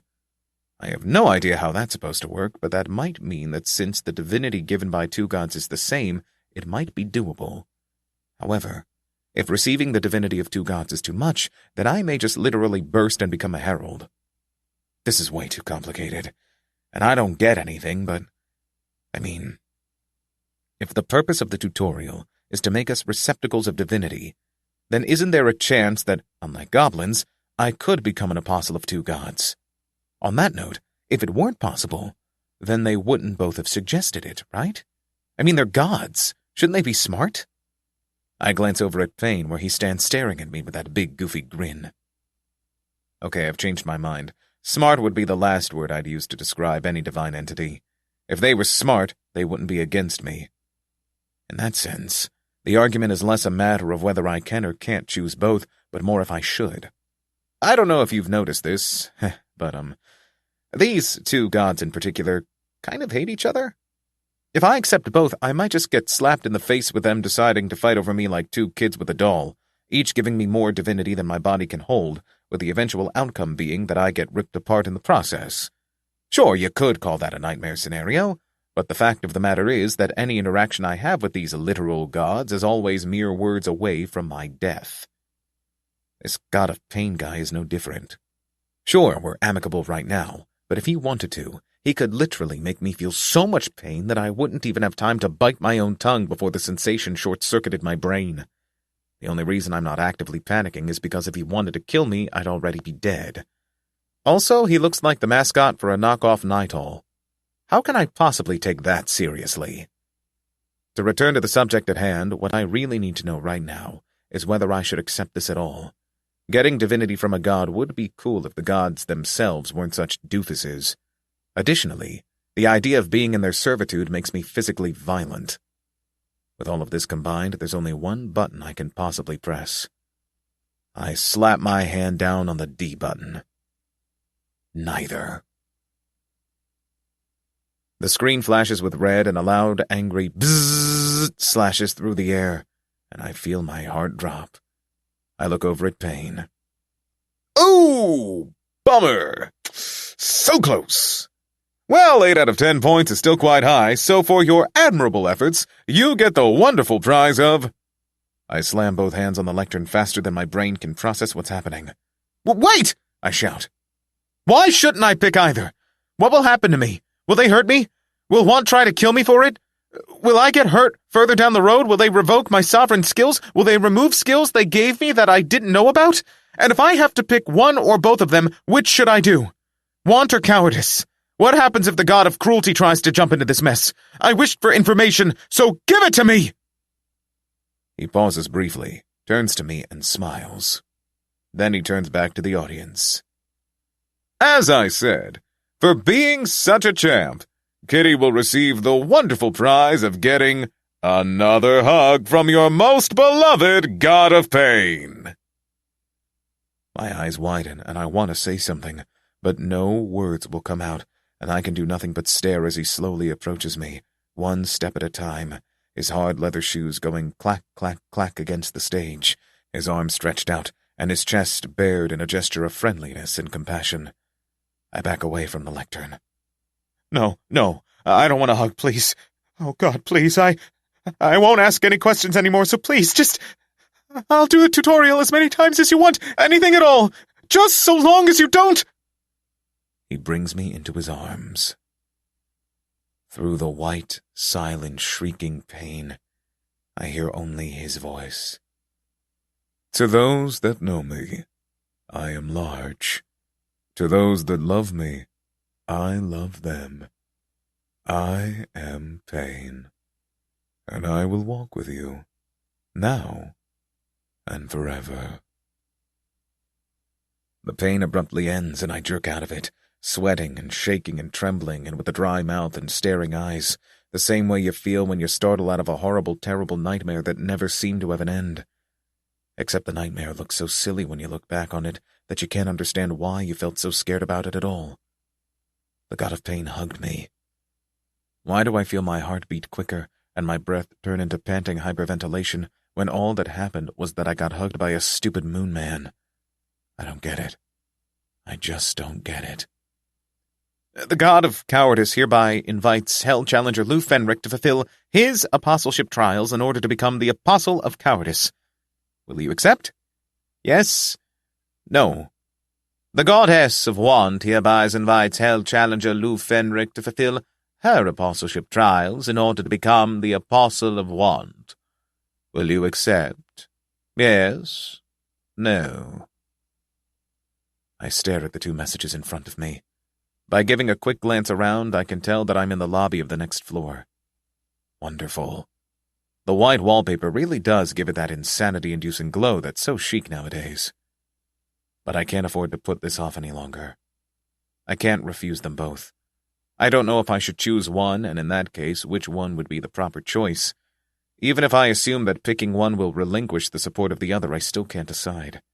Both of the sovereign skills they've given me have been equal in how useful they are, and losing just one of them would hamper my progress and survival chances immeasurably. Likewise, whatever they give me should I become their apostle will no doubt be just as useful. Even though Want has given me an additional skill and let me keep my pelts, I can't say that I would be too excited to be her apostle. Considering that her main facet of being is greed, there's no doubt in my mind that being her servant would be less of a two-sided partnership and more of an indentured servitude. I'd basically just be a little butler, or some kind of tamed brownie. There isn't a single doubt in my mind that she would mainly just use me to get stuff. Do I really want to be the underling of a sugar mama? The second she finds a new sweetie to take care of, I'm as good as a pair of outgrown pants. But that doesn't mean that cowardice is the right choice either. I don't think he'd make a slave out of me, but I also don't think he'd be too keen on protecting me if things went wrong. If I were his apostle, should shit hit the fan, instead of getting an umbrella to shield us, he'd just toss me aside and run for cover himself. Or even worse, use me as cover. After all, I am nothing but a mortal. Neither of them is a good choice. Not in and of themselves, at least. But if you combine them, you get a completely different story.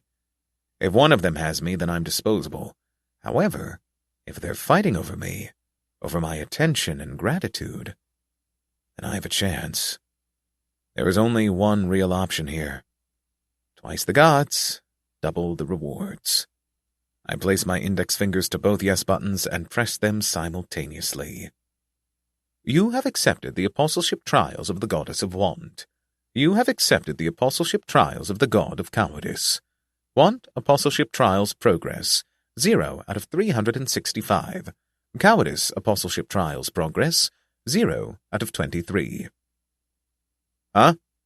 Wait, that's it? I thought the apostleship trials would be like a floor or something where I had to defeat enemies or fight my way through mazes and puzzles or whatever. What the heck is this supposed to be? I can't press it, so I have no idea what these trials are even supposed to be. Do I need to defeat certain types of enemies? Should I collect X amount of gold? What about treasure? Maybe I need to beat the floors themselves. I have no idea. How do you expect me to clear your dumb trials if I can't even know what they're for? I demand an explanation. But as usual, no such response awry.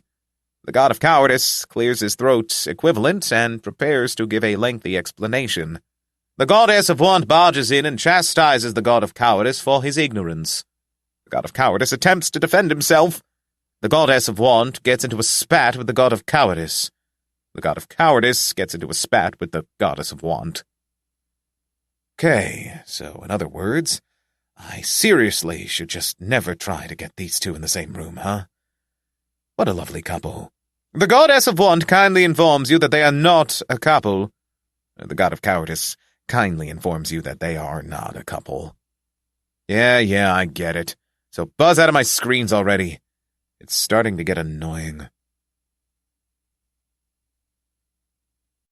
Floor 11. The Broken Rocks. 9. Washed-up gentleman. All right, then. New floor, new horrors. Top.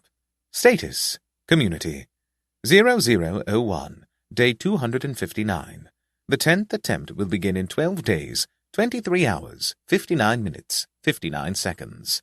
The 11th floor will open in 23 hours, 59 minutes, 59 seconds. That whole boss fight took exactly 24 hours? Huh. I feel like some time-warping effects of some sorts might have surrounded this all, but, well, whatever. It isn't that important. What is important is that this lobby is still totally white, and you all know what that means. From doing this shtick so many times, I've actually started getting a hang of how to best do it. It's all about controlling the rate at which you heal, and to use the natural pumping of my blood to accurately use it almost as a hose. It takes some skill, but by this point I've got skill in excess. Within less than an hour, the lobby is all nice and painted. Only 23 hours left to go. I wonder what I should use all of these hours for. Training my tolerances would be my first option, but it also doesn't hurt to train my movement skills. No, now that I think about it, there's just one thing I have to do that's a touch more important. I open up my PMs and type one up for Moleman. PrissyKittyPrincess, F11. Hey, I just beat floor 10 and I got a wish, so I thought you might want to know about, 'cause I wished for info and this is what the god of pain said. It takes me a few minutes just to write everything he told me. Apparently, I was already starting to forget a lot of things because now that I'm actually thinking about it, a few of the things I recall feel very new. Whether or not Moleman knows any of this is up to fate because I sure don't know. He might have asked about this stuff way back and even made a post about it. I don't really check that kind of stuff, so I wouldn't know. After I finish dictating this behemoth of a message, I give it a quick once-over just to make sure I didn't accidentally lie. Since I didn't, I quickly send it off. And now we wait. And wait. And wait. How long has it been since I sent it? Top. Status. Community. 01-15-01. Day 259. The 10th attempt will begin in 12 hours, 22 minutes, 44 minutes, 59 seconds. The 11th floor will open in 22 hours, 44 minutes, 59 seconds. No way. Only 5 minutes have gone by? That makes no sense. Well, in that case, I guess I'd better just try to make the time pass quicker by training a bit. I wonder if I knew magic, could I have used it on myself to gain higher divinity resistance? Or would it just not have had any effect on me? I almost want to learn magic just to figure out how this works, but I think my brain just isn't suited for it. Kind of a shame that one of my stat points always falls into the magic power category each level up. I wonder if I can wish that away. For now, I'll just do my best to continue. I'll take it when I get there. I continue training. And then, you have received a message. My hand flies out to poke it, but only then do I remember that I experimentally bit off my arm to gain higher bisection resistance. Damn it! I try to poke it with my stump, but by that point, it's too late. Floor 11 has opened. Do you want to enter? Yes. No. Really? Now? Come on, I literally don't have any arms. Oh, hey, my arms grew back. Hey, why couldn't you do this a second earlier so I could poke the message? I demand a refund. If no answer is chosen, no will be chosen for you, and the floor may be accessed next attempt.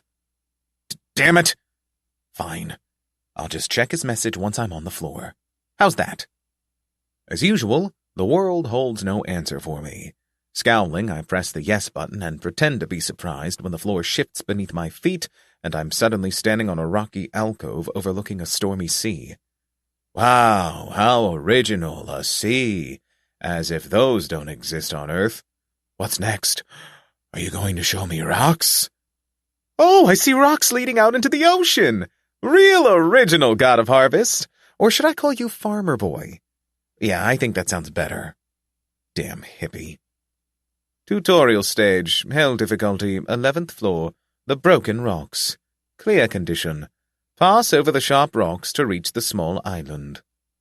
Oh, wow, I need to go over the rocks that lead out to sea. How novel! Let me guess. There will be tons of sharks and maybe a sea monster or two. Will there be mermaids? Oh, maybe a siren or two will lure me into the seas.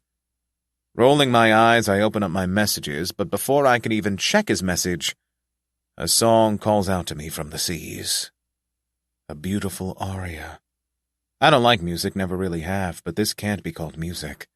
It's beautiful in the same way that the baritone notes of the sea are beautiful, in the humming of a whale, in the song of a seabird. It is music only in the sense that it is a sound that is beautiful to the ears. If this is music, then so is the wind, and the rain, and the rustle of leaves. I head out onto the rocky path. Moleman's message can wait. The rocks beneath my bare feet are sharp, and I leave behind a trail of blood, but that's all right. The wind pushes me and beats me around, but I have wind resistance, so I can avoid falling into the humming, trilling waters. The music is all around me. The ocean itself is singing. The farther out I go, the more beautiful it is.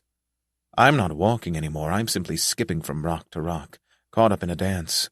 My heart beats to the rhythm of the waves, and I feel my brain slosh around in my head, spinning and circling and up and down and down and up. Eyes look at me from just below the waves, with giggles and laughter following closely after. My dearest audience watches me. The hands of maidens reach out from the sea, clapping, and I bow to them. I can't see the shore anymore. I turn around and bow to the audience behind me. See? See? With a song as beautiful as yours, how can my strutting dance compare in the slightest? Oh, sing louder, fair nymphs. Let your song reach my very innermost being and cleanse me through it. Their hands reach up, and I take one to kiss it, bowing as I do. But just beneath the waves, beyond the fair hand, I see not a woman, but a beast. Its hide is a deep blue, with a knotted, bumpy surface out of which a dozen human eyes peek. Atop its shark-like skull, a single-lipped mouth opens and closes, singing so beautifully. The maiden's hand I hold grasps mine and tugs at me, inviting me into the water. Well, I wasn't planning on staying, but if you're so insistent. I join them below the surface for supper. They swarm me and tear me apart with questions and inquiries. Where did you study? Have you ever had a betrothed? How is your family? Is your father proud of you? What do you do in your spare time? Do you find your work fulfilling? What's your best memory from your childhood? Ladies, these questions are a bit... Where'd my arm go? Hey, I need that to open my messages. And on my leg, too? Where are you going with that, Mary? Lillian, I happen to treasure my left hand quite a lot. It's very important for pressing the WASD buttons, so please... Belle, please, not my other leg. Now I haven't got anything left. Petunia? You want my... Well, I suppose. I guess it's all right if you want my internal organs. But you'd better give them back afterward or I'll be very upset. The water is starting to look awfully dark. Ah! Where am I? I'm lying on something hard and rocky. Oh, I know. It's rocks, isn't it? I try to get up, but then I remember that all the ladies borrowed my limbs. Bummer. I wonder what they need them for. Anyway, by turning my neck, I'm able to tell that I am indeed lying on top of a rocky alcove. I knew it. Sadly, this means that I'm all the way back at the start of the floor. Damn it. But my limbs have started to slowly heal, so within time I should be able to get them back. I hope. Oh, hello there, weird seagull. You look kind of, reddish? What's that all about? Flap, flap, flap, flap. Oh, another one. Is this your friend? Flap, flap, flap, flap, flap, flap. Boy, there are, sure are a lot of you, huh? You look just about ready to have a feast. But, how come you're looking at me like that? Now, wait just a moment. I'd actually rather you didn't come any closer. You see, I'm kind of in the middle of meditating here. It's very important to me, and it takes utmost concentration. I'm talking nobody within 1 meter sort of concentration. And even though I do think your plumage is wonderful, I'd rather be able to keep... See, this is what I mean. Standing 2 inches away from my face makes me feel very uncomfortable, and it isn't respectful in the least. I would like for you to... Hey! Stop pecking my eye! That just isn't... Oh, and now you just took the whole thing. Very unprofessional. And the missus, too? Oh, come on, keep your kids away from my bowels. That's just... Oh, I barely had any intestines left, and now your whole family is eating it. That's just rude. Isn't it common courtesy not to take the last of something until you're sure nobody else wants it? Or am I not a part of this group? Hey, don't turn away from me. You damn bird! Craning my neck, I bite a hold of the bird's supple throat, biting through the feathers, ignoring the way it started squawking and flapping its wings like crazy, and with just one strong bite, I completely behead it. Freeze bird, level 27, defeated. I toss the corpse at the rest of its family, who flap their wings and take a few steps back. But it wasn't enough, because now they're just approaching again, not caring that the head of the house is now both headless and houseless. I may have neither limbs nor organs, but that doesn't make me helpless, damn it. Another bird approaches to peck at my face, and I snap my teeth at it. It takes a step back, recalibrates, and then approaches from the top of my head rather than the side. It pecks at my eyes, and I can't really stop it. But I know how these bird brains think. I open my mouth slightly and begin to wiggle my tongue like it's a worm. I don't have eyes to see it anymore, but I can smell and hear it. I take slow, calculating breaths through my nose, and once it foolishly pecks at my open mouth, I bite. My teeth clamp down on top of its head, and I clench my jaw with all my strength, crushing the skull and making its soft brain splatter the inside of my mouth. Breeze bird, level 25, defeated. Another one down, a dozen or so left. That's doable, I think. A lot of them are still pecking at my bowels and stumps, but some are approaching my head and face. The worm in my mouth is just too tempting to ignore, I guess. Slowly, one by one, I whittle down their numbers, until the final one perishes from my mouth. Breezebird, level 29, defeated. Breezebird, level 26, defeated. Breezebird, level 27, defeated. Level up. You have reached level 46. Agility has increased by 2. Strength has increased by 3. Stamina has increased by 3. Magic power has increased by 1. Daggertooth has increased by 1. Swim has increased by 1. Crush has increased by 1. Blindness resistance has increased by 1. Evisceration resistance has increased by 1. All right. I'm lying pretty exposed here, so I should probably... A beautiful song reaches me, even through my burst eardrums. Yeah, I need to heal up so I can return to the party. Leaving the ladies all on their own is very unbecoming. Using my head and my jaw, I drag myself toward a small hole in the rocks. There I'm able to take some sort of shelter.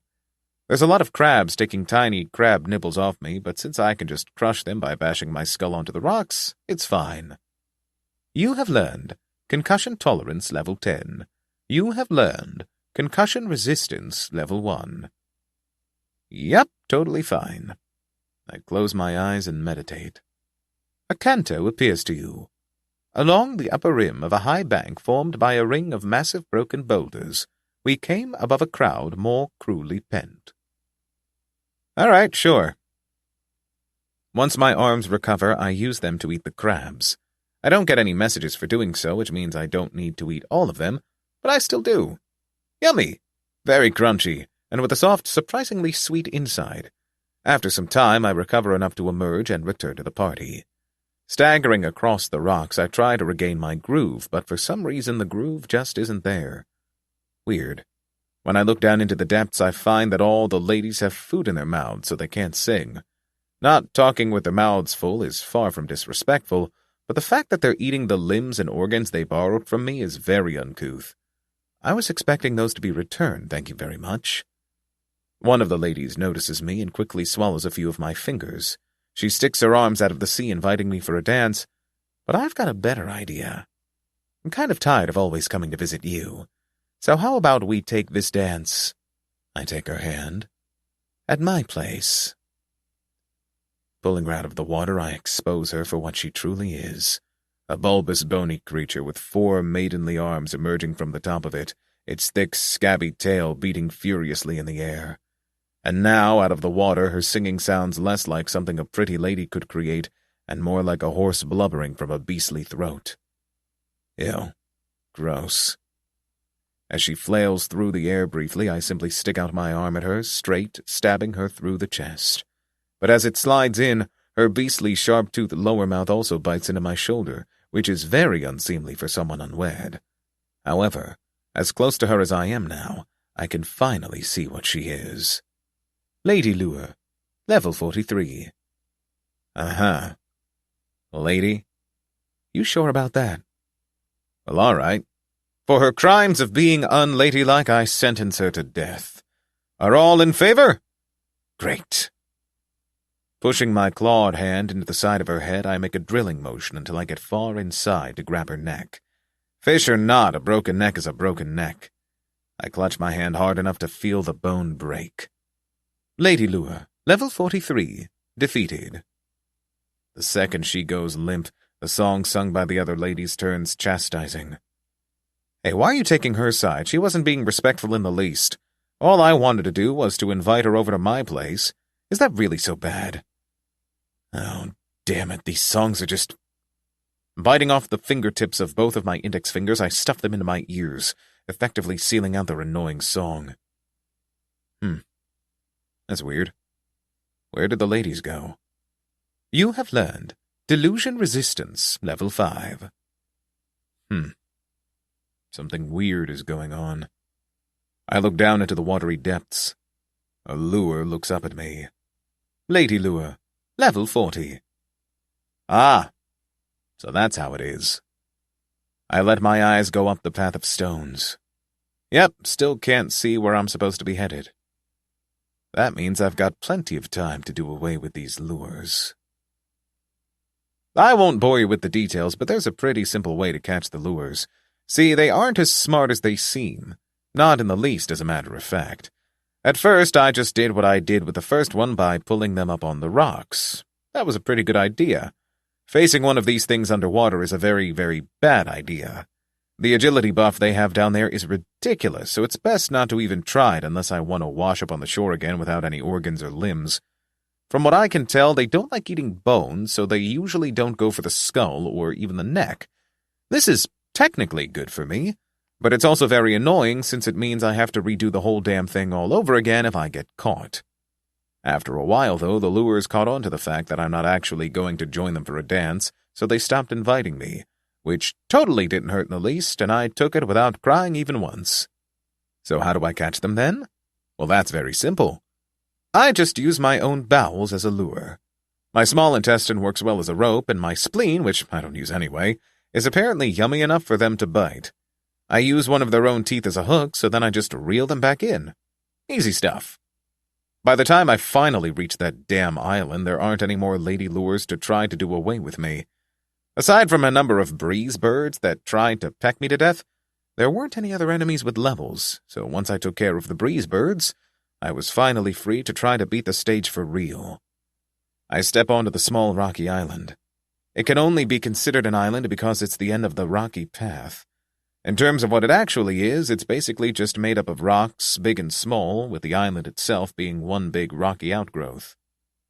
Tutorial stage. Hell difficulty, 11th floor. Boss stage. Clear condition. Answer the 3 riddles of the tomb to put its inhabitant to rest. Tomb? What tomb? What, is that big square rock supposed to be a tomb? Pretty weird shape, but all right. As I approach the only structure that isn't just a sharp rock on the island, I find that it does actually have a door. Interesting. Pushing it open, I step inside. It's dark, but I can still see, because there's a small dome-shaped window atop it, letting in a bit of light. With this light, I can see what I assume to be the tomb in question. It's really just a coffin, though, standing upright at the end of the room. I step closer, which lets me see that there are actually a few inscriptions on the tomb itself. I can't understand what they mean, though, so I'm not sure how I'm supposed to... Riddle 1. I am clad in the finest of furs, yet have killed no beast. What am I? What? Shoot. Okay, yeah. I admit it. I've never been very good at riddles. Wears furs without killing people. Could it be a standard woman? Just a woman? A lot of women wear pelts without killing it themselves, like they just bought it in a shop. Totally normal.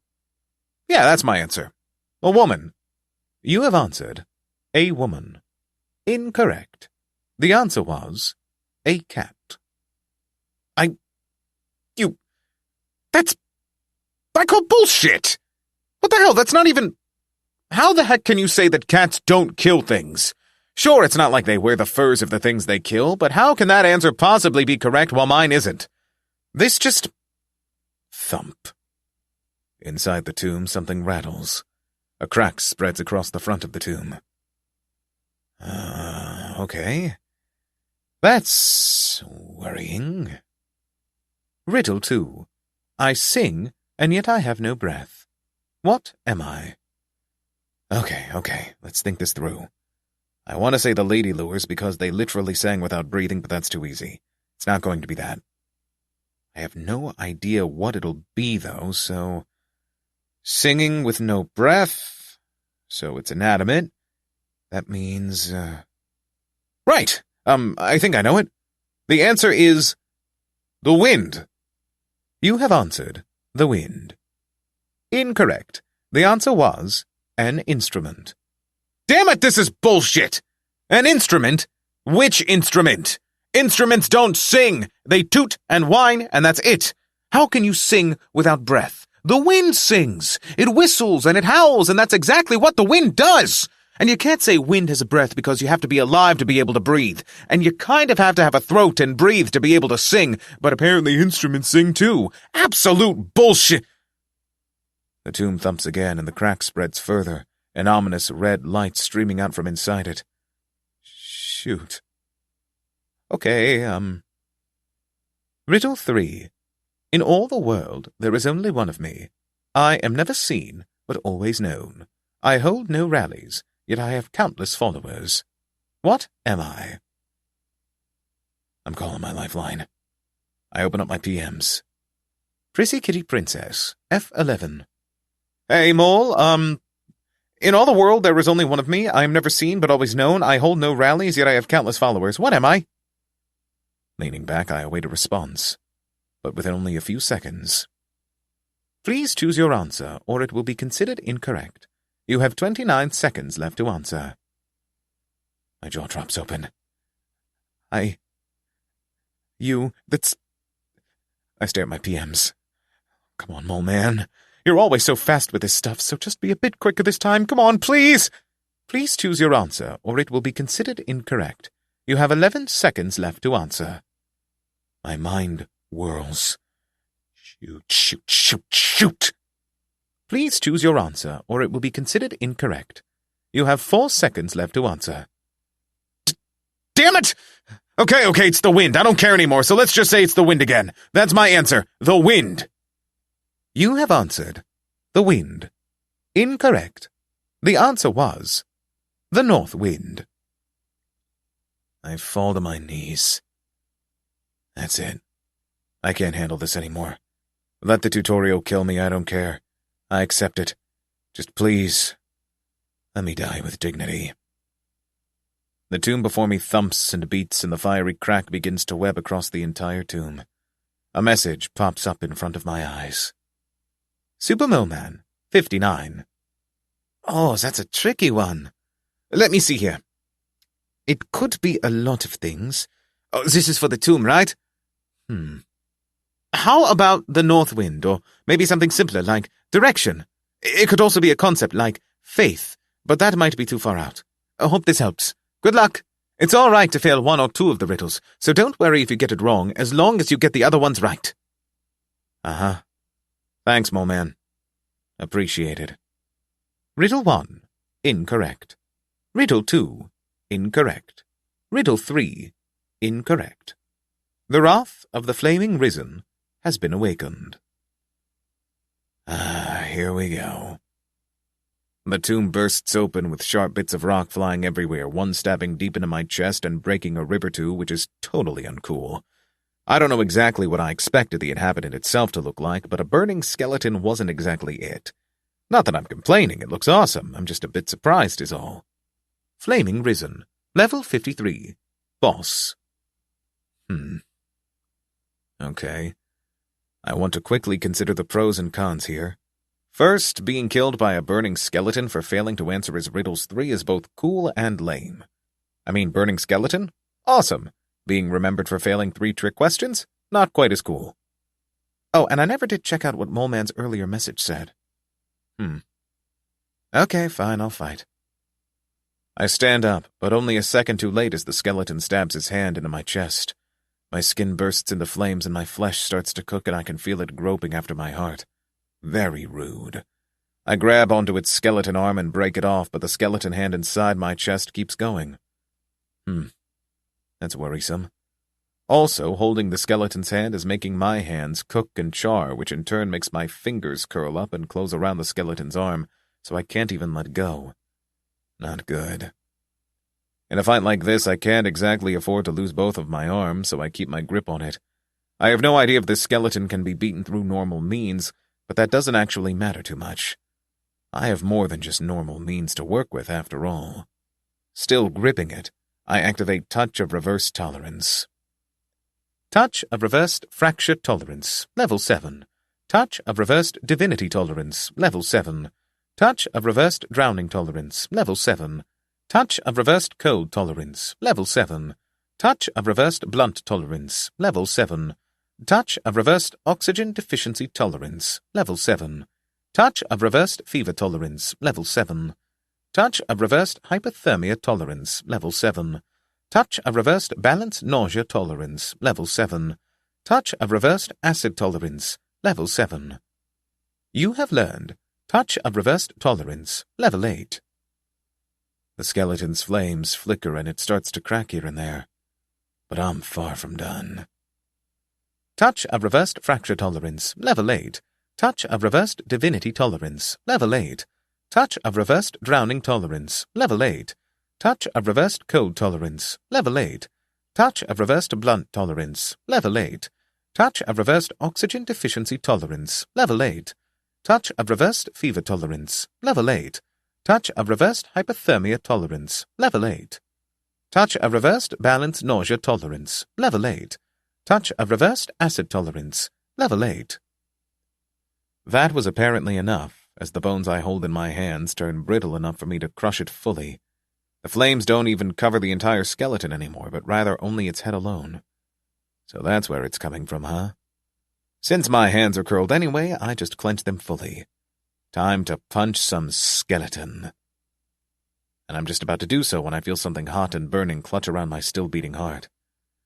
Oh, yeah, that hand is still in there, isn't it? My mind speeds up to subsonic levels and I throw my punch right at its cracked and weakened skull. With a loud crack, right as I feel its hand tighten around my heart, I punch my hand straight through its skull. Flaming Risen, level 53, boss, defeated. Level up. You have reached level 49.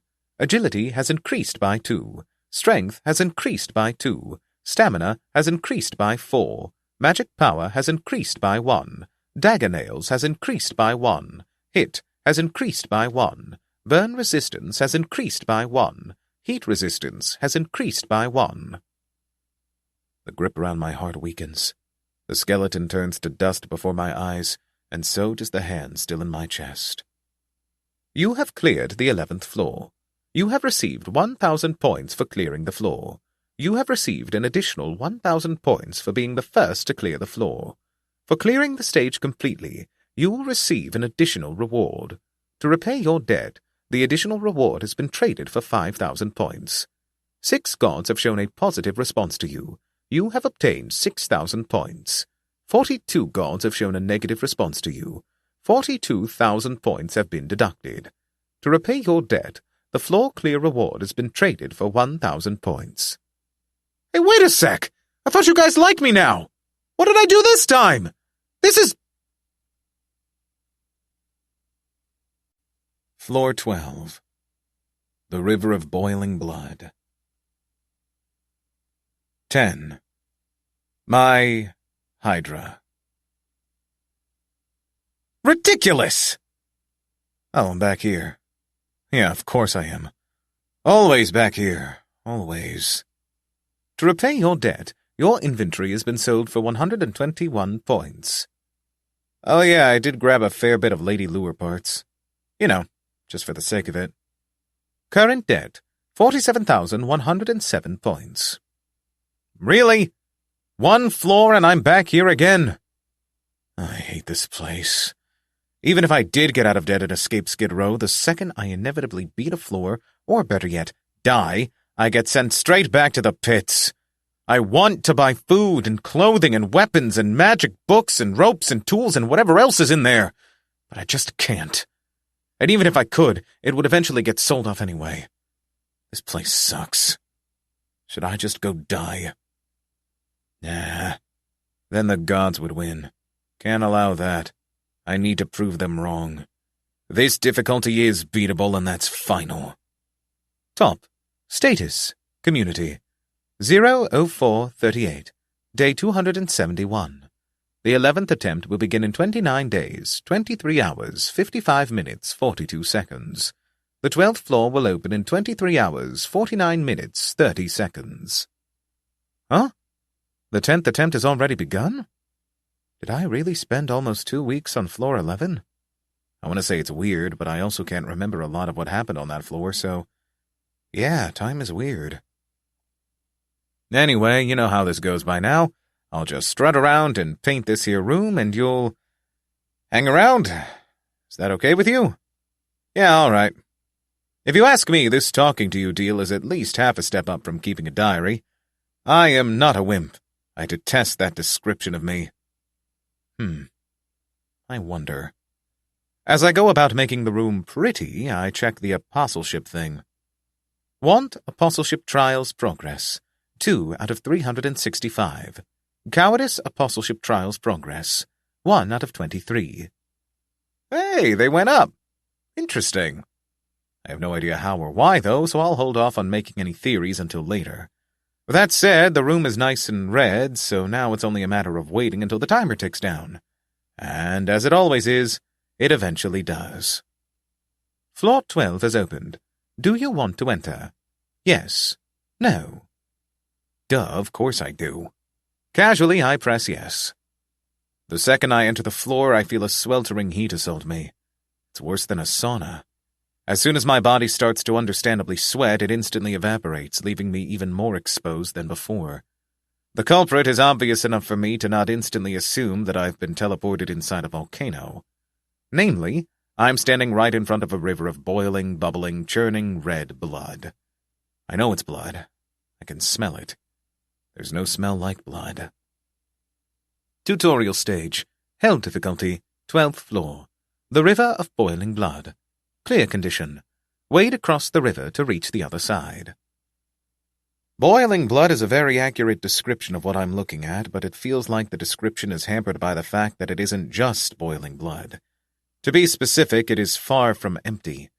I can't count them exactly, but the river is crowded by shades of red, all covered in dried and caked blood.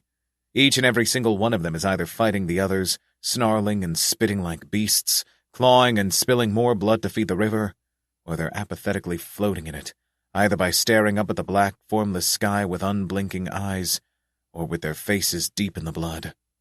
I have no idea if the latter ones are dead or not. All of them have the same level as I do, though. I have to go through this? Seriously? And since I want to completely clear the floor, I'll also have to defeat all of them? Really? Well, okay. It's not like I have any choice, right? So even though the mere heat is making me dizzy, I step toward the river. It's broad, but not especially strong. Silently, I enter it. They don't exactly turn on me as one, but the ones closest to me aren't shy about dragging me into their own squabble. And I, being equally bold, join them. It's pretty easy to kill myself. After all, I know my own weaknesses. My heat and drowning resistances aren't very high, and I can't survive for long without a heart. My spine is still important to my bodily functions, and so is my brain. Breaking my neck works wonders. Evisceration? Not so much.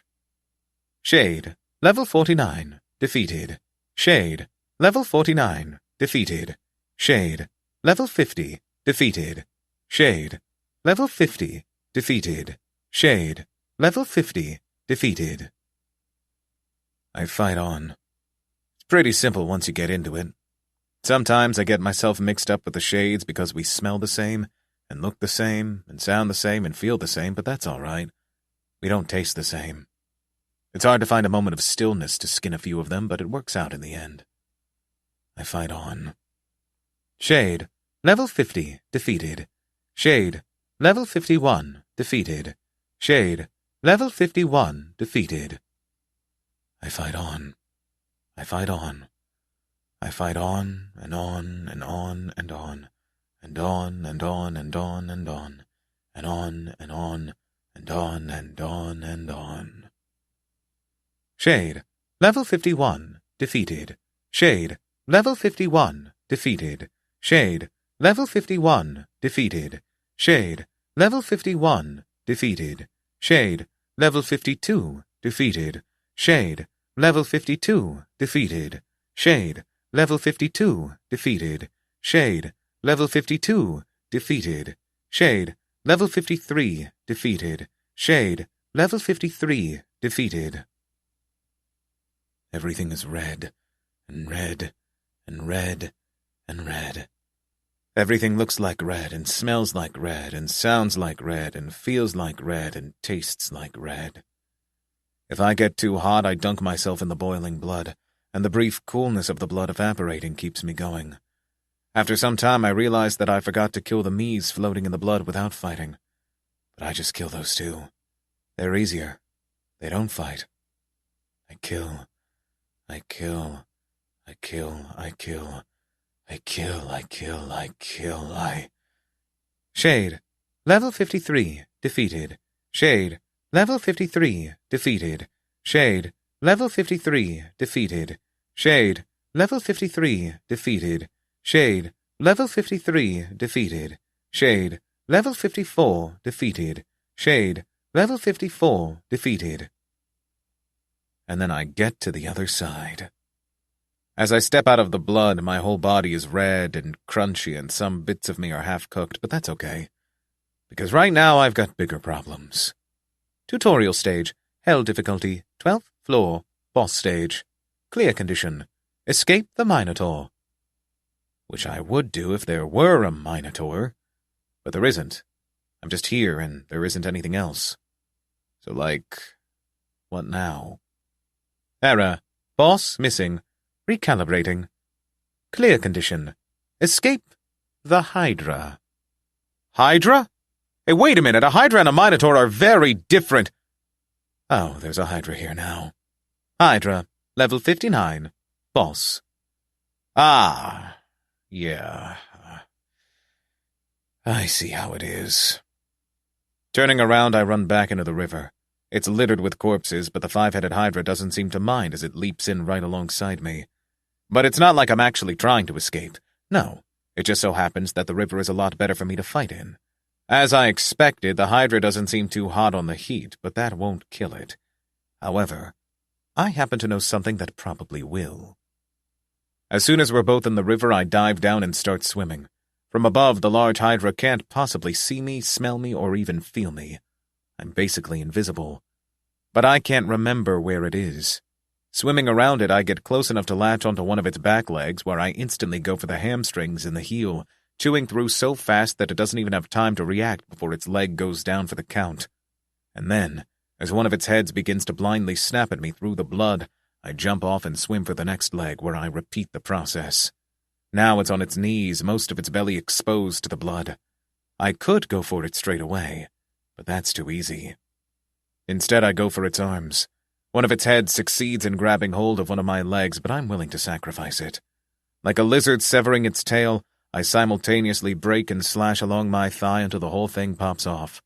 I'm bleeding like crazy, but it's not like I'll die, so Then I go back into the blood and remove the support of its arms, forcing the whole body of the hydra to fall into the blood, each and every one of its 5 heads screeching in pain. Apparently, though, it's a bit more pragmatic than I originally thought, because it decides to sacrifice 4 of its heads to keep a bit of its body above the blood. But that just gives me 4 heads to bite off. As I now find it, the hydra is not the sort that is capable of growing out its heads. If it were, I'd probably be screwed, so I'm glad that that is the case. With its only supports gone, the body of the hydra falls into the blood. And now I finally stand up and out of the blood. I'm not sure which tolerance to thank, but as I've discovered, I can currently hold my breath for well over 20 minutes. Neat, huh? Anyway, the final head of the hydra is growling up at me, but I kind of don't care. This hide. It's way too nice to give away to the system. Yeah, I need to be able to keep this. Walking around the hydra, I grab hold of its tail and drag it up onto land, where I start skinning it and dissecting it bit by bit. The meat will get sold anyway, so I make sure to munch it. The whole river of boiling blood thing means that some parts are actually cooked, which is extremely yummy. Warm food! Delightful. After an hour or so, I finally have the whole skin in my inventory, at which point I give the hydra its final beheading. Hydra, level 59, boss, defeated. Level up. You have reached level 55. Agility has increased by 2. Strength has increased by 4.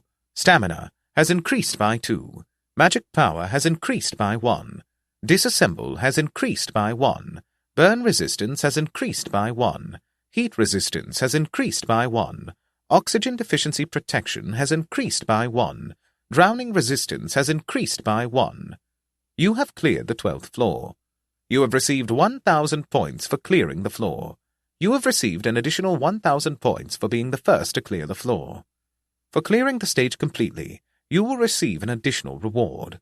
To repay your debt, the additional reward has been traded for 5,000 points. 5 gods have shown a positive response to you. You have obtained 5,000 points. 45 gods have shown a negative response to you. 45,000 points have been deducted. To repay your debt, the floor clear reward has been traded for 1,000 points. Even fewer this time, huh? I don't know why I would expect anything else. Still, it's nice to get a level up. I guess this is when the floor...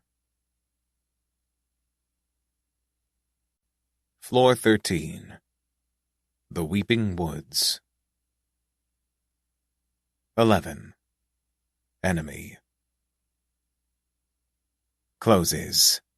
Yeah, thanks, very appreciated. And now we'll get the message about my inventory. Go on, don't be shy. How much did my own flesh go for? It's okay, I'm brave, I can hear it. I picked up a lot of my own skulls and hands, I'll have you know. To repay your debt, your inventory has been sold for 1 point. I purse my lips. Yep. Yeah, I'm not upset. Why should I be upset that all my shade stuff only sold for 1 point? That would be silly. Yeah, really silly. Sniffle. Current debt, 79,106 points. Okay, so 1 more floor and I'll be right back where I started. Doing that favor for the gods meant nothing. Wow. This really is such a wonderful world, isn't it?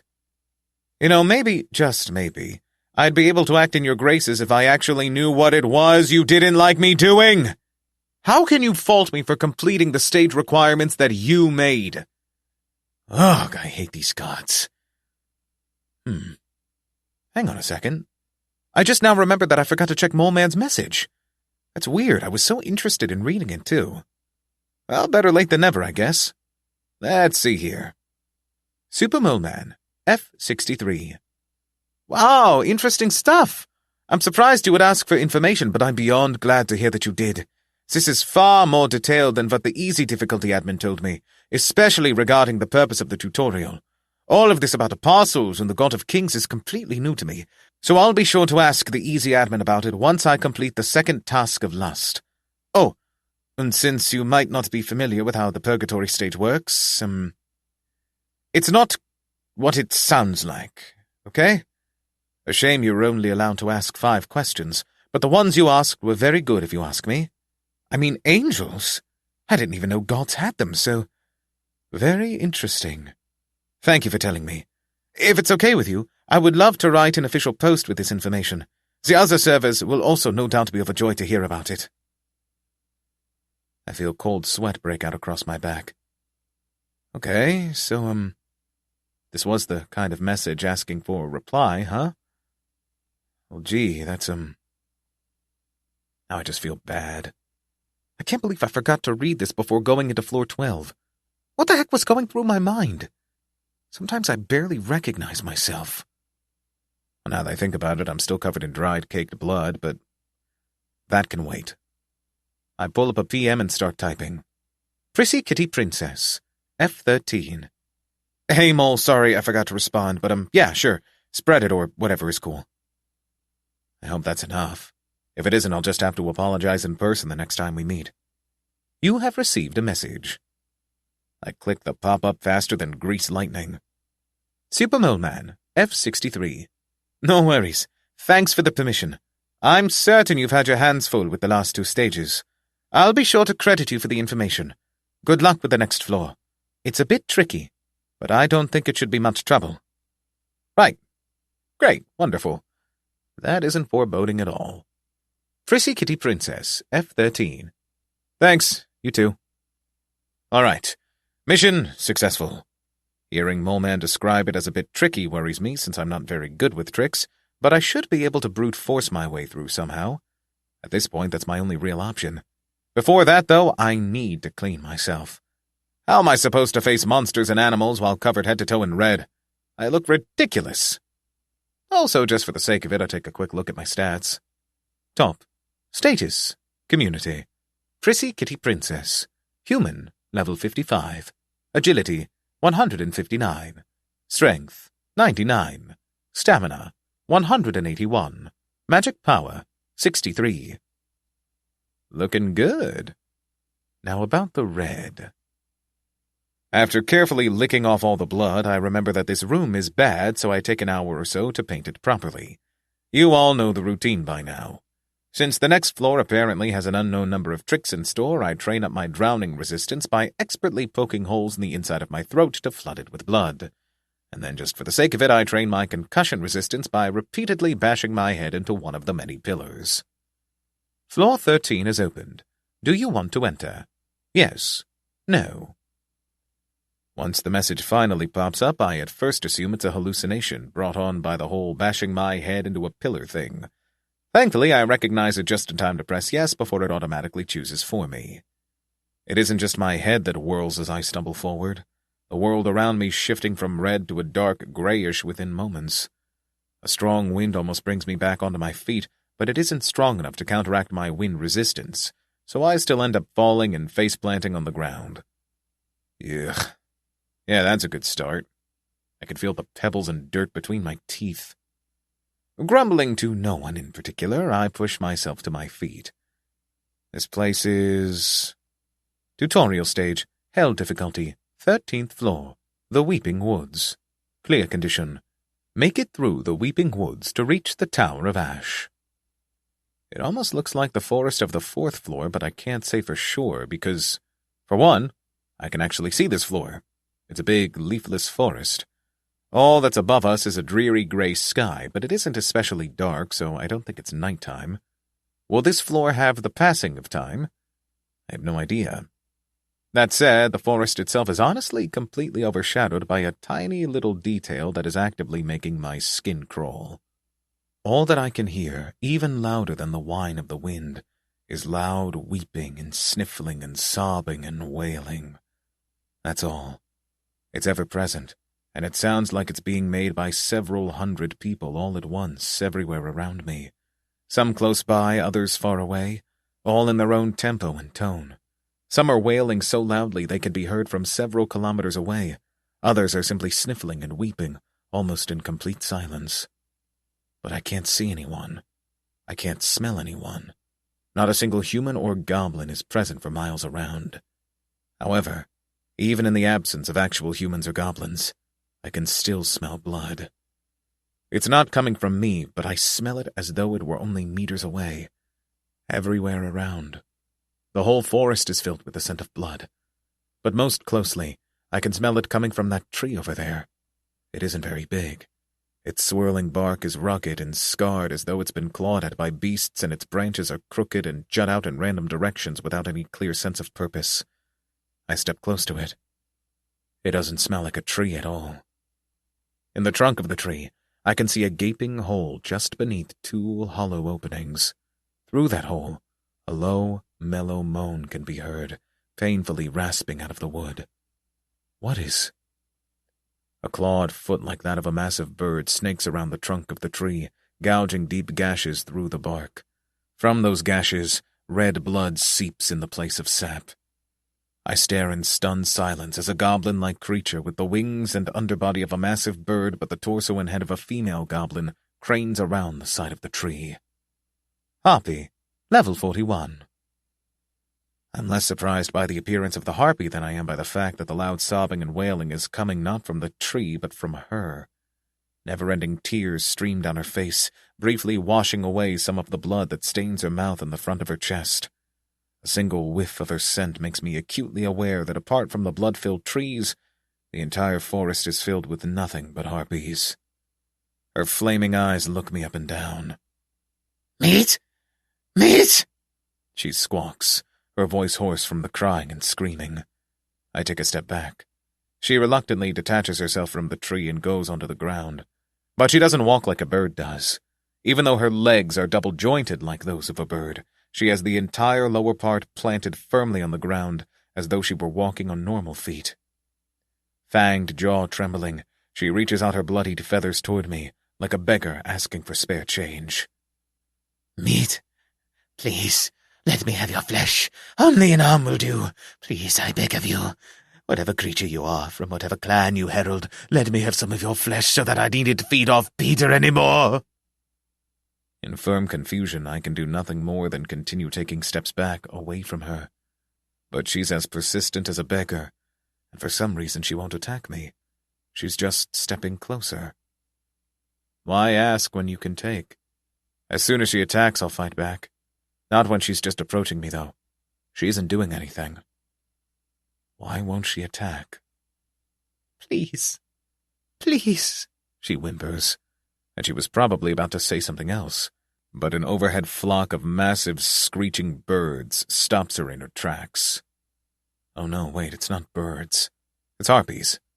Big difference.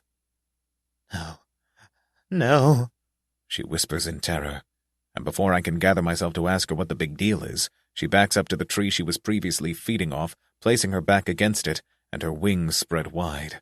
Her eyes bore into me. Hide, she whisper-shouts. Hide before they get here. Hide? From what? Those guys up there? I look up. The harpies are circling high above us, their bright yellow eyes staring down as one. I barely even have time to wonder what they're trying to accomplish when they suddenly swoop down in one large cluster, descending on me and the other harpy. I look back down at her, and her eyes are so urgent that without really thinking about it, I crouch down into the fetal position and roll over to one of the nearby trees. Now that I look closer, this one also has what could maybe be described as a face, but when I cut one of its roots it won't bleed. I think it's dead. With a mighty flapping, the swarm of harpies descends on us, most of them landing in the nearby trees, perching in the dead, leafless branches. However, one of them, just slightly larger than the others, lands right in the middle of the small clearing, in front of the first harpy and her tree. "Lilette," the large harpy greets her with a heavy voice. "We've come for him. I asked you before, and I will ask you again. Give him over, or we will take you both to the same grave." "Never!" the harpy, apparently named Lilette, cries. "You'll suck him dry and kill him within days. I cannot give my love to you bloodsuckers." "Tut, tut," the large harpy coos. "Nobody loves a hypocrite. If you give him to us, we will let you join our ambush. Wouldn't that be nice? It'll happen sooner or later anyway. Within time, he'll be nothing but dead bark and dry roots. When that happens, should you not be one of us, we will simply make food out of you instead. Unlike some, we don't differentiate between the blood and the flesh." "I still won't let you have him," Lilette says firmly, her face set in powerful resolve. "I don't care if I'll eventually die. When that happens, I will die with him." The large harpy gives an exaggerated sigh, and the harpies in the treetops lean closer, mouths drooling, feathers furling. "In that case," the large harpy says, "why not do it now rather than later?" The harpies all around draw closer. Lilette, in contrast, takes a step back, pressing herself even closer to the painfully groaning tree. "All right, I guess this is about a good time to step in." In complete silence, I roll up behind the large harpy. Harpy, level 58. Fun fact, most creatures have a very big weak spot situated on their back, and it's called their back. If you attack someone there, they can easily be critted and stunned depending on where you hit them. So, of course, this is what I aimed for. Popping up behind the harpy, I stab both hands into her lower back. She squawks in pain and surprise, which is an interesting sound considering that she spoke perfectly mere seconds ago, but whatever. Grabbing her spine in one hand, I use the other to push her to the ground. This is a very good position for me to harm her maximally. Once she is well on the ground, I crush her spine in my hand, and using the other, I tear up her throat. Very effective. "Release her!" someone screeches, and I'm only barely able to swirl around in time to watch one of the many other harpies come barreling into me, her claws digging deep into my bowels. The both of us go flying all roly-poly, but I'm able to get a good grip on her throat even as we're rolling around. Tearing it up is no big deal, but the price of it is that while I'm squabbling with this featherbrain, the large harpy has started trying to take to flight, her paralyzed legs hanging limply. Harpy, level 48, defeated. Oh, no, you don't. Running toward her, I leap into the air with enough momentum and speed to be able to hook my clawed fingers into her soft belly, tearing a huge gash through which her organs spill out indiscriminately. It's actually kind of gross, but with her disemboweled as she is, she won't get far even by flying. I let go of her and fall down right on top of another harpy that was apparently in pursuit. With strange hunger, she instantly starts biting into my bowels, eating and eating like she hasn't been fed for years or something. Still, her ravenous appetite is only a weakness in this moment, as it gives me ample opportunity to break both her wings and send us both flailing down to the ground. Since I'm on top of her, I can feel very closely how her ribs snap like glow sticks the second we hit the ground, her breath and half of my liver getting choked out of her in equal measure. Almost casually, I rip out her throat. Harpy, level 50, defeated. All right, let's see how many we have left. Before I'm even able to finish the thought, about 5 harpies descend on me as one, ripping and tearing at my flesh with talons of steel. But their legs are weak and thin, and with only one well-placed clutch of the hand, I'm able to completely handicap them. By rolling into the fetal position, I briefly disorient them before leaping at the back of one of them, stabbing my hand through the back of her head and into her skull in one strike. You have learned Stab, level 1. That sounds like the kind of skill that only a weapon would be able to use, but if I can get it for this, then I don't see the problem. Escape! Escape! It'll kill us all! One of the random harpies screeches, taking to the air rather than attacking me.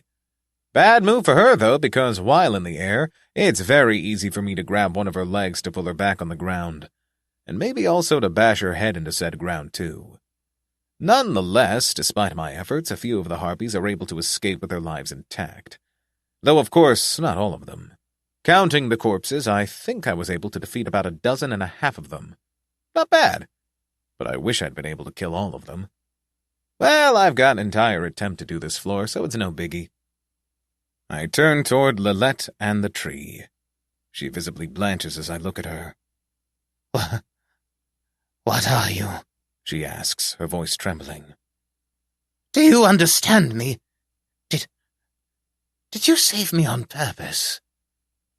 Now what to do with this one? Since I must be wary of tricks, I'll need to figure out this floor properly. So far, I have no idea what's happening, so I kind of need someone to tell me.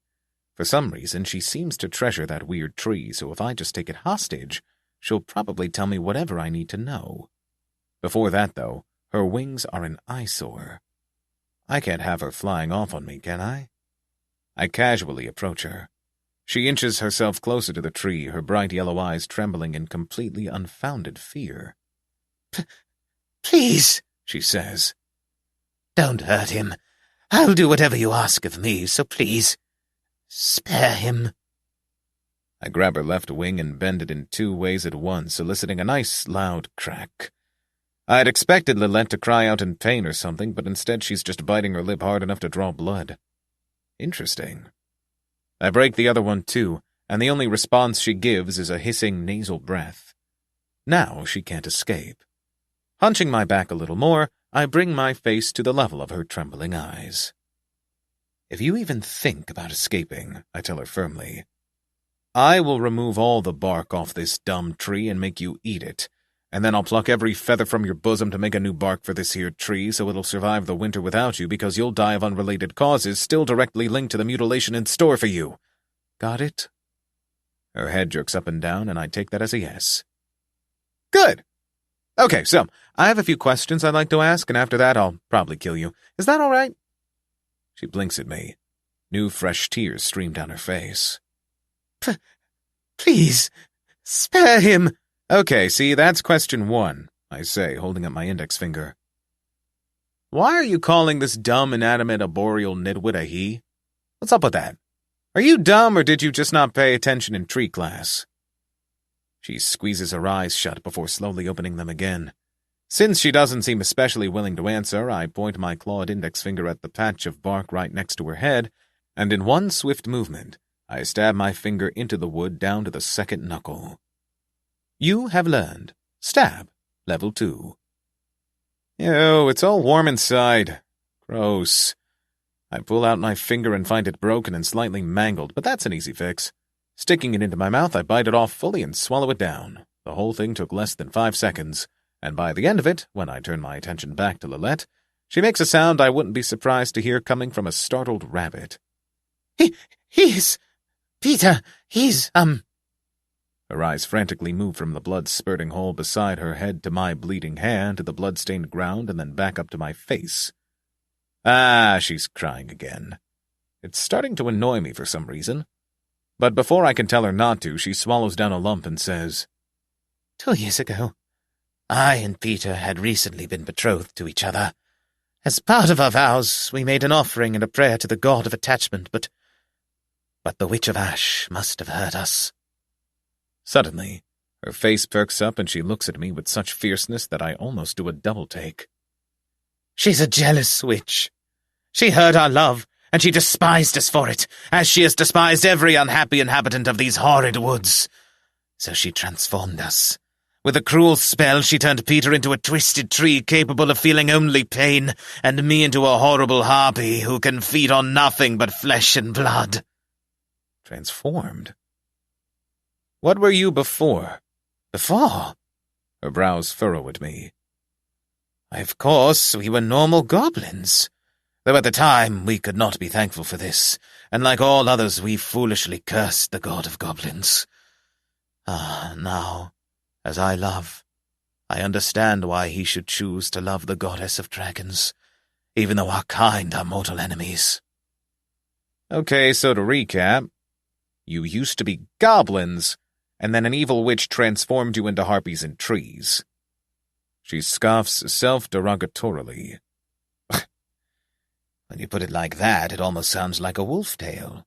Then again, in a sense, that's what it used to be. There's a story about these woods. An army heading to the nearby kingdom of Ret-In stopped to rest, not knowing that a witch had made her tower here. And when she heard them lamenting over how they missed their lovers from back home, she decided to curse them for... I can't remember if it was that she was jealous or that she despised their lack of patriotism, but now that I'm here, I believe it was mere petty jealousy. Her eyes turn muddy with memories. Then she looks up to me. But what are you? Why have you foolishly entered these woods? I purse my lips at her. So you don't have any idea about the fact that you're in a floor? Her face twists in confusion. A floor? She looks down at the ground. No, I'm not. Why would I be in... Pointing to the ground, I say, "This is the 13th floor in the tutorial. I'm here to beat the floor by going over to that tower you talked about, and then probably killing the witch." Her face lights up in hope, and her lower lip begins to tremble. Really? Is that true? Have you truly come to save us all? To undo this horrible curse of bitter jealousy? Please, let me help you. Without my wings I may not be able to fly, but I will do anything to see that horrible witch killed. I could ask for nothing more. Casually, I reach out my hand and grip her throat, squeezing it just enough to silence her. She gacks and gags for a few seconds, but just one stern look's enough to quiet her down. "Listen, that's a very sweet thing to offer and all, but I'm trying to completely clear the floor, right? You're not familiar with gamer terms, so I guess that doesn't mean all that much to you. But it basically means that I've got to defeat all the enemies that come my way." Enemies? She chokes out. "Yeah, enemies. So basically anything that's got a level is an enemy and needs to die, hopefully by my hand." She seems like she wants to say something, and since I'm such a lovely, merciful guy, I release my chokehold on her just slightly to let her speak. What do you mean by level? I blink at her. I hadn't thought about that. You can't, I point to the space above my head where she should realistically see my level and race. Can you not see levels? Don't you have a system? I don't understand what... Since I don't need to hear any more on that, I squeeze her throat shut again. Interesting. So only the challengers have a system and can see levels. Interesting.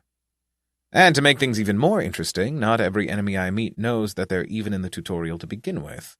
The Shades know, and so did the Gorgons, but I doubt the goblins on the 3rd floor knew that. So what decides it? I look back at Lolette to find her face turning a strange shade of blue and her eyes bugging out weirdly. Oh, right, I'm choking her. I let up on my grip a little, and she draws in a large, rasping breath, her eyes returning to their normal state. Ha! Ha! Ha! She pants. After a second or so, her eyes widen just slightly, and with mechanical movements, she turns to look at me. Do I have a level? Yup, I reply simply. Level 41. From being deep green due to the strangulation, her face almost instantly turns pale. It's an interesting turn, and just for the sake of it, I try strangling her for a minute or so to make her face dark green again, but then when I undo it, she doesn't turn pale again. Shame. With my grip released, she speaks again, her voice hoarse and raspy. Does Peter have a level? I say. Arching my neck, I look at the tree. Weird. I don't even get a pop-up for it. That would almost suggest that it isn't even alive anymore, but I can't know that for sure, so... Nope, no level. The words bring surprising relief to her as she gives a long sigh, but it was apparently too much on her sore throat as she begins coughing and gasping. After a few seconds, she's able to pull herself together enough to speak, her eyes filling up with tears again. Oh, thank the gods. Thank them all. In that case, but I'll still probably kill them, because this whole area is pretty big, so if I can't kill all the harpies by the end of the attempt, I'll probably have to set a fire and try to take them out like that, which wouldn't be very good since I don't get as much XP from secondhand kills, but I still gotta do it, because otherwise I won't completely clear it. I look down at her. You understand, right? I don't think I've ever seen a face show even a single fraction of the despair that I now see on Lilette's face. It's a marvel, really, but I don't have time to fully absorb it before she snarls like a beast, her eyes flashing and her clawed feet shooting up to gouge a massive slash along the side of my face. However, on account of her wings being crippled, this desperate attack only sends her flying to the ground, her ferocious talons losing power halfway through my face and therefore unable to cause any lasting damage. Since she's already presented her legs to me, it takes barely any effort for me to just grab them out of the air, leaving her upper body to dangle mere inches above the ground. Release me, you damned beasts! Since she's asking so nicely for it, I break both of her legs before letting her down. Hissing in pain, she squirms on the ground. I stomp my foot onto her exposed chest, if only to keep her from uselessly writhing any more than she already is. A rib or two cracks beneath my foot and she jerks in pain. You done with your temper tantrum? I ask, looking down at her. Her eyes bore into me, burning with tears. You're a monster, she snarls. You're worse than a dragon. A dragon at least kills quickly. Their teeth bite down and then you're gone, but you... She grinds her teeth. I don't care if you were sent by the gods themselves. Whatever it is that you are worse than the witch. She acts on emotion. Emotion I understand. But you... Her face twists in disgust. You're below that. You're a monster. A demon. Derecho. That was the goblin word for demon, wasn't it? I look down at her bald head and her green skin and her yellow eyes. I'm not a demon, I say faintly. I'm just following the floor clear requirements. It's not like I have a choice, so... She glares up at me with eyes of yellow fire. So stop looking at me like that. Like I'm just doing this for fun.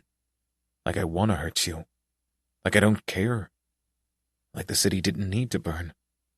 Like I had a choice in any of this. Like I really am a demon.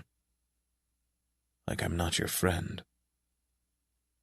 My chest feels tight and hollow, and I look down at the enemy below me, and I feel my foot start to press down farther and farther, grinding my heel into the enemy's flesh, pushing and pushing and pushing and pushing, and I can feel bones break and shatter and crack and snap, and yet the enemy won't make a sound and won't stop glaring at me, so I keep pressing down and down and down until the hard gives way to the soft, and the crunch becomes soft, and my foot sinks into the enemy flesh and into the skin, and I feel organs being pushed aside, but not that one.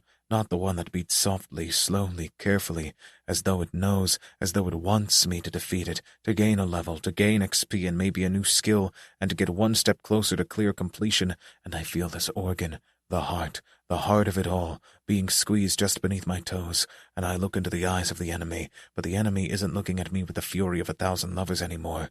It's looking at the roots of the tree right next to me, its broken, trembling wing reaching out to touch the scarred bark, and for some reason it almost looks as though the tree is reaching out to the enemy too, so I push down again, one final push, one final press, and the heart bursts beneath my foot, and the enemy stops moving. Harpy, level 41, defeated. I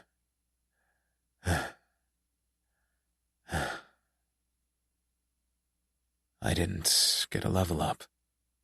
Not even for a skill. I step off the body. Looking up, I find the tree looking at me through hollow holes. It isn't moaning and groaning anymore.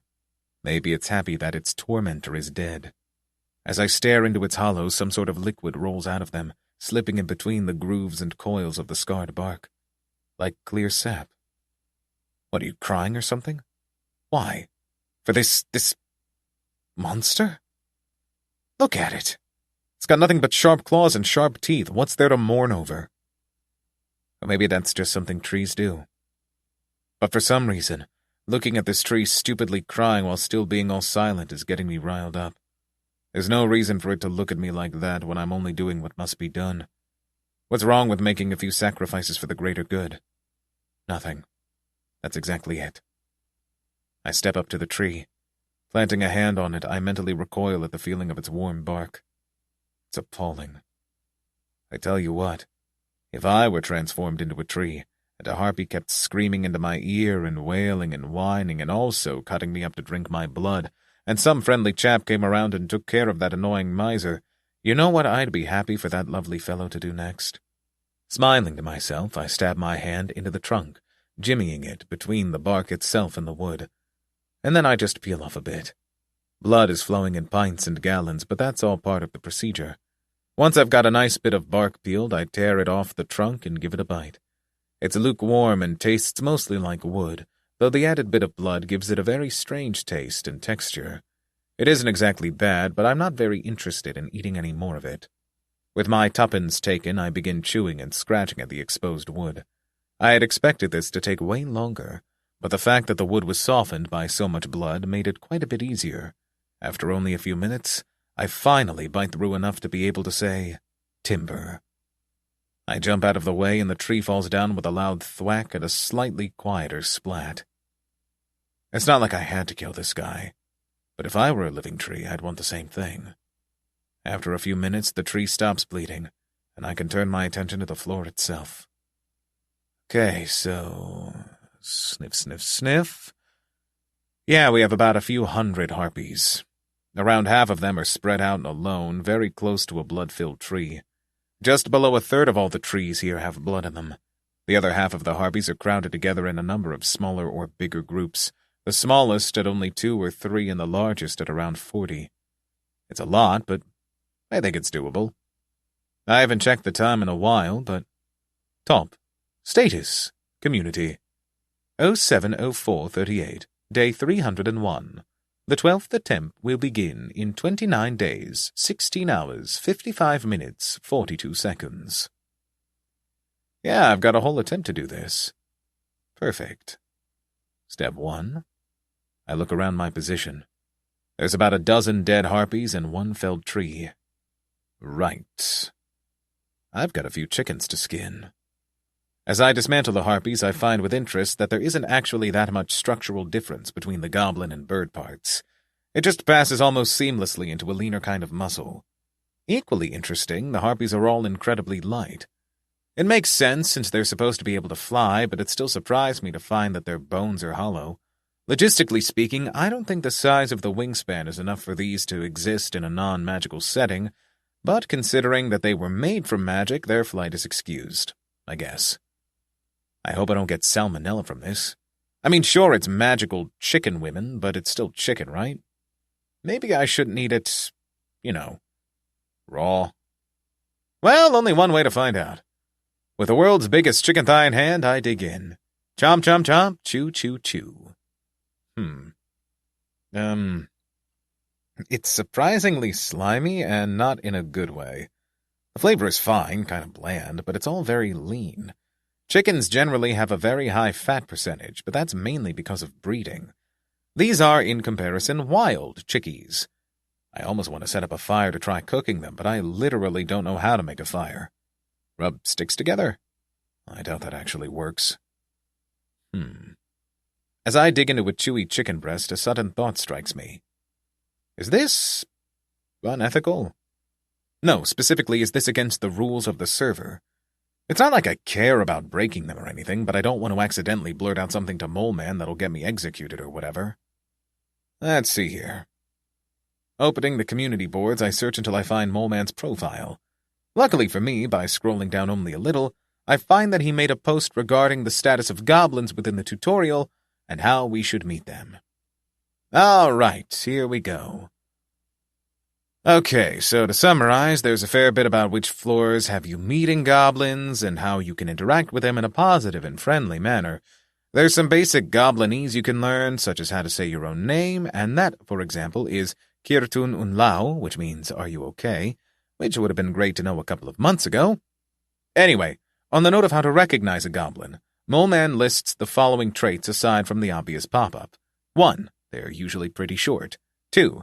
They are typically either green, red, yellow, or blue in color. And 3. They have long ears and either are completely hairless or have a mane around their necks.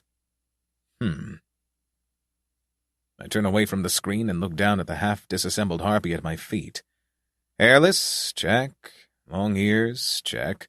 Green? Check. Leaning down, I pick her up and hold her in front of me. With her legs completely stretched out, she's almost as tall as I am. Well, there you have it, folks. Not a goblin. Confirmed. Wonderful. In that case, there's no reason to worry. The only problem I have with the harpies is their skin. The goblin part is fine, and I have no problem skinning a chicken, but the part where the two skins cross into each other is where the trouble starts. That part specifically is unusually thin, so it often tears, and I also can't remove the feathers and skin from the wings without tearing it. It's all very frustrating, but in the end, after a dozen tries, I finally have a single complete harpy skin. I almost want to try wearing it as a disguise, but I'm pretty sure it'll just get torn apart. Shame. If only for the sake of the floor theme, I put it on. It might be a bit late to say, but I haven't worn anything since the 10th floor. My hides kept getting washed away on the 11th, and they burned to a crisp on floor 12, so here we are. Ah, clothes. Wonderful clothes. This is kind of uncomfortable. Well, I'm sure I'll get used to it. Besides, it works as scent and visual camouflage, so I do sort of need it. I was just surprised by the feeling of the feathers. Not nice. Do not like. I've always been sensitive to the clothes I wear, but this is a new one. Pulling on the harpy hide fully, I put the last of the other harpies into my inventory. I hope I'll have time to eat them. It's not that I mind them getting sold, it's just that it's more worthwhile for me to eat them and raise my indigestion tolerances. With my preparations complete, I take a look across the forest. In the far distance, I catch sight of a dark, twisting tower, supported by a massive tree entwined around the tower itself, so large it casts a shadow across the land. That's my goal, then.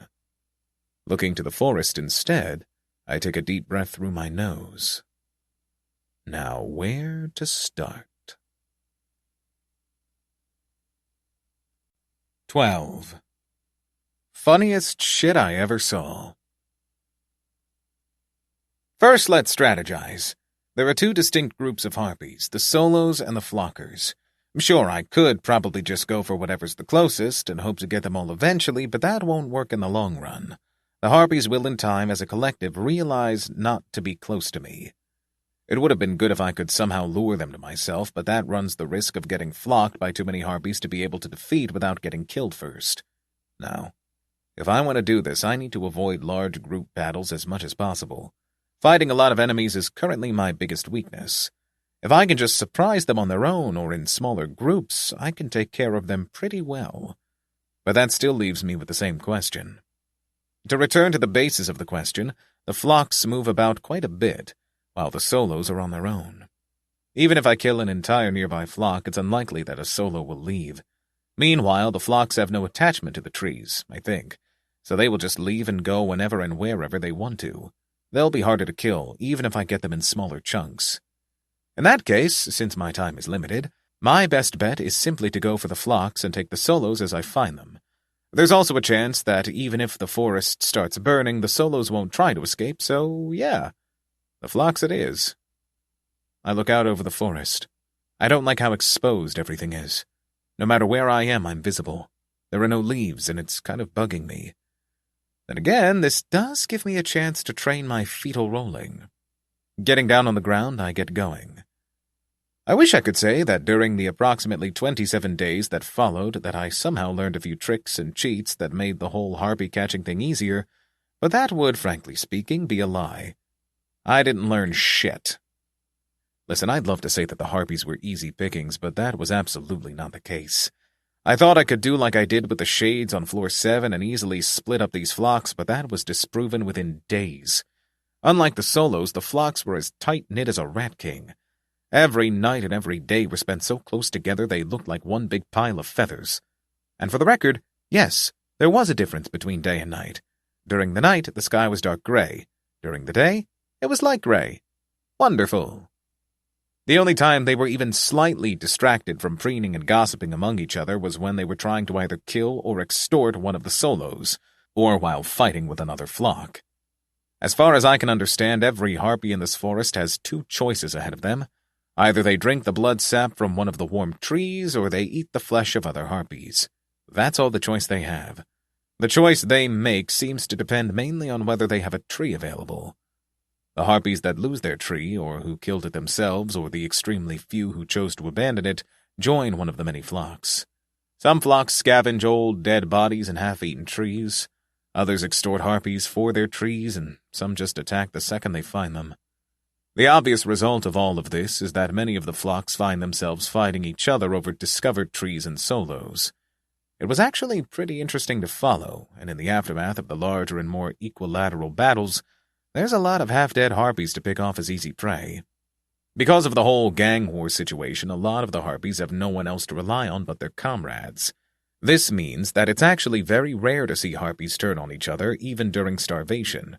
They are incredibly close to each other, only comparable to soldiers in time of war. Because of this, it is incredibly unusual for harpies to go off on their own, or even in smaller groups. The second I realized that this whole forest was filled with a bunch of warring harpy gangs, my first thought was obviously that I should try to create an all-out massive gang war between the largest groups available. This didn't happen. I tried, that I can promise you, but I just couldn't make it happen. First, I took out all the smaller groups of less than 10 members just to simplify things. Somewhere in the back of my mind, I had hoped that this would have kind of pushed the larger groups closer to conflict. If they couldn't quarrel with smaller groups, they would just quarrel with bigger ones, right? Simple. Also, absolutely not what happened. As I took out more and more harpies, the conflicts drastically decreased. In hindsight, the reason was obvious, but it still confused me. Fewer harpies meant fewer clashes over food and territory, which in turn meant fewer fights in general. Food became more abundant as the competition decreased. Groups could eat more harpies could be fed better, more solos were able to avoid harassment. The whole situation felt like introducing a wolf to a previously herbivore-eaten wasteland. Suddenly, everything just works better, even though it feels like it should have worsened things. Did I do something wrong? I have no idea. It's not like I left the harpy bodies lying around for anyone to eat, either. I disassembled them and put them into my inventory as usual, and still, for some mysterious reason, the larger harpy groups prospered. My personal theory is that since they weren't exactly procreating if left alone, they wouldn't reproduce at a rate that generated conflict on its own. If everyone was fed, then that was all that mattered. Useless conflict would only kill more. And sure, that's nice for them, but I'd like them to die, so I'm quite unhappy. The only time when I can pick them off one by one is at night, when most of them are asleep, or during the daytime, when they're distracted. In those situations, I'll just randomly grab someone, use Touch of Reverse Tolerance to almost instantly kill them, and then drag them off before anyone can react. As far as I can see, this did have a slight psychological effect on the other harpies, but it's not even close to what I was able to achieve on the 7th floor. Very upsetting. Worse yet, even if one of them did spot me in the daytime, their usual reaction is always to either beg for a piece of my flesh or just attack on the spot. No fear whatsoever. In desperation, I once tried wearing a harpy disguise, but that literally changed nothing. After about 2 weeks, I had eradicated every group with less than a dozen members, leaving me with only a few select larger groups left to go, but these would be the crux of it all. I wish I could say that I formulated some sort of clever strategy to do this, but I really didn't. I just attacked at night, tried to take out as many as I could before everyone woke up, and then I rolled away and repeated the whole thing the next night until they were all dead. This strategy sucked. Every morning they'd have more bodies and therefore more food, which they ate mournfully after offering several prayers. This meant that the next time I attacked, they would be far healthier than the last time. Sure, many would have had a few tiring, sleepless nights, but that didn't make as grave a difference as the lack of starvation did. Still, in the end, After doing this sort of stuff to several different groups every single night, I was able to whittle down their numbers enough for a full-on raid to be possible. One by one I took down the groups. Funny thing was, at some point, the remaining groups actually formed into a single big group. Maybe it's just human instinct to do so, but... Goblin instinct. My mistake. Anyway, since they were so kind as to form into a single group, I was able to take them on all at once. As they weren't soldiers or anything, they never pulled any strategies more complicated than having guards sit up at night and making some sort of buddy system. Not that it helped. By the final week, all flocks of harpies had been taken out. That left me with just the solos to take care of, which took a fair bit more time than I had expected. This was mainly because I had to actually go from harpy to harpy. My main mode of getting there quickly turned to my four-legged running, which was very effective. One by one, I took them out with the greatest efficiency possible, without sleep and without food or anything else most people would usually need. I didn't even stop to disassemble the bodies, but rather left them where they were. For some reason, this always made the tree they were clutching like a life raft drip clear sap from its hollows. Weird. But even after all that, right now, with 2 days left of the attempt, there are still a pretty significant number of solos hanging around. So what's my plan? As I said before, I have no idea how to set up a fire. But now, finally, I have a solution. Finally, after almost a month of grinding, I've gained the much-awaited Touch of Reversed Resistance. Touch of Reversed Resistance, Level 1. Any resistance skill can be used in the reverse to cause the effect that it protects from, to the strength of the skill. The resistance level that may be reversed depends on the skill level. The touch may only be used once per resistance level. Current power, 1. Neat, huh? Also, as I had hoped, I still have Touch of Reversed Tolerance. This means that I am now unstoppable. Well, not exactly, but it certainly feels like it. Why is this important? You mean aside from the fact that I can now make people delusional and unconscious at the same time while also giving them an ulcer the size of a small nation? Oh, only because now I can actually make a fire. See, all I need to do is grab this handy-dandy harpy. Please, she pleads for some reason. I don't care if you kill me, just spare it. Put a few fingers to her forehead. I don't want to die. I don't want to die. I don't want to... Touch of Reversed Dehydration Resistance, Level 1. Touch of Reversed Heat Resistance, Level 1. Touch of Reversed Burn Resistance, Level 1. The dehydration makes them better kindling, the heat forms a teeny-tiny little spark, and the burn ignites that little spark into an actual fire. And all of a sudden, I'm holding a beautiful, lovely fire. Isn't that just wonderful? The feathers are wonderfully burnable, and once she's properly alight, I toss her at one of the nearby dead trees, which easily catches the flames. And in only 3 steps, you've got yourself an adorable little forest fire. After repeating this with a few more harpies in a few more places, we've got the whole forest up in flames. It's a pretty sight, but the smell of smoke and burning blood and feathers is kind of gross. That said, I do think I prefer the slightly nostalgic sound of widespread screaming to the previous moans and wails. This really does confirm that whole thing about preferring the familiar over the unknown, huh? Harpy, Level 41, defeated. Harpy, Level 43, defeated. Harpy, Level 39, defeated. Anyhow, since the forest is burning pretty well and the defeat messages are rolling in like dough, I might as well head on inside the tower. I'm actually standing right at the base of it right now. I haven't gotten any message about the boss stage, though, so I think it only activates once I enter through the conspicuously visible and open front door. Final note before I do that, though. I think this big-ass tree twirling around the tower is one of those living trees. Why do I think so? For one, it's got those big hollowed-out holes, of which 2 are currently flooded with clear sap. Second, it's warm. I wonder if it provides any sort of internal isolation and warmth to the tower itself. If that's the case, then the witch is either very lucky or a genius. Either way, I'm starting to get a little excited to meet her. Well, no need to procrastinate anymore. Let's head inside. Tutorial stage. Hell difficulty. 13th floor.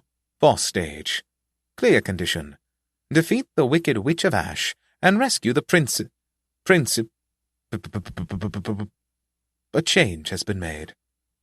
Clear condition. Defeat the Wicked Witch of Ash. Hey, wait, what's all that about? A princess? Hang on a second, are you trying to say that you don't think I'm capable of rescuing a prince or princess from a wicked witch? I may not look like knight material, but...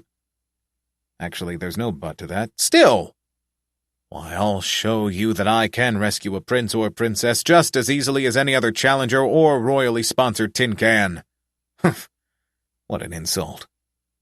Okay, so what are we dealing with in here? Stairs! Yeah, I don't know exactly what I expected, but the tower is stairs. It's just one big spiral staircase and that's it. Doesn't even have any windows. Any real estate agent would switch professions if they saw this place. Ugh, this is going to be dull. Be happy you don't have to watch me doing this whole thing. Going down on all fours, I ascend the stairs like a dog. Approximately 3,502 steps later, I arrive at the top. What meets me is so stunning, I physically stop in place, glued to the floor. There's a door. A completely ordinary door. And just below it is a mat that says, "Welcome" on it in big curvy letters. A little sign hangs on the door that says, "No solicitors or armies pleave" in similar cute swirly letters with a little heart at the end. Stepping forward, I unconsciously wipe my feet on the mat before opening the door. Soon you will fall to my despicable curse, Princess Sui. A comically standard witch, complete with purple, broad-brimmed hat and door-handle nose, says with a cackle as she points all 10 of her fingers at a frail maiden goblin sitting chained on the floor. Orange bolts of undoubtedly magical lightning zap out from all 10 fingers. Witch of Ash. Level 62. No, please, anything but that, said frail maiden goblin moans, closing her eyes in pain. I will do anything, so please don't turn me into one of your horrid beasts. Goblin. Level 9. Oh, but you have no choice. Now accept your fate, or I'll... The witch meets my eyes. I meet hers. Did I walk in on something? The witch says. Do you mind? I'm kind of in the middle of turning this princess into a chimera, and you're sort of ruining the atmosphere. She gestures at the confused-looking princess. Oh, I stammer. Sorry. Should I come back in like 5 minutes or something? The witch rubs her wart-covered chin. She shrugs. Yeah, that should just about do it. Wait! The princess stammers, her face whipping between the witch and me. Don't listen to this foul, ungoblic woman. Free me, please, and I'll give you my hand in marriage.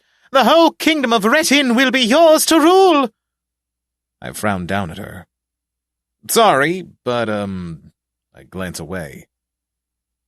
I'm not really ready for that sort of commitment, you know? I'm sort of saving myself for, well, the right one. The witch shakes her head and crosses her arms. Princess Sui, didn't anyone teach you manners? Proposing out of nowhere is very rude. What? The princess says, brows furrowing. I have nothing else to offer. How else should I? To be honest, I say, interrupting her, I've got to agree with the witch on this one. You can't just assume that guys will be into you just cause you're a person of power. It's pretty unfair, actually. And what if I was already married? Proposing to a guy out of nowhere can be really problematic to his social life if it gets out. The princess's head jerks from side to side. No, I was just... The witch shakes her head again. Just because you're a pretty young girl doesn't mean you can get away with that sort of stuff. She looks over at me.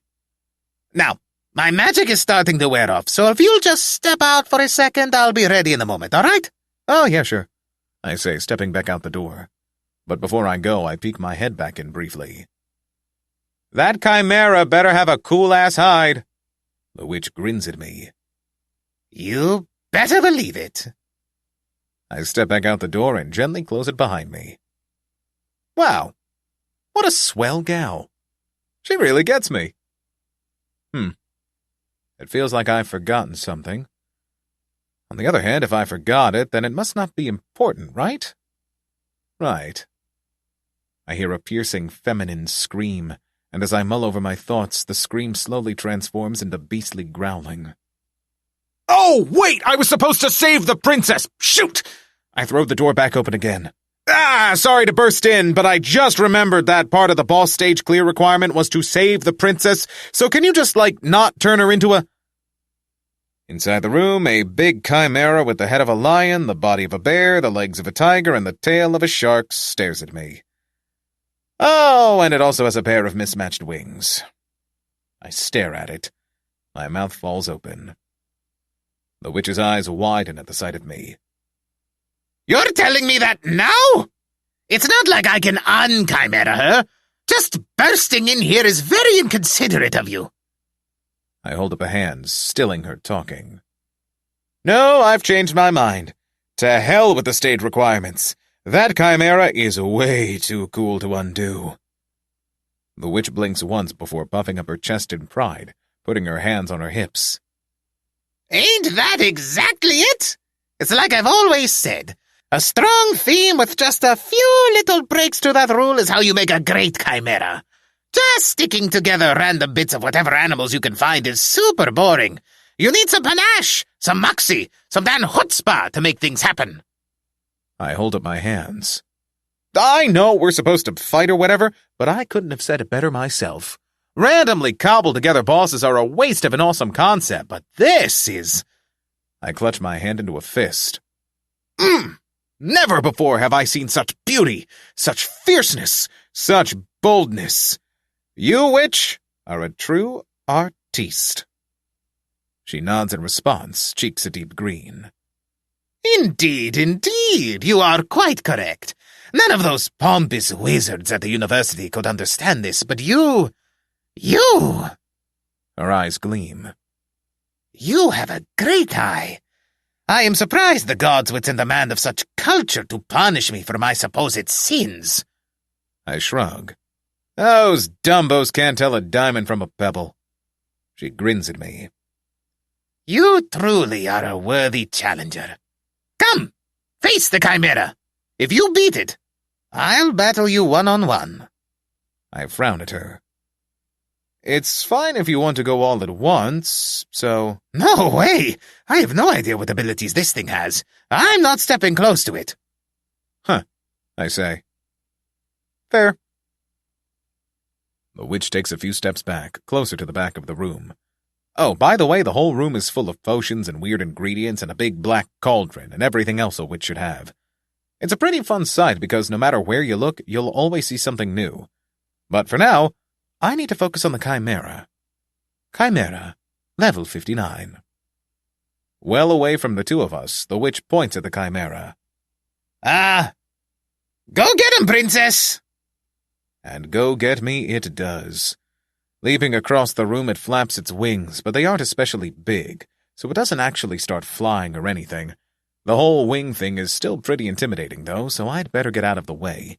Since jumping to the sides or back is too predictable, I leap toward it, just beneath its displayed claws, rolling myself into a ball as I do.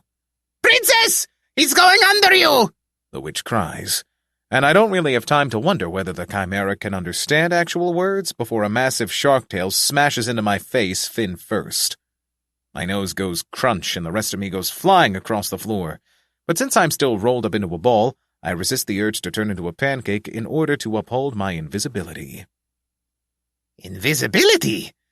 No, more than that. Spot! Spot. I stay rolled up. Did she? No. Going by the utter confusion on her green face, she can't tell where I am in the least. Good. But even as I lie hidden, trying to figure out some sort of strategy here, the witch carefully scans the room. In the end, her eyes fall on me. Or rather... There, princess! That pile of knocked-over tomes on the best ways to cook leap lizards and other four-footed amphibians! That's where he went! She cries, pointing right at where I'm lying. I expect the chimera to jump at me again, but instead it opens its mouth wide. a weird hissing noise gathering in the back of its throat. The witch turns to it, brows furrowed. Princess, what are you waiting for? Go get... I only barely get over my bewilderment in time to throw myself out of the way of a spray of black barf shooting like a water cannon out of the chimera's mouth. My left foot gets caught in it, and it doesn't even hurt. But when I look down, I find that this is because it completely melted off, not including my bones. I've got a skeleton foot, and that's it. You have learned Acid Resistance, Level 8. Now that I also look back at where I was mere seconds ago, it's completely covered in black goop, and everything has sort of lost its shape. Yeah, that's corrosive as all heck. No! My tomes on how to best cook leaf lizards and other four-footed amphibians! They're ruined! Damn you, princess! Is this your revenge for my turning your handsome prince rescuer into an outdoor heating system? The witch shrieks, pulling down the flaps of her hat. The chimera, being incapable of speech, merely growls in response. The witch, exhibiting amazing linguistic prowess, growls back at it. For a second or so, I almost imagine that they're communicating through growls and snarls alone, but I easily snap out of it once I remember that I have a skill that would translate such an exchange. Since it doesn't, I can come to the rational conclusion that this is a matter of two beings on the same level speaking without words or thought. Very interesting to watch, but I kind of want to kill them both. The problem right now is my foot. See, it's bleeding profusely, which isn't too dangerous or anything, but it means that even if I go into the fetal position and start rolling, I'll leave a trail of easily followed blood. Bummer. So, no tricks. Well, a few tricks. I stand up, revealing myself. Ah, there you are, the witch says, speaking properly for once. However, she's not the only one to notice me, and once the chimera lays eyes on me, things get complicated. The witch's eyes widen, and surprisingly, she shouts to it, "Don't you dare!" But it dares, and it does. Since I have amazing powers of cognition, I'm able to predict it and deftly jump out of the way as it vomits black goop at me again. The goop spreads out across the floor, absorbing half a chair and eating up part of a surprisingly comfy rug. Ugh, my lift and carpet! That thing's gonna cost me someone's arm and leg! As I jump around like a monkey, the chimera and its spray of goop follows closely, melting books and jewels and furniture and tools alike. All the while, the witch cries out in emotional devastation. Finally, after almost a full minute of gymnastics, the chimera barfs at her big cauldron, which actually melts completely. It seemed pretty robust at a glance, but maybe it wasn't as high quality as I thought. My good goop trademark potion brewer 6000 deluxe with built-in divinity channels and detachable handles. Oh, that's the final pinch, princess. You're going down, the witch says, raising her hands at the chimera and firing off a number of multicolored bolts of lightning. They strike the side of the chimera, making it writhe in pain. However, with one massive stroke of its shark tail, it smashes the witch off her feet and sends her flying right at me. I catch her only barely, putting her down beside me. Her hat went flying, though, which means that I can now see her head. Her hairy head. No, I'm serious. She's got, I think, cornrows? It's some sort of braid, and it doesn't look half bad. I'm surprised because this is the first goblin I've ever seen with a head of hair. Damn it! The witch cries, covering her head with one hand as she goes down on her knees and starts fumbling for her hat. The chimera makes to attack her, swiping with its paws for once, but I'm able to take the hit instead, attaching myself to its massive foreleg. I'm not sure why I did this, actually. It's too furry to properly scratch at, so without much else to do, I just start biting as hard as I can into its wrist. I can feel one bone break, but that's all the damage I can get in before it lifts its paw high up and then smashes me into the floor, crushing the air out of my lungs and forcing my mouth to open, releasing my grip on it. My ears are ringing and my head aches, and all I can really do is stare up as the chimera opens its mouth, black goop forming in the back of its throat. Ah, that's going to blast away my skull, isn't it? Well, I had a good run. I guess. Blast. A bolt of red lightning zaps into the side of me and I go rolling, tumbling ass over tea kettle for several moments before appropriately smashing into one of the walls. Ow. My instincts suddenly flare up and I leap to my feet, stumbling because one of them is literally just bones, but it's still enough to get out of the way of the charging chimera. Standing, I'm able to see the witch on the other side of the room. So it's a free-for-all, huh? Though then again... I look back at where the chimera had me pinned just now. Where my head was, there's a big pile of smoking black goop. Glancing back up at the witch, I find her staring at the chimera with an expression of pure rage, her fingers twitching and crackling with multicolored lightning. It could have been a coincidence that her blasting me just happened to literally save my life. She didn't have to know in advance that blasting me with magic has recently become pretty ineffective, and even more so that smashing into a wall wouldn't kill me either. She glances at me. I meet her gaze. Understanding shines between us. Ah, I see how it is. We share a nod as one. Time to tag-team the chimera. The chimera seems abruptly capable of reading thoughts as it leaps toward the witch, cleverly going for the long-range fighter first. However, fetal position blowover doesn't confuse those looking for me alone. Leaping toward the witch, I briefly roll myself into a ball in midair, distracting the attacking chimera enough to avoid having it take out the witch. In the small opening this presents, I'm able to get on top of it, clutching onto its back by grabbing a hold of its mane. Now that I think of it, if this is supposed to be a female chimera, how come it has a male lion's head? That makes no... Zap. A bolt of lightning arcs toward us at the literal speed of light, flashing my vision with white and striking the chimera, I think, head first. The chimera roars loudly, rearing up onto its hind legs while massively flapping its wings. It's like I'm on top of a bucking bull, and since I'd rather not get thrown off, my best bet is to just abandon ship. But first... Touch of reversed exhaustion resistance, level 1. Touch of reversed immobilization resistance, level 1. Touch of reversed stroke resistance, level 1. And that's about all the TRRs I have time to get in before the thrashing gets too intense to stay and I leap off, tumbling to the ground in a less than gracious fashion. It's not exactly a superhero landing, but I didn't die or break any bones, so it's fine. Even then, I am more than happy to find that the chimera is visibly worse off thanks to the TRRs. Not by an extreme amount, but it moves with less ferocious energy than before, if that makes any sense. Like this, I think it's more than doable. A bit more than doable, as a matter of fact. With our forces combined, the chimera was doomed from the start. At first, she stupidly wanted to just zap it with lightning and stuff, but I was able to eventually dissuade her. After all, I can't exactly have her lightning go and stain, or even worse, burn my lovely new hide, can I? More surprising, however, was that she apparently did not have any buffing spells. I'm serious. I tried to get her to buff me or something, but she just didn't get it.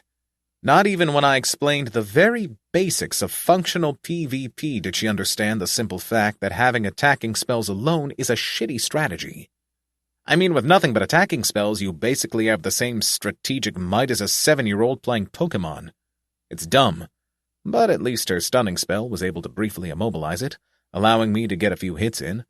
It wasn't entirely easy to only go for its stomach, but once I got it nice and open, the rest was a cakewalk. Chimera, level 59. Defeated. Level up. You have reached level 57. Agility has increased by 4. Strength has increased by 6. Stamina has increased by 6. Magic power has increased by 2. Disassemble has increased by 1. Burn resistance has increased by 1. Acid resistance has increased by 1. Corrosion resistance has increased by 1. Mole has increased by 1. The creature gives one last sighing breath before finally falling over, dead as dust. About time, too. The witch paces up behind me, hands hooked around her waist. All right, the menace is dead, alongside half my laboratory. I glance up at her. She makes a thoughtful face. This is the moment when we fight each other, right? I'm in pretty good shape, still got some divinity running through my arteries, despite the gods apparently hating me. So, what say you? I look back down at the chimera before returning my eyes to her. Lifting my hands, I form them into a capital T shape. Time out, I say, jerking a thumb at the chimera. I need to skin this monster thingy, because if I don't put it in my inventory, then it'll just disappear once I beat this stage by killing you, and I don't want that to happen because it's a really cool skin, and I just spent a lot of time for it. So can we just, take the fight in 5 minutes or something? She blinks at me and purses her lips. Then she shrugs. Well, I don't see why not. Oh, but only on the agreement that I get to charge up all my spells in the meantime. Fair's fair, I reply, and turn to the chimera, already stabbing my claws into its soft bosom. With my fingers half sunk into its pancreas, a thought hits me, and I look at her over my shoulder. Hey, I say. How come you're so cool with me being here to kill you and stuff? Most people don't like it when I come to kill them. With the tips of her fingers pressed together and her eyes closed in some sort of meditative trance, she briefly peeks one open to look me up and down. You're assuming that I won't be able to kill you first. In response, I simply shrug at her, because obviously I'll be able to kill her. Unsurprising. Nevertheless, the simple fact is that I have been waiting for you. Maybe not you specifically, but those detestable gods sent me a sign. A very obvious one, actually. I can tell she's about to launch into a long tale because her voice shifts into that standard storybook one, slightly wistful and all that. I got a parchment sent to me. It was only a few hours after I had kidnapped the princess and taken her imbecile savior-to-be as well. I can't believe the Split Horizon Empire would be so foolish as to send their second eldest prince all willy-nilly with nothing but a sprint drake and an heirloom sword. Can you believe what they let their kids get away with nowadays? Apparently, though, she continues, that was the last straw. Who would have thought it? Here I go, kidnapping and transforming random passers-by and army men for 300.5 years, but the second I bring in some little spoiled golden rattle brat and her yet-to-be honey bunch, that was apparently one step too far. Those gods, I mutter, shaking my head back and forth. Bunch of pricks, that's what they are. She gives me an odd look. Really, I had expected someone more, devout. Though all in all, this is far from worse. In fact, I believe I prefer this. Had they sent one of those lanky rose knights, I might actually have done myself in instead. Humming, I remove the chimera's lungs and stick them into my inventory. After this is done, I should definitely compare the flavor of these things to regular goblin lungs. You know, because science. As I dissect the chimera, trying to little avail to figure out how to handle the wings, the witch creeps up from behind. Not to be pushy, she says in a pushy fashion, but you don't actually have to remove the inner stuff from the wings. You can just leave them as they are, and it'll work fine. Freezing in place, I find myself only just barely capable of turning my neck to look at her. She gives me a cheeky grin. Trust me, it works very well. I turn back to the chimera and follow her advice. As I continue disassembling it, she gives me a few comments here and there about how to do it better. Out of pure curiosity, after a short time of silence, I ask her, Hey, how come you're turning all these couples into harpies in trees? Haven't you got anything better to do? She gives me a blank look. Well, obviously, because it's hilarious. My jaw falls open a little. You think it's funny? You don't? She asks incredulously. Standing up, she goes to one of the windows overlooking the now burning and smoking forests. You can't really hear any screams anymore. I just find it so funny to watch them scramble for a solution. I mean, all they do all the time is moan and groan about how unfair everything is, and then they still go and eat their own lovers. Isn't that just the funniest thing you've ever seen? Ha! She barks a laugh. Really, this whole burning the forest thing is, when I first saw it, I thought it was quite unfortunate. But I think I've changed my mind. This is just the punchline to the joke I was already setting up. Scratching my chin, I stand up and join her at the window. Looking out, I can see, hidden within the trees, the curled-up corpses of harpies clutching onto the trunks of burnt trees, or in the arms of charred half-bird corpses. Huh, I say thoughtfully. Now that I think about it, you're totally right. That is really funny. I wasn't really thinking about it before, but chicks loving trees? That is actually golden. Ha! Boy, do I feel foolish for not catching on to the joke here earlier. Man, what a master of comedy. It is, isn't it? The witch says with this huge grin, her cheeks dipping into dimples. Watching them run around like soggy rats is almost as funny as the moment when they realize their beloved flame got turned into a tree of all things. Yeah, that would be pretty hilarious, I say merrily.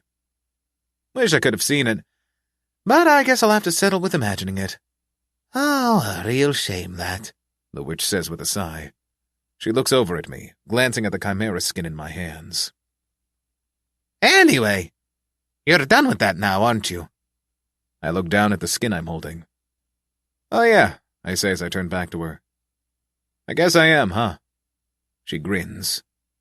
Well then, how about the classic little fight to the death? I smile back at her. Sounds good to me. Honestly, the fight itself was kind of disappointing, but it was still fun if only because we got some nice banter going. She'd insult me, I'd insult her back, all the while we traded blows and spells and whatnot. She'd blast off one of my legs, I'd tear off her hand, she made a hole through my stomach, I ripped out her eye. Fun stuff. In the end, though, I was able to win, if only by a small margin. The weakness of magicians here is that they can only blast you if they can point directly at you, which is obviously impossible if they don't know where I am. The weakness here, in turn, is that she was a bit too clever for fetal position blowover to work consistently, meaning that instead of just cheesing the whole fight, I had to switch up my strategies constantly. It kept me on my toes, not that I had any left, and was, in all, a very enjoyable fight. I haven't had many of those, but this really felt like it. If I could, I wouldn't mind doing it over again. In the end, thanks to a cheap shot I got in by abusing her weakness and not being able to see above her, I was able to get the final upper hand on her. And here we are.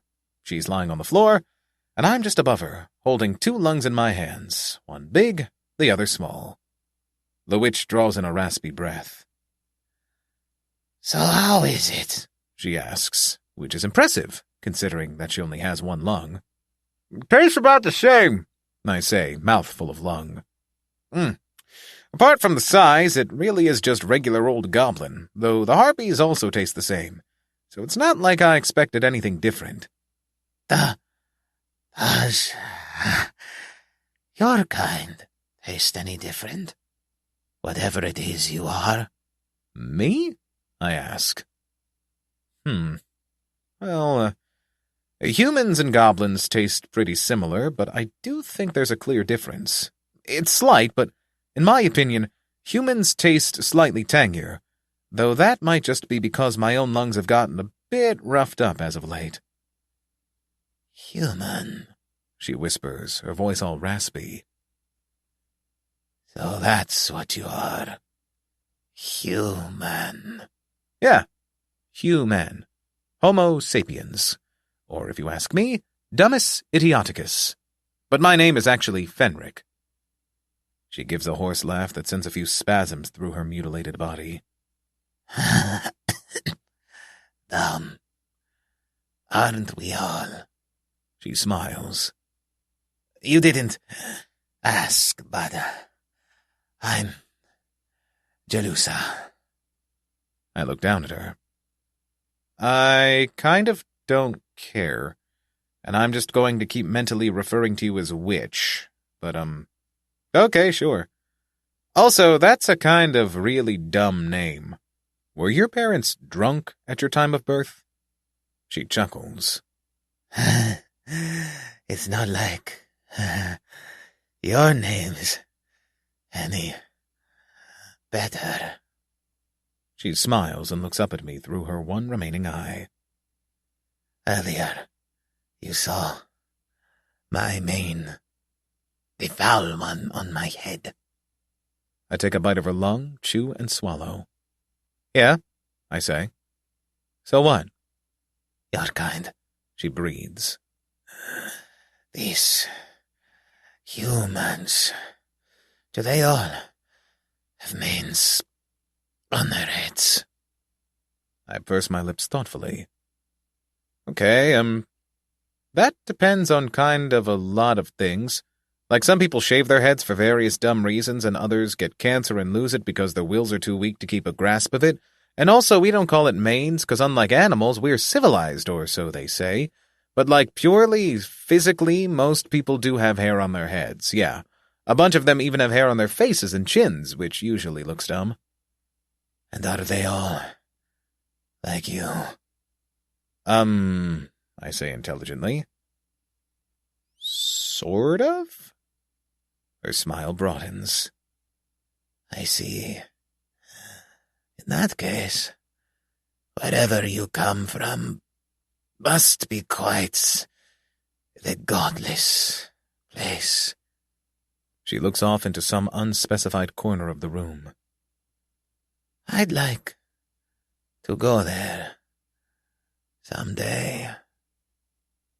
And I'm just about to tell her some snappy and clever comeback when her eye goes dull and a message pops up in front of my eyes.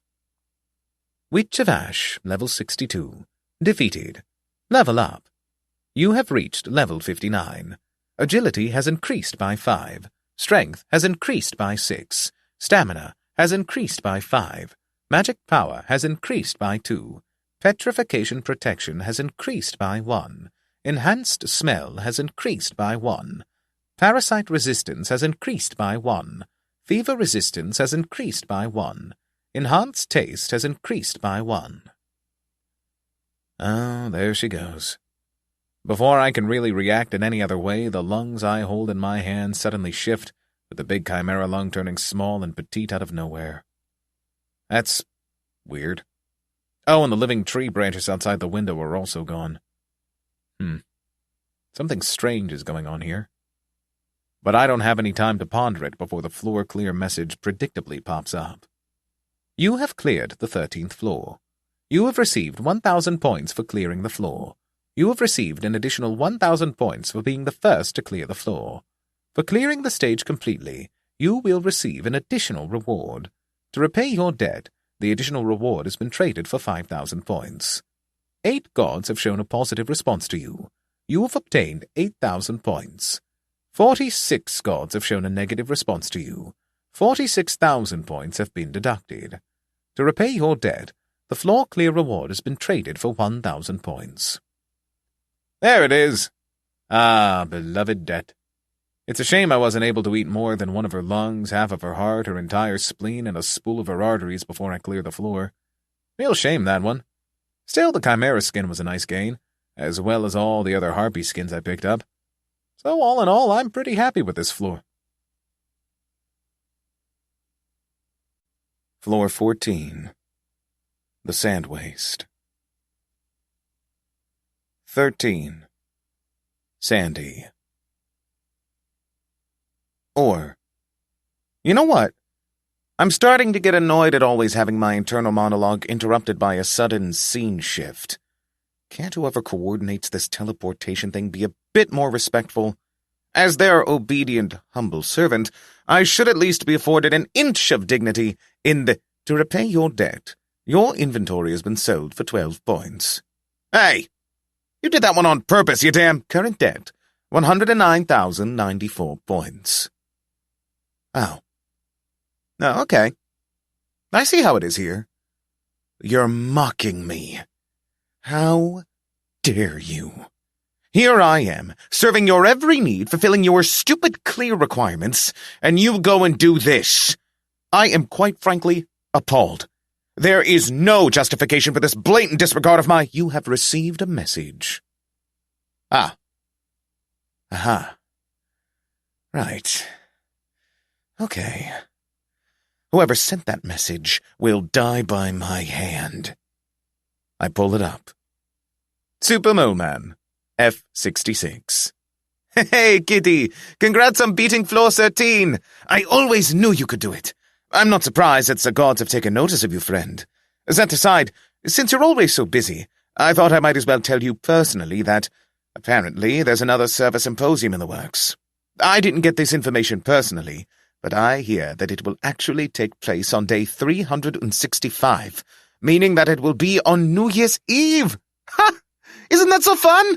I don't mean to spoil, but I've been in contact with a few other members of the leadership, and we're going to hold a huge party to celebrate. I haven't taken it by Bach yet. She's gotten kind of weird lately, though I'm certain she'll love it too. There will be music, food, drinks, etc. But I'm sure you only had to hear food to be invested. I hope I'll see you there, and good luck with the next floor. I stare at the message, and then I stare at an imaginary camera to pull off a deadpan expression. Okay, just to be clear, that was a joke. As I glance back at the message, my vision automatically zooms in on the word food. Damn. Moleman knows me too well.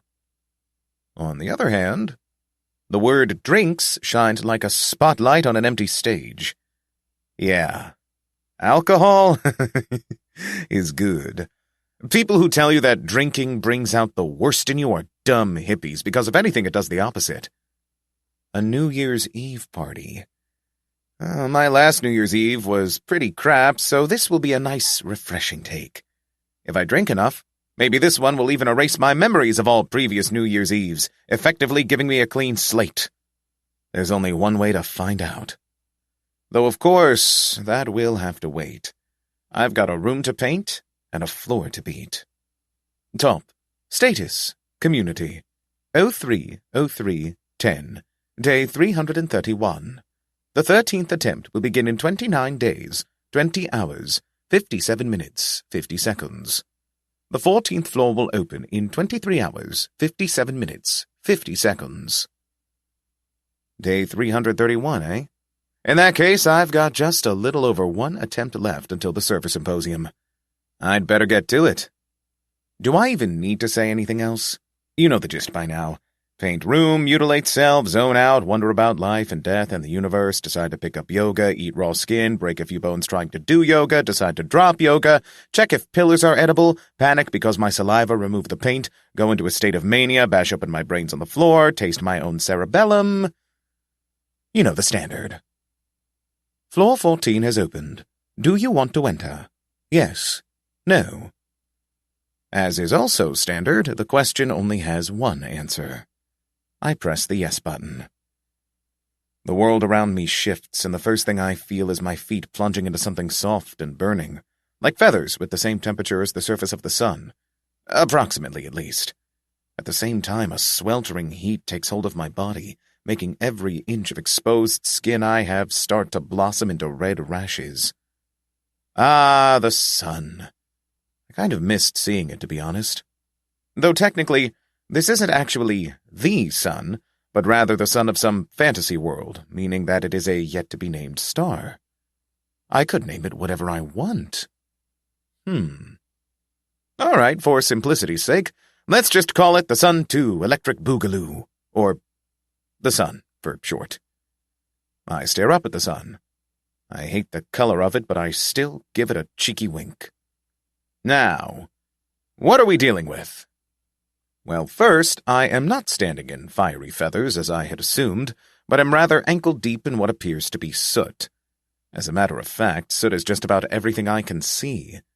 It's like I'm in the middle of a huge desert, but instead of sand, it's just soot. In the distance, I can see various cliff-like structures sticking out of the soot-covered ground. Just to check for certain, I crouch down and dig around a little bit in the soot. It gets my arms completely black, but it's fine. Oh, not to mention the fact that the soot is hot enough where, if it weren't soot, it would probably burst into flames again. Just touching it is enough to give me burns of the umpteenth degree. But I don't need working arms to be able to dig a little. Ah, just as I expected. A foot or so below the soot is nothing less than the common sand. It's grayish and sooty, but if I dig for a few minutes, in the process peeling off all the skin of my arms, I'm able to expose a deeper layer of sand, which is just the standard yellow. Interesting. Straightening back out, I look across the desert again. It's all black. In the distance, I can see a huge circular mound, only partially black. I wonder what that's all about. Tutorial stage. Hell difficulty, 14th floor. The Sand Waste. Clear condition. Reach the round mountain. Uh-huh. Okay, so that's my goal then.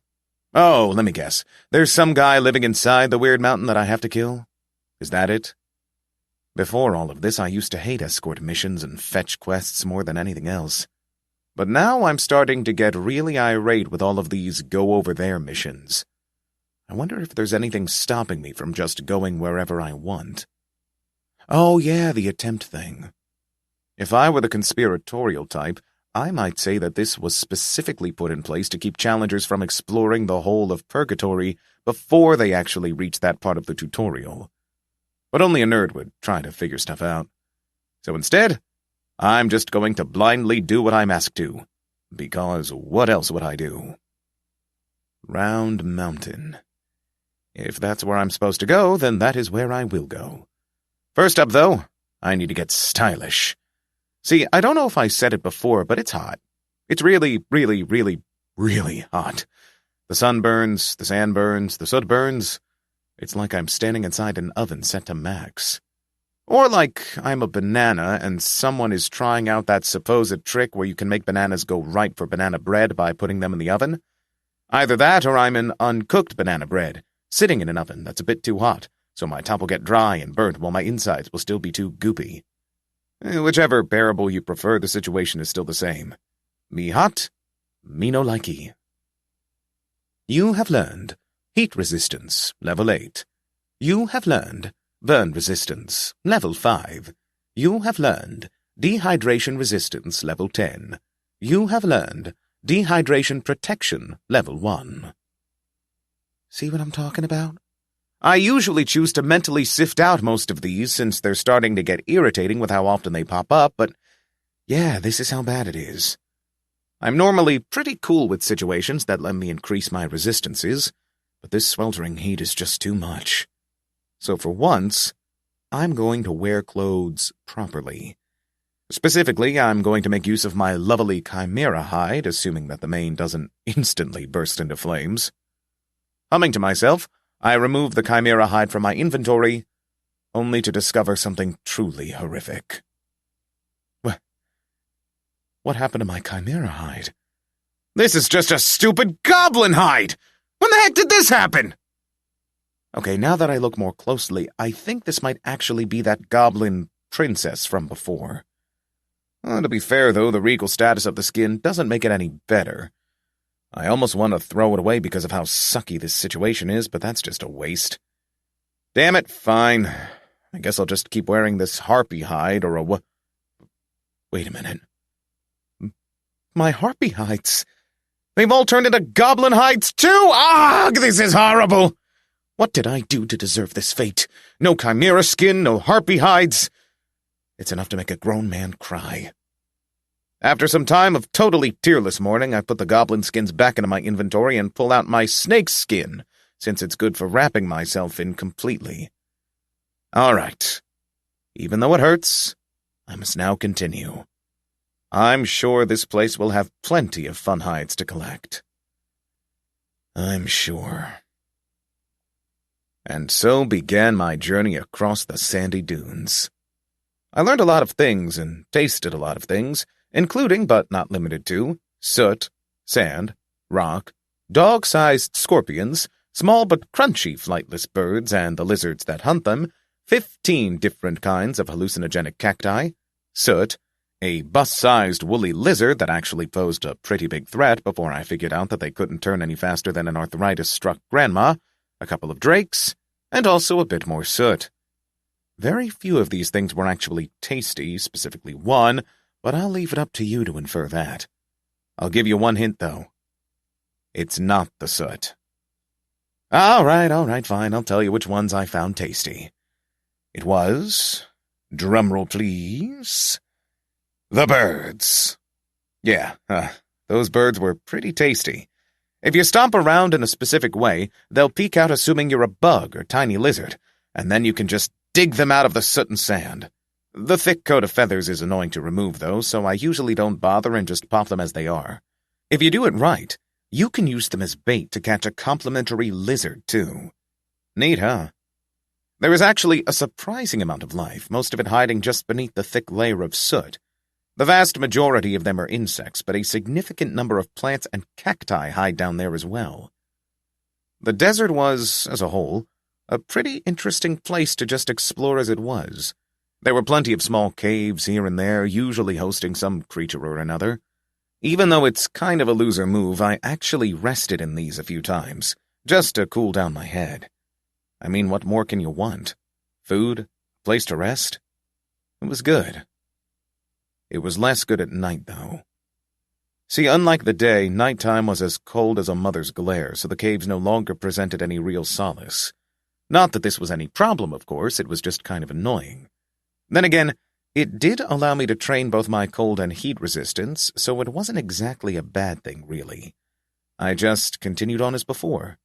The night held other creatures than the day did, which meant more hides for me. Weirdly big and hairy tarantulas, a thick snake shifting through the soot with a snorkel-like tongue to breathe and smell through, a feather-light creature that ran on top of the soot, a flock of tall, 3-footed creatures that resembled cacti. That sort of stuff.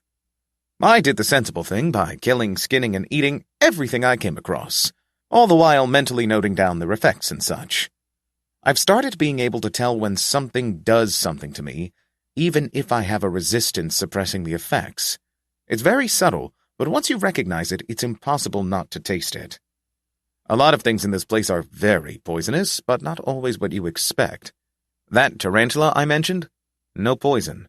Neither did the snake have any. No, as a matter of fact, that guy was a constrictor. That tiny, fluffy creature that was so light it could run easily on top of the soot, though. Poisonous enough to raise my protection to level 6, which was nice, if a bit frightening. It left me queasy for days. Obviously, though, I still ate it the next time I saw it. But the fauna was only marginally less hazardous than the environment itself. It should come as no surprise that by the end of my first day of trekking, I decided to do the unthinkable and start wearing shoes, because my feet had gone all skeleton-y twice already. The shoes were hardly anything to look at, just a pair of snake hides wrapped all the way up to my thigh, but they did their job by keeping me on my feet, literally speaking. Oh, right, remember those caves I mentioned earlier? Yeah, they had more use than as an outlet for my hubris. During certain times, they were actually life-saving. Once every couple of days or so, the otherwise blue skies would abruptly darken, which would leave me with about 10 minutes to find shelter before flaming black snowflakes of ash would start falling from the heavens. Speaking from experience, I can tell you that this is far from enjoyable. The soot will start by just branding itself into your skin, burning away tiny patches of flesh. But the light sootfall will soon turn into something more resembling a blizzard than anything suitable for a pleasant Christmas view. Within an hour, the soot will be falling with such speed and consistency that it will easily burn its way through almost anything. Skin, muscle, fat, and bones stand no chance. The soot burns onto you in great, thick, irremovable sheets, as inseparable from you as your own skin. You can pull and claw at the heavy bits of soot as much as you want, but in time, it will only end up with your entire limbs getting peeled off. This is the point where I was able to drag my half-dead body into the shade of a rock, but if not for that, I would almost definitely have died the first time it happened. But I didn't, so everything's fine. The experience did, however, teach me something very important. Don't die. Only losers die. Aside from this and various other natural disasters, the desert did present me with one final oddity. Here and there, all angled toward that big round mountain I'm heading toward, you can find these smooth, soot-caked rocks. Or at least, that's what I thought they were before I tore off the soot and cracked them open. They're goblins. Fleshy, bloody, still-alive goblins, prostrating with their foreheads to the ground. If I hadn't torn their still-beating hearts from their chests, I would have assumed them to be dead. Or just inanimate. Heck, they don't even react when you kill them. What's the point in killing something that doesn't care about its death? Very dull. Also, to answer your unsaid question, yes, they taste like normal goblins. The flesh closest to the skin is a little broiled, though, but that's the only difference. It's just goblins. This makes no sense. Out of pure spite, I killed each and every one of these that I came across, even though they didn't have any levels. Day and night I trekked, and after only a little under a month I finally reached the mountain. Or at least what I had assumed to be a mountain. Tutorial stage, hell difficulty, 14th floor, boss stage, clear condition, put the giant out of his misery. Yeah, that's a guy. He's got ears as long as those of a goat, and his skin color is ashen and gray, and his proportions are really weird, but it is absolutely some sort of guy. Maybe a huge goblin, but a dude nonetheless. Much like the smaller guys, he's prostrated, forehead pressed tightly against the sand. He's not exactly breathing, but I can hear his heartbeat. It's actually so loud that if I stand too close, I can feel my entire body vibrate with every beat of it. He really is the size of a mountain, at least a small one. A more apt description might be that he's the size of a skyscraper, but now he's all crouched down, so although he's still big, it's hard to tell exactly how big he is. Giant. Boss. I can't even see his level, which is the really weird thing here.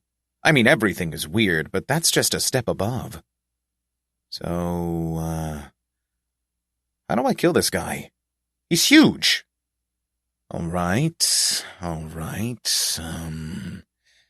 He's only really covered in soot on top, so I can get to his skin pretty easily. There's a gap between his elbow and knee that acts as a sort of opening, so I just kind of pass through there and put my hands to his flesh. It's surprisingly cold. Anyway.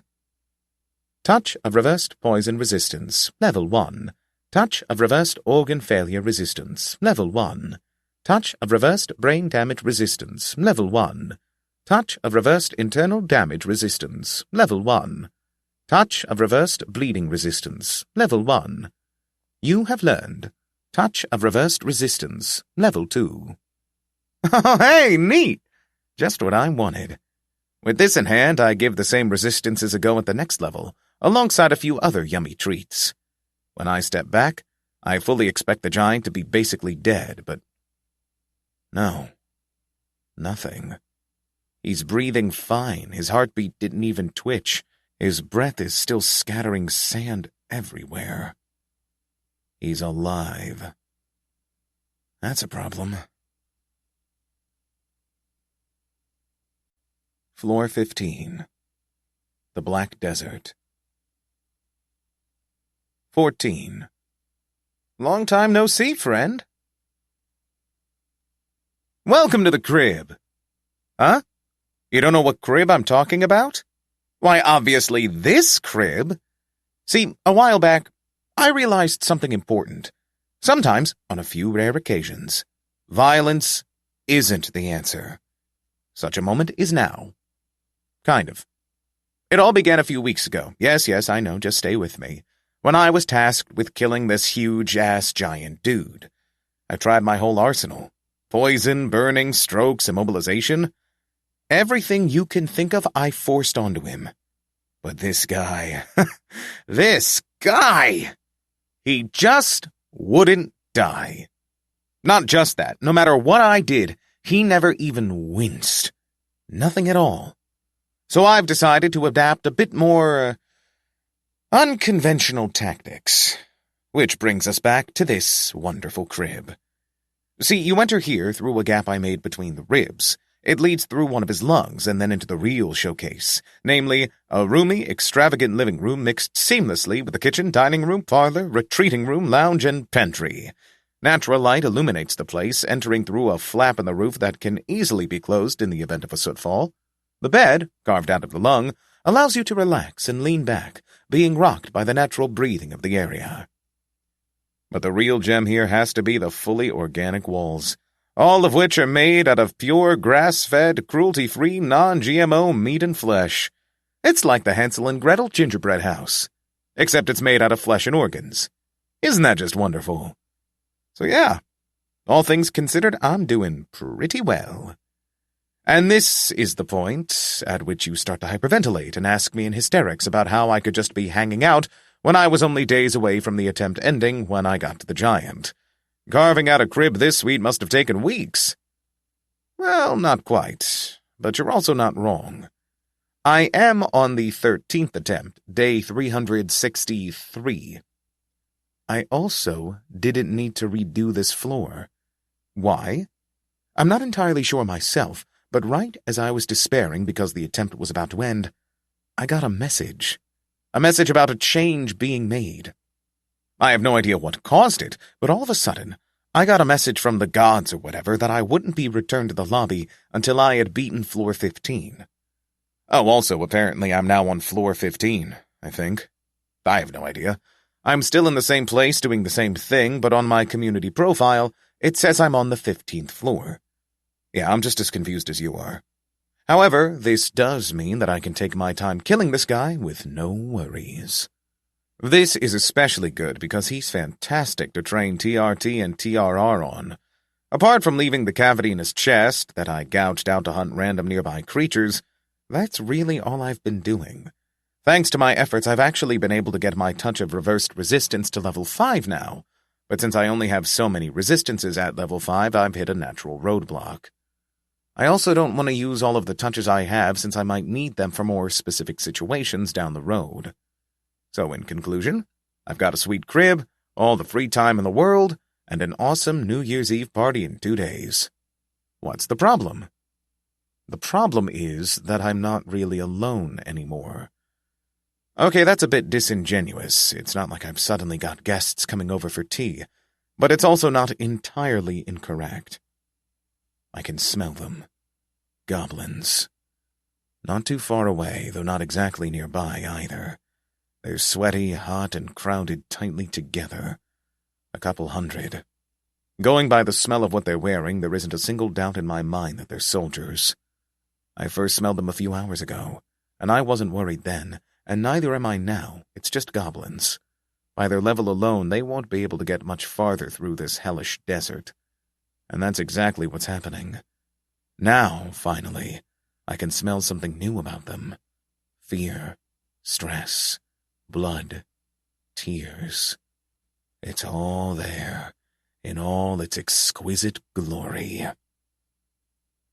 I was going to just let them die. Going by the smell, they're clearly engaged by a woolly drake, one of the more annoyingly ferocious creatures in the desert. But curiosity got the better of me. I mean, they're soldiers, right? That means they ought to be carrying at least a few rations with them. Rations mean food. Food is yummy. It wouldn't hurt to swoop in, finish them all off, and then loot whatever's left, right? It's an excellent plan. Literally nothing can go wrong. But I'm starting to smell a lot of death, so I'll need to move quickly. Exiting the crib, I get down on all fours and start running like an animal. Since I've got a goal now, the smell of death and blood and sweat becomes even stronger, guiding me like a clairvoyance trail from Skyrim. Quadruped running isn't technically a skill, but it sometimes feels like it, if only because of how fast I can get, which is why it doesn't surprise me too much when I show up at the site within mere minutes. All right, here we are. Most of the army is still alive, but only barely so. It's a rather disorganized bundle, all in all. From what I can see, the army itself doesn't even have a single unified color. Some of them are dressed in red and others in blue. It's very confusing, and I really don't get it. Anyway, at this distance, it's clear as day that my hunch was correct. A woolly drake the size of a bus is tearing through the army, trampling some underfoot, eating others whole, and tearing yet more apart. It's a pretty cool sight now that I'm looking at it, sort of like a Godzilla fight gone wrong. But if I want to save any XP for myself, I kind of need to take out the drake as soon as possible. Not to mention that a few of the goblins have already noticed my presence and are actively staring at me like I'm the coming of the Antichrist. Has nobody taught these goblins that it's rude to stare? Well, anyway, I guess I'd better get to it. Leaning down, I pick a half-dead soldier off the ground. He makes a weird wheezing noise, like how I'd imagined a busted accordion might sound, but it doesn't really matter. The woolly drake doesn't react to sound, or even sight, but rather movement, which means that I can grab its attention pretty easily by just throwing this guy at its face, which I do. The drake hisses and snaps its jaws in the air, turning its attention to me. Wonderful. Without any hesitation whatsoever, it throws itself at me, stomping some guy beneath its massive feet and crushing his head into a flat pancake, which looked pretty funny. Unfortunately, since I have no time to laugh at silly slapstick, I restrain myself. The woolly drake is very effective at running through the soot, which is unusual but easily countered. All I need to do is crouch down and get beneath it. See, unlike most lizards, it has really long, almost lanky legs specifically made for trudging through soot. This puts its abdomen and stomach high above the soot as a way of protecting it. Right at the perfect eviscerating height. So, once it's close enough, I deftly dodge a slap of its paw, duck down beneath it, and stab my hand into the soft part just below its ribs. It cries out in pain and begins thrashing, but I've already affixed myself to its bosom by grabbing hold of its ribs, so I'm not going anywhere. As a matter of fact, this just lets me do more damage, mainly in the form of digging around until I've grabbed one of its 3 hearts. One good squeeze and the heart goes pop. Another squeeze, and the others follow suit. The woolly drake cries out, thrashing like a maniac, trampling even more soldiers underfoot before finally buckling over, falling on its back into the soot. This means that I am currently standing atop the downed drake, covered head to toe in its blood. I must look hideous. Cleaning this off is going to be such a bother. Woolly drake, level 54, defeated. Perched atop the dead drake, I look out onto the rest of the collected group. A little above 150 injured or exhausted goblins look up at me. Well, I might as well get to it straight away. Leaping off the drake, I roll myself into a ball in midair, but I avoid crashing onto the soot-covered ground, partially because it'll make me easier to discover, and also because it takes an annoyingly long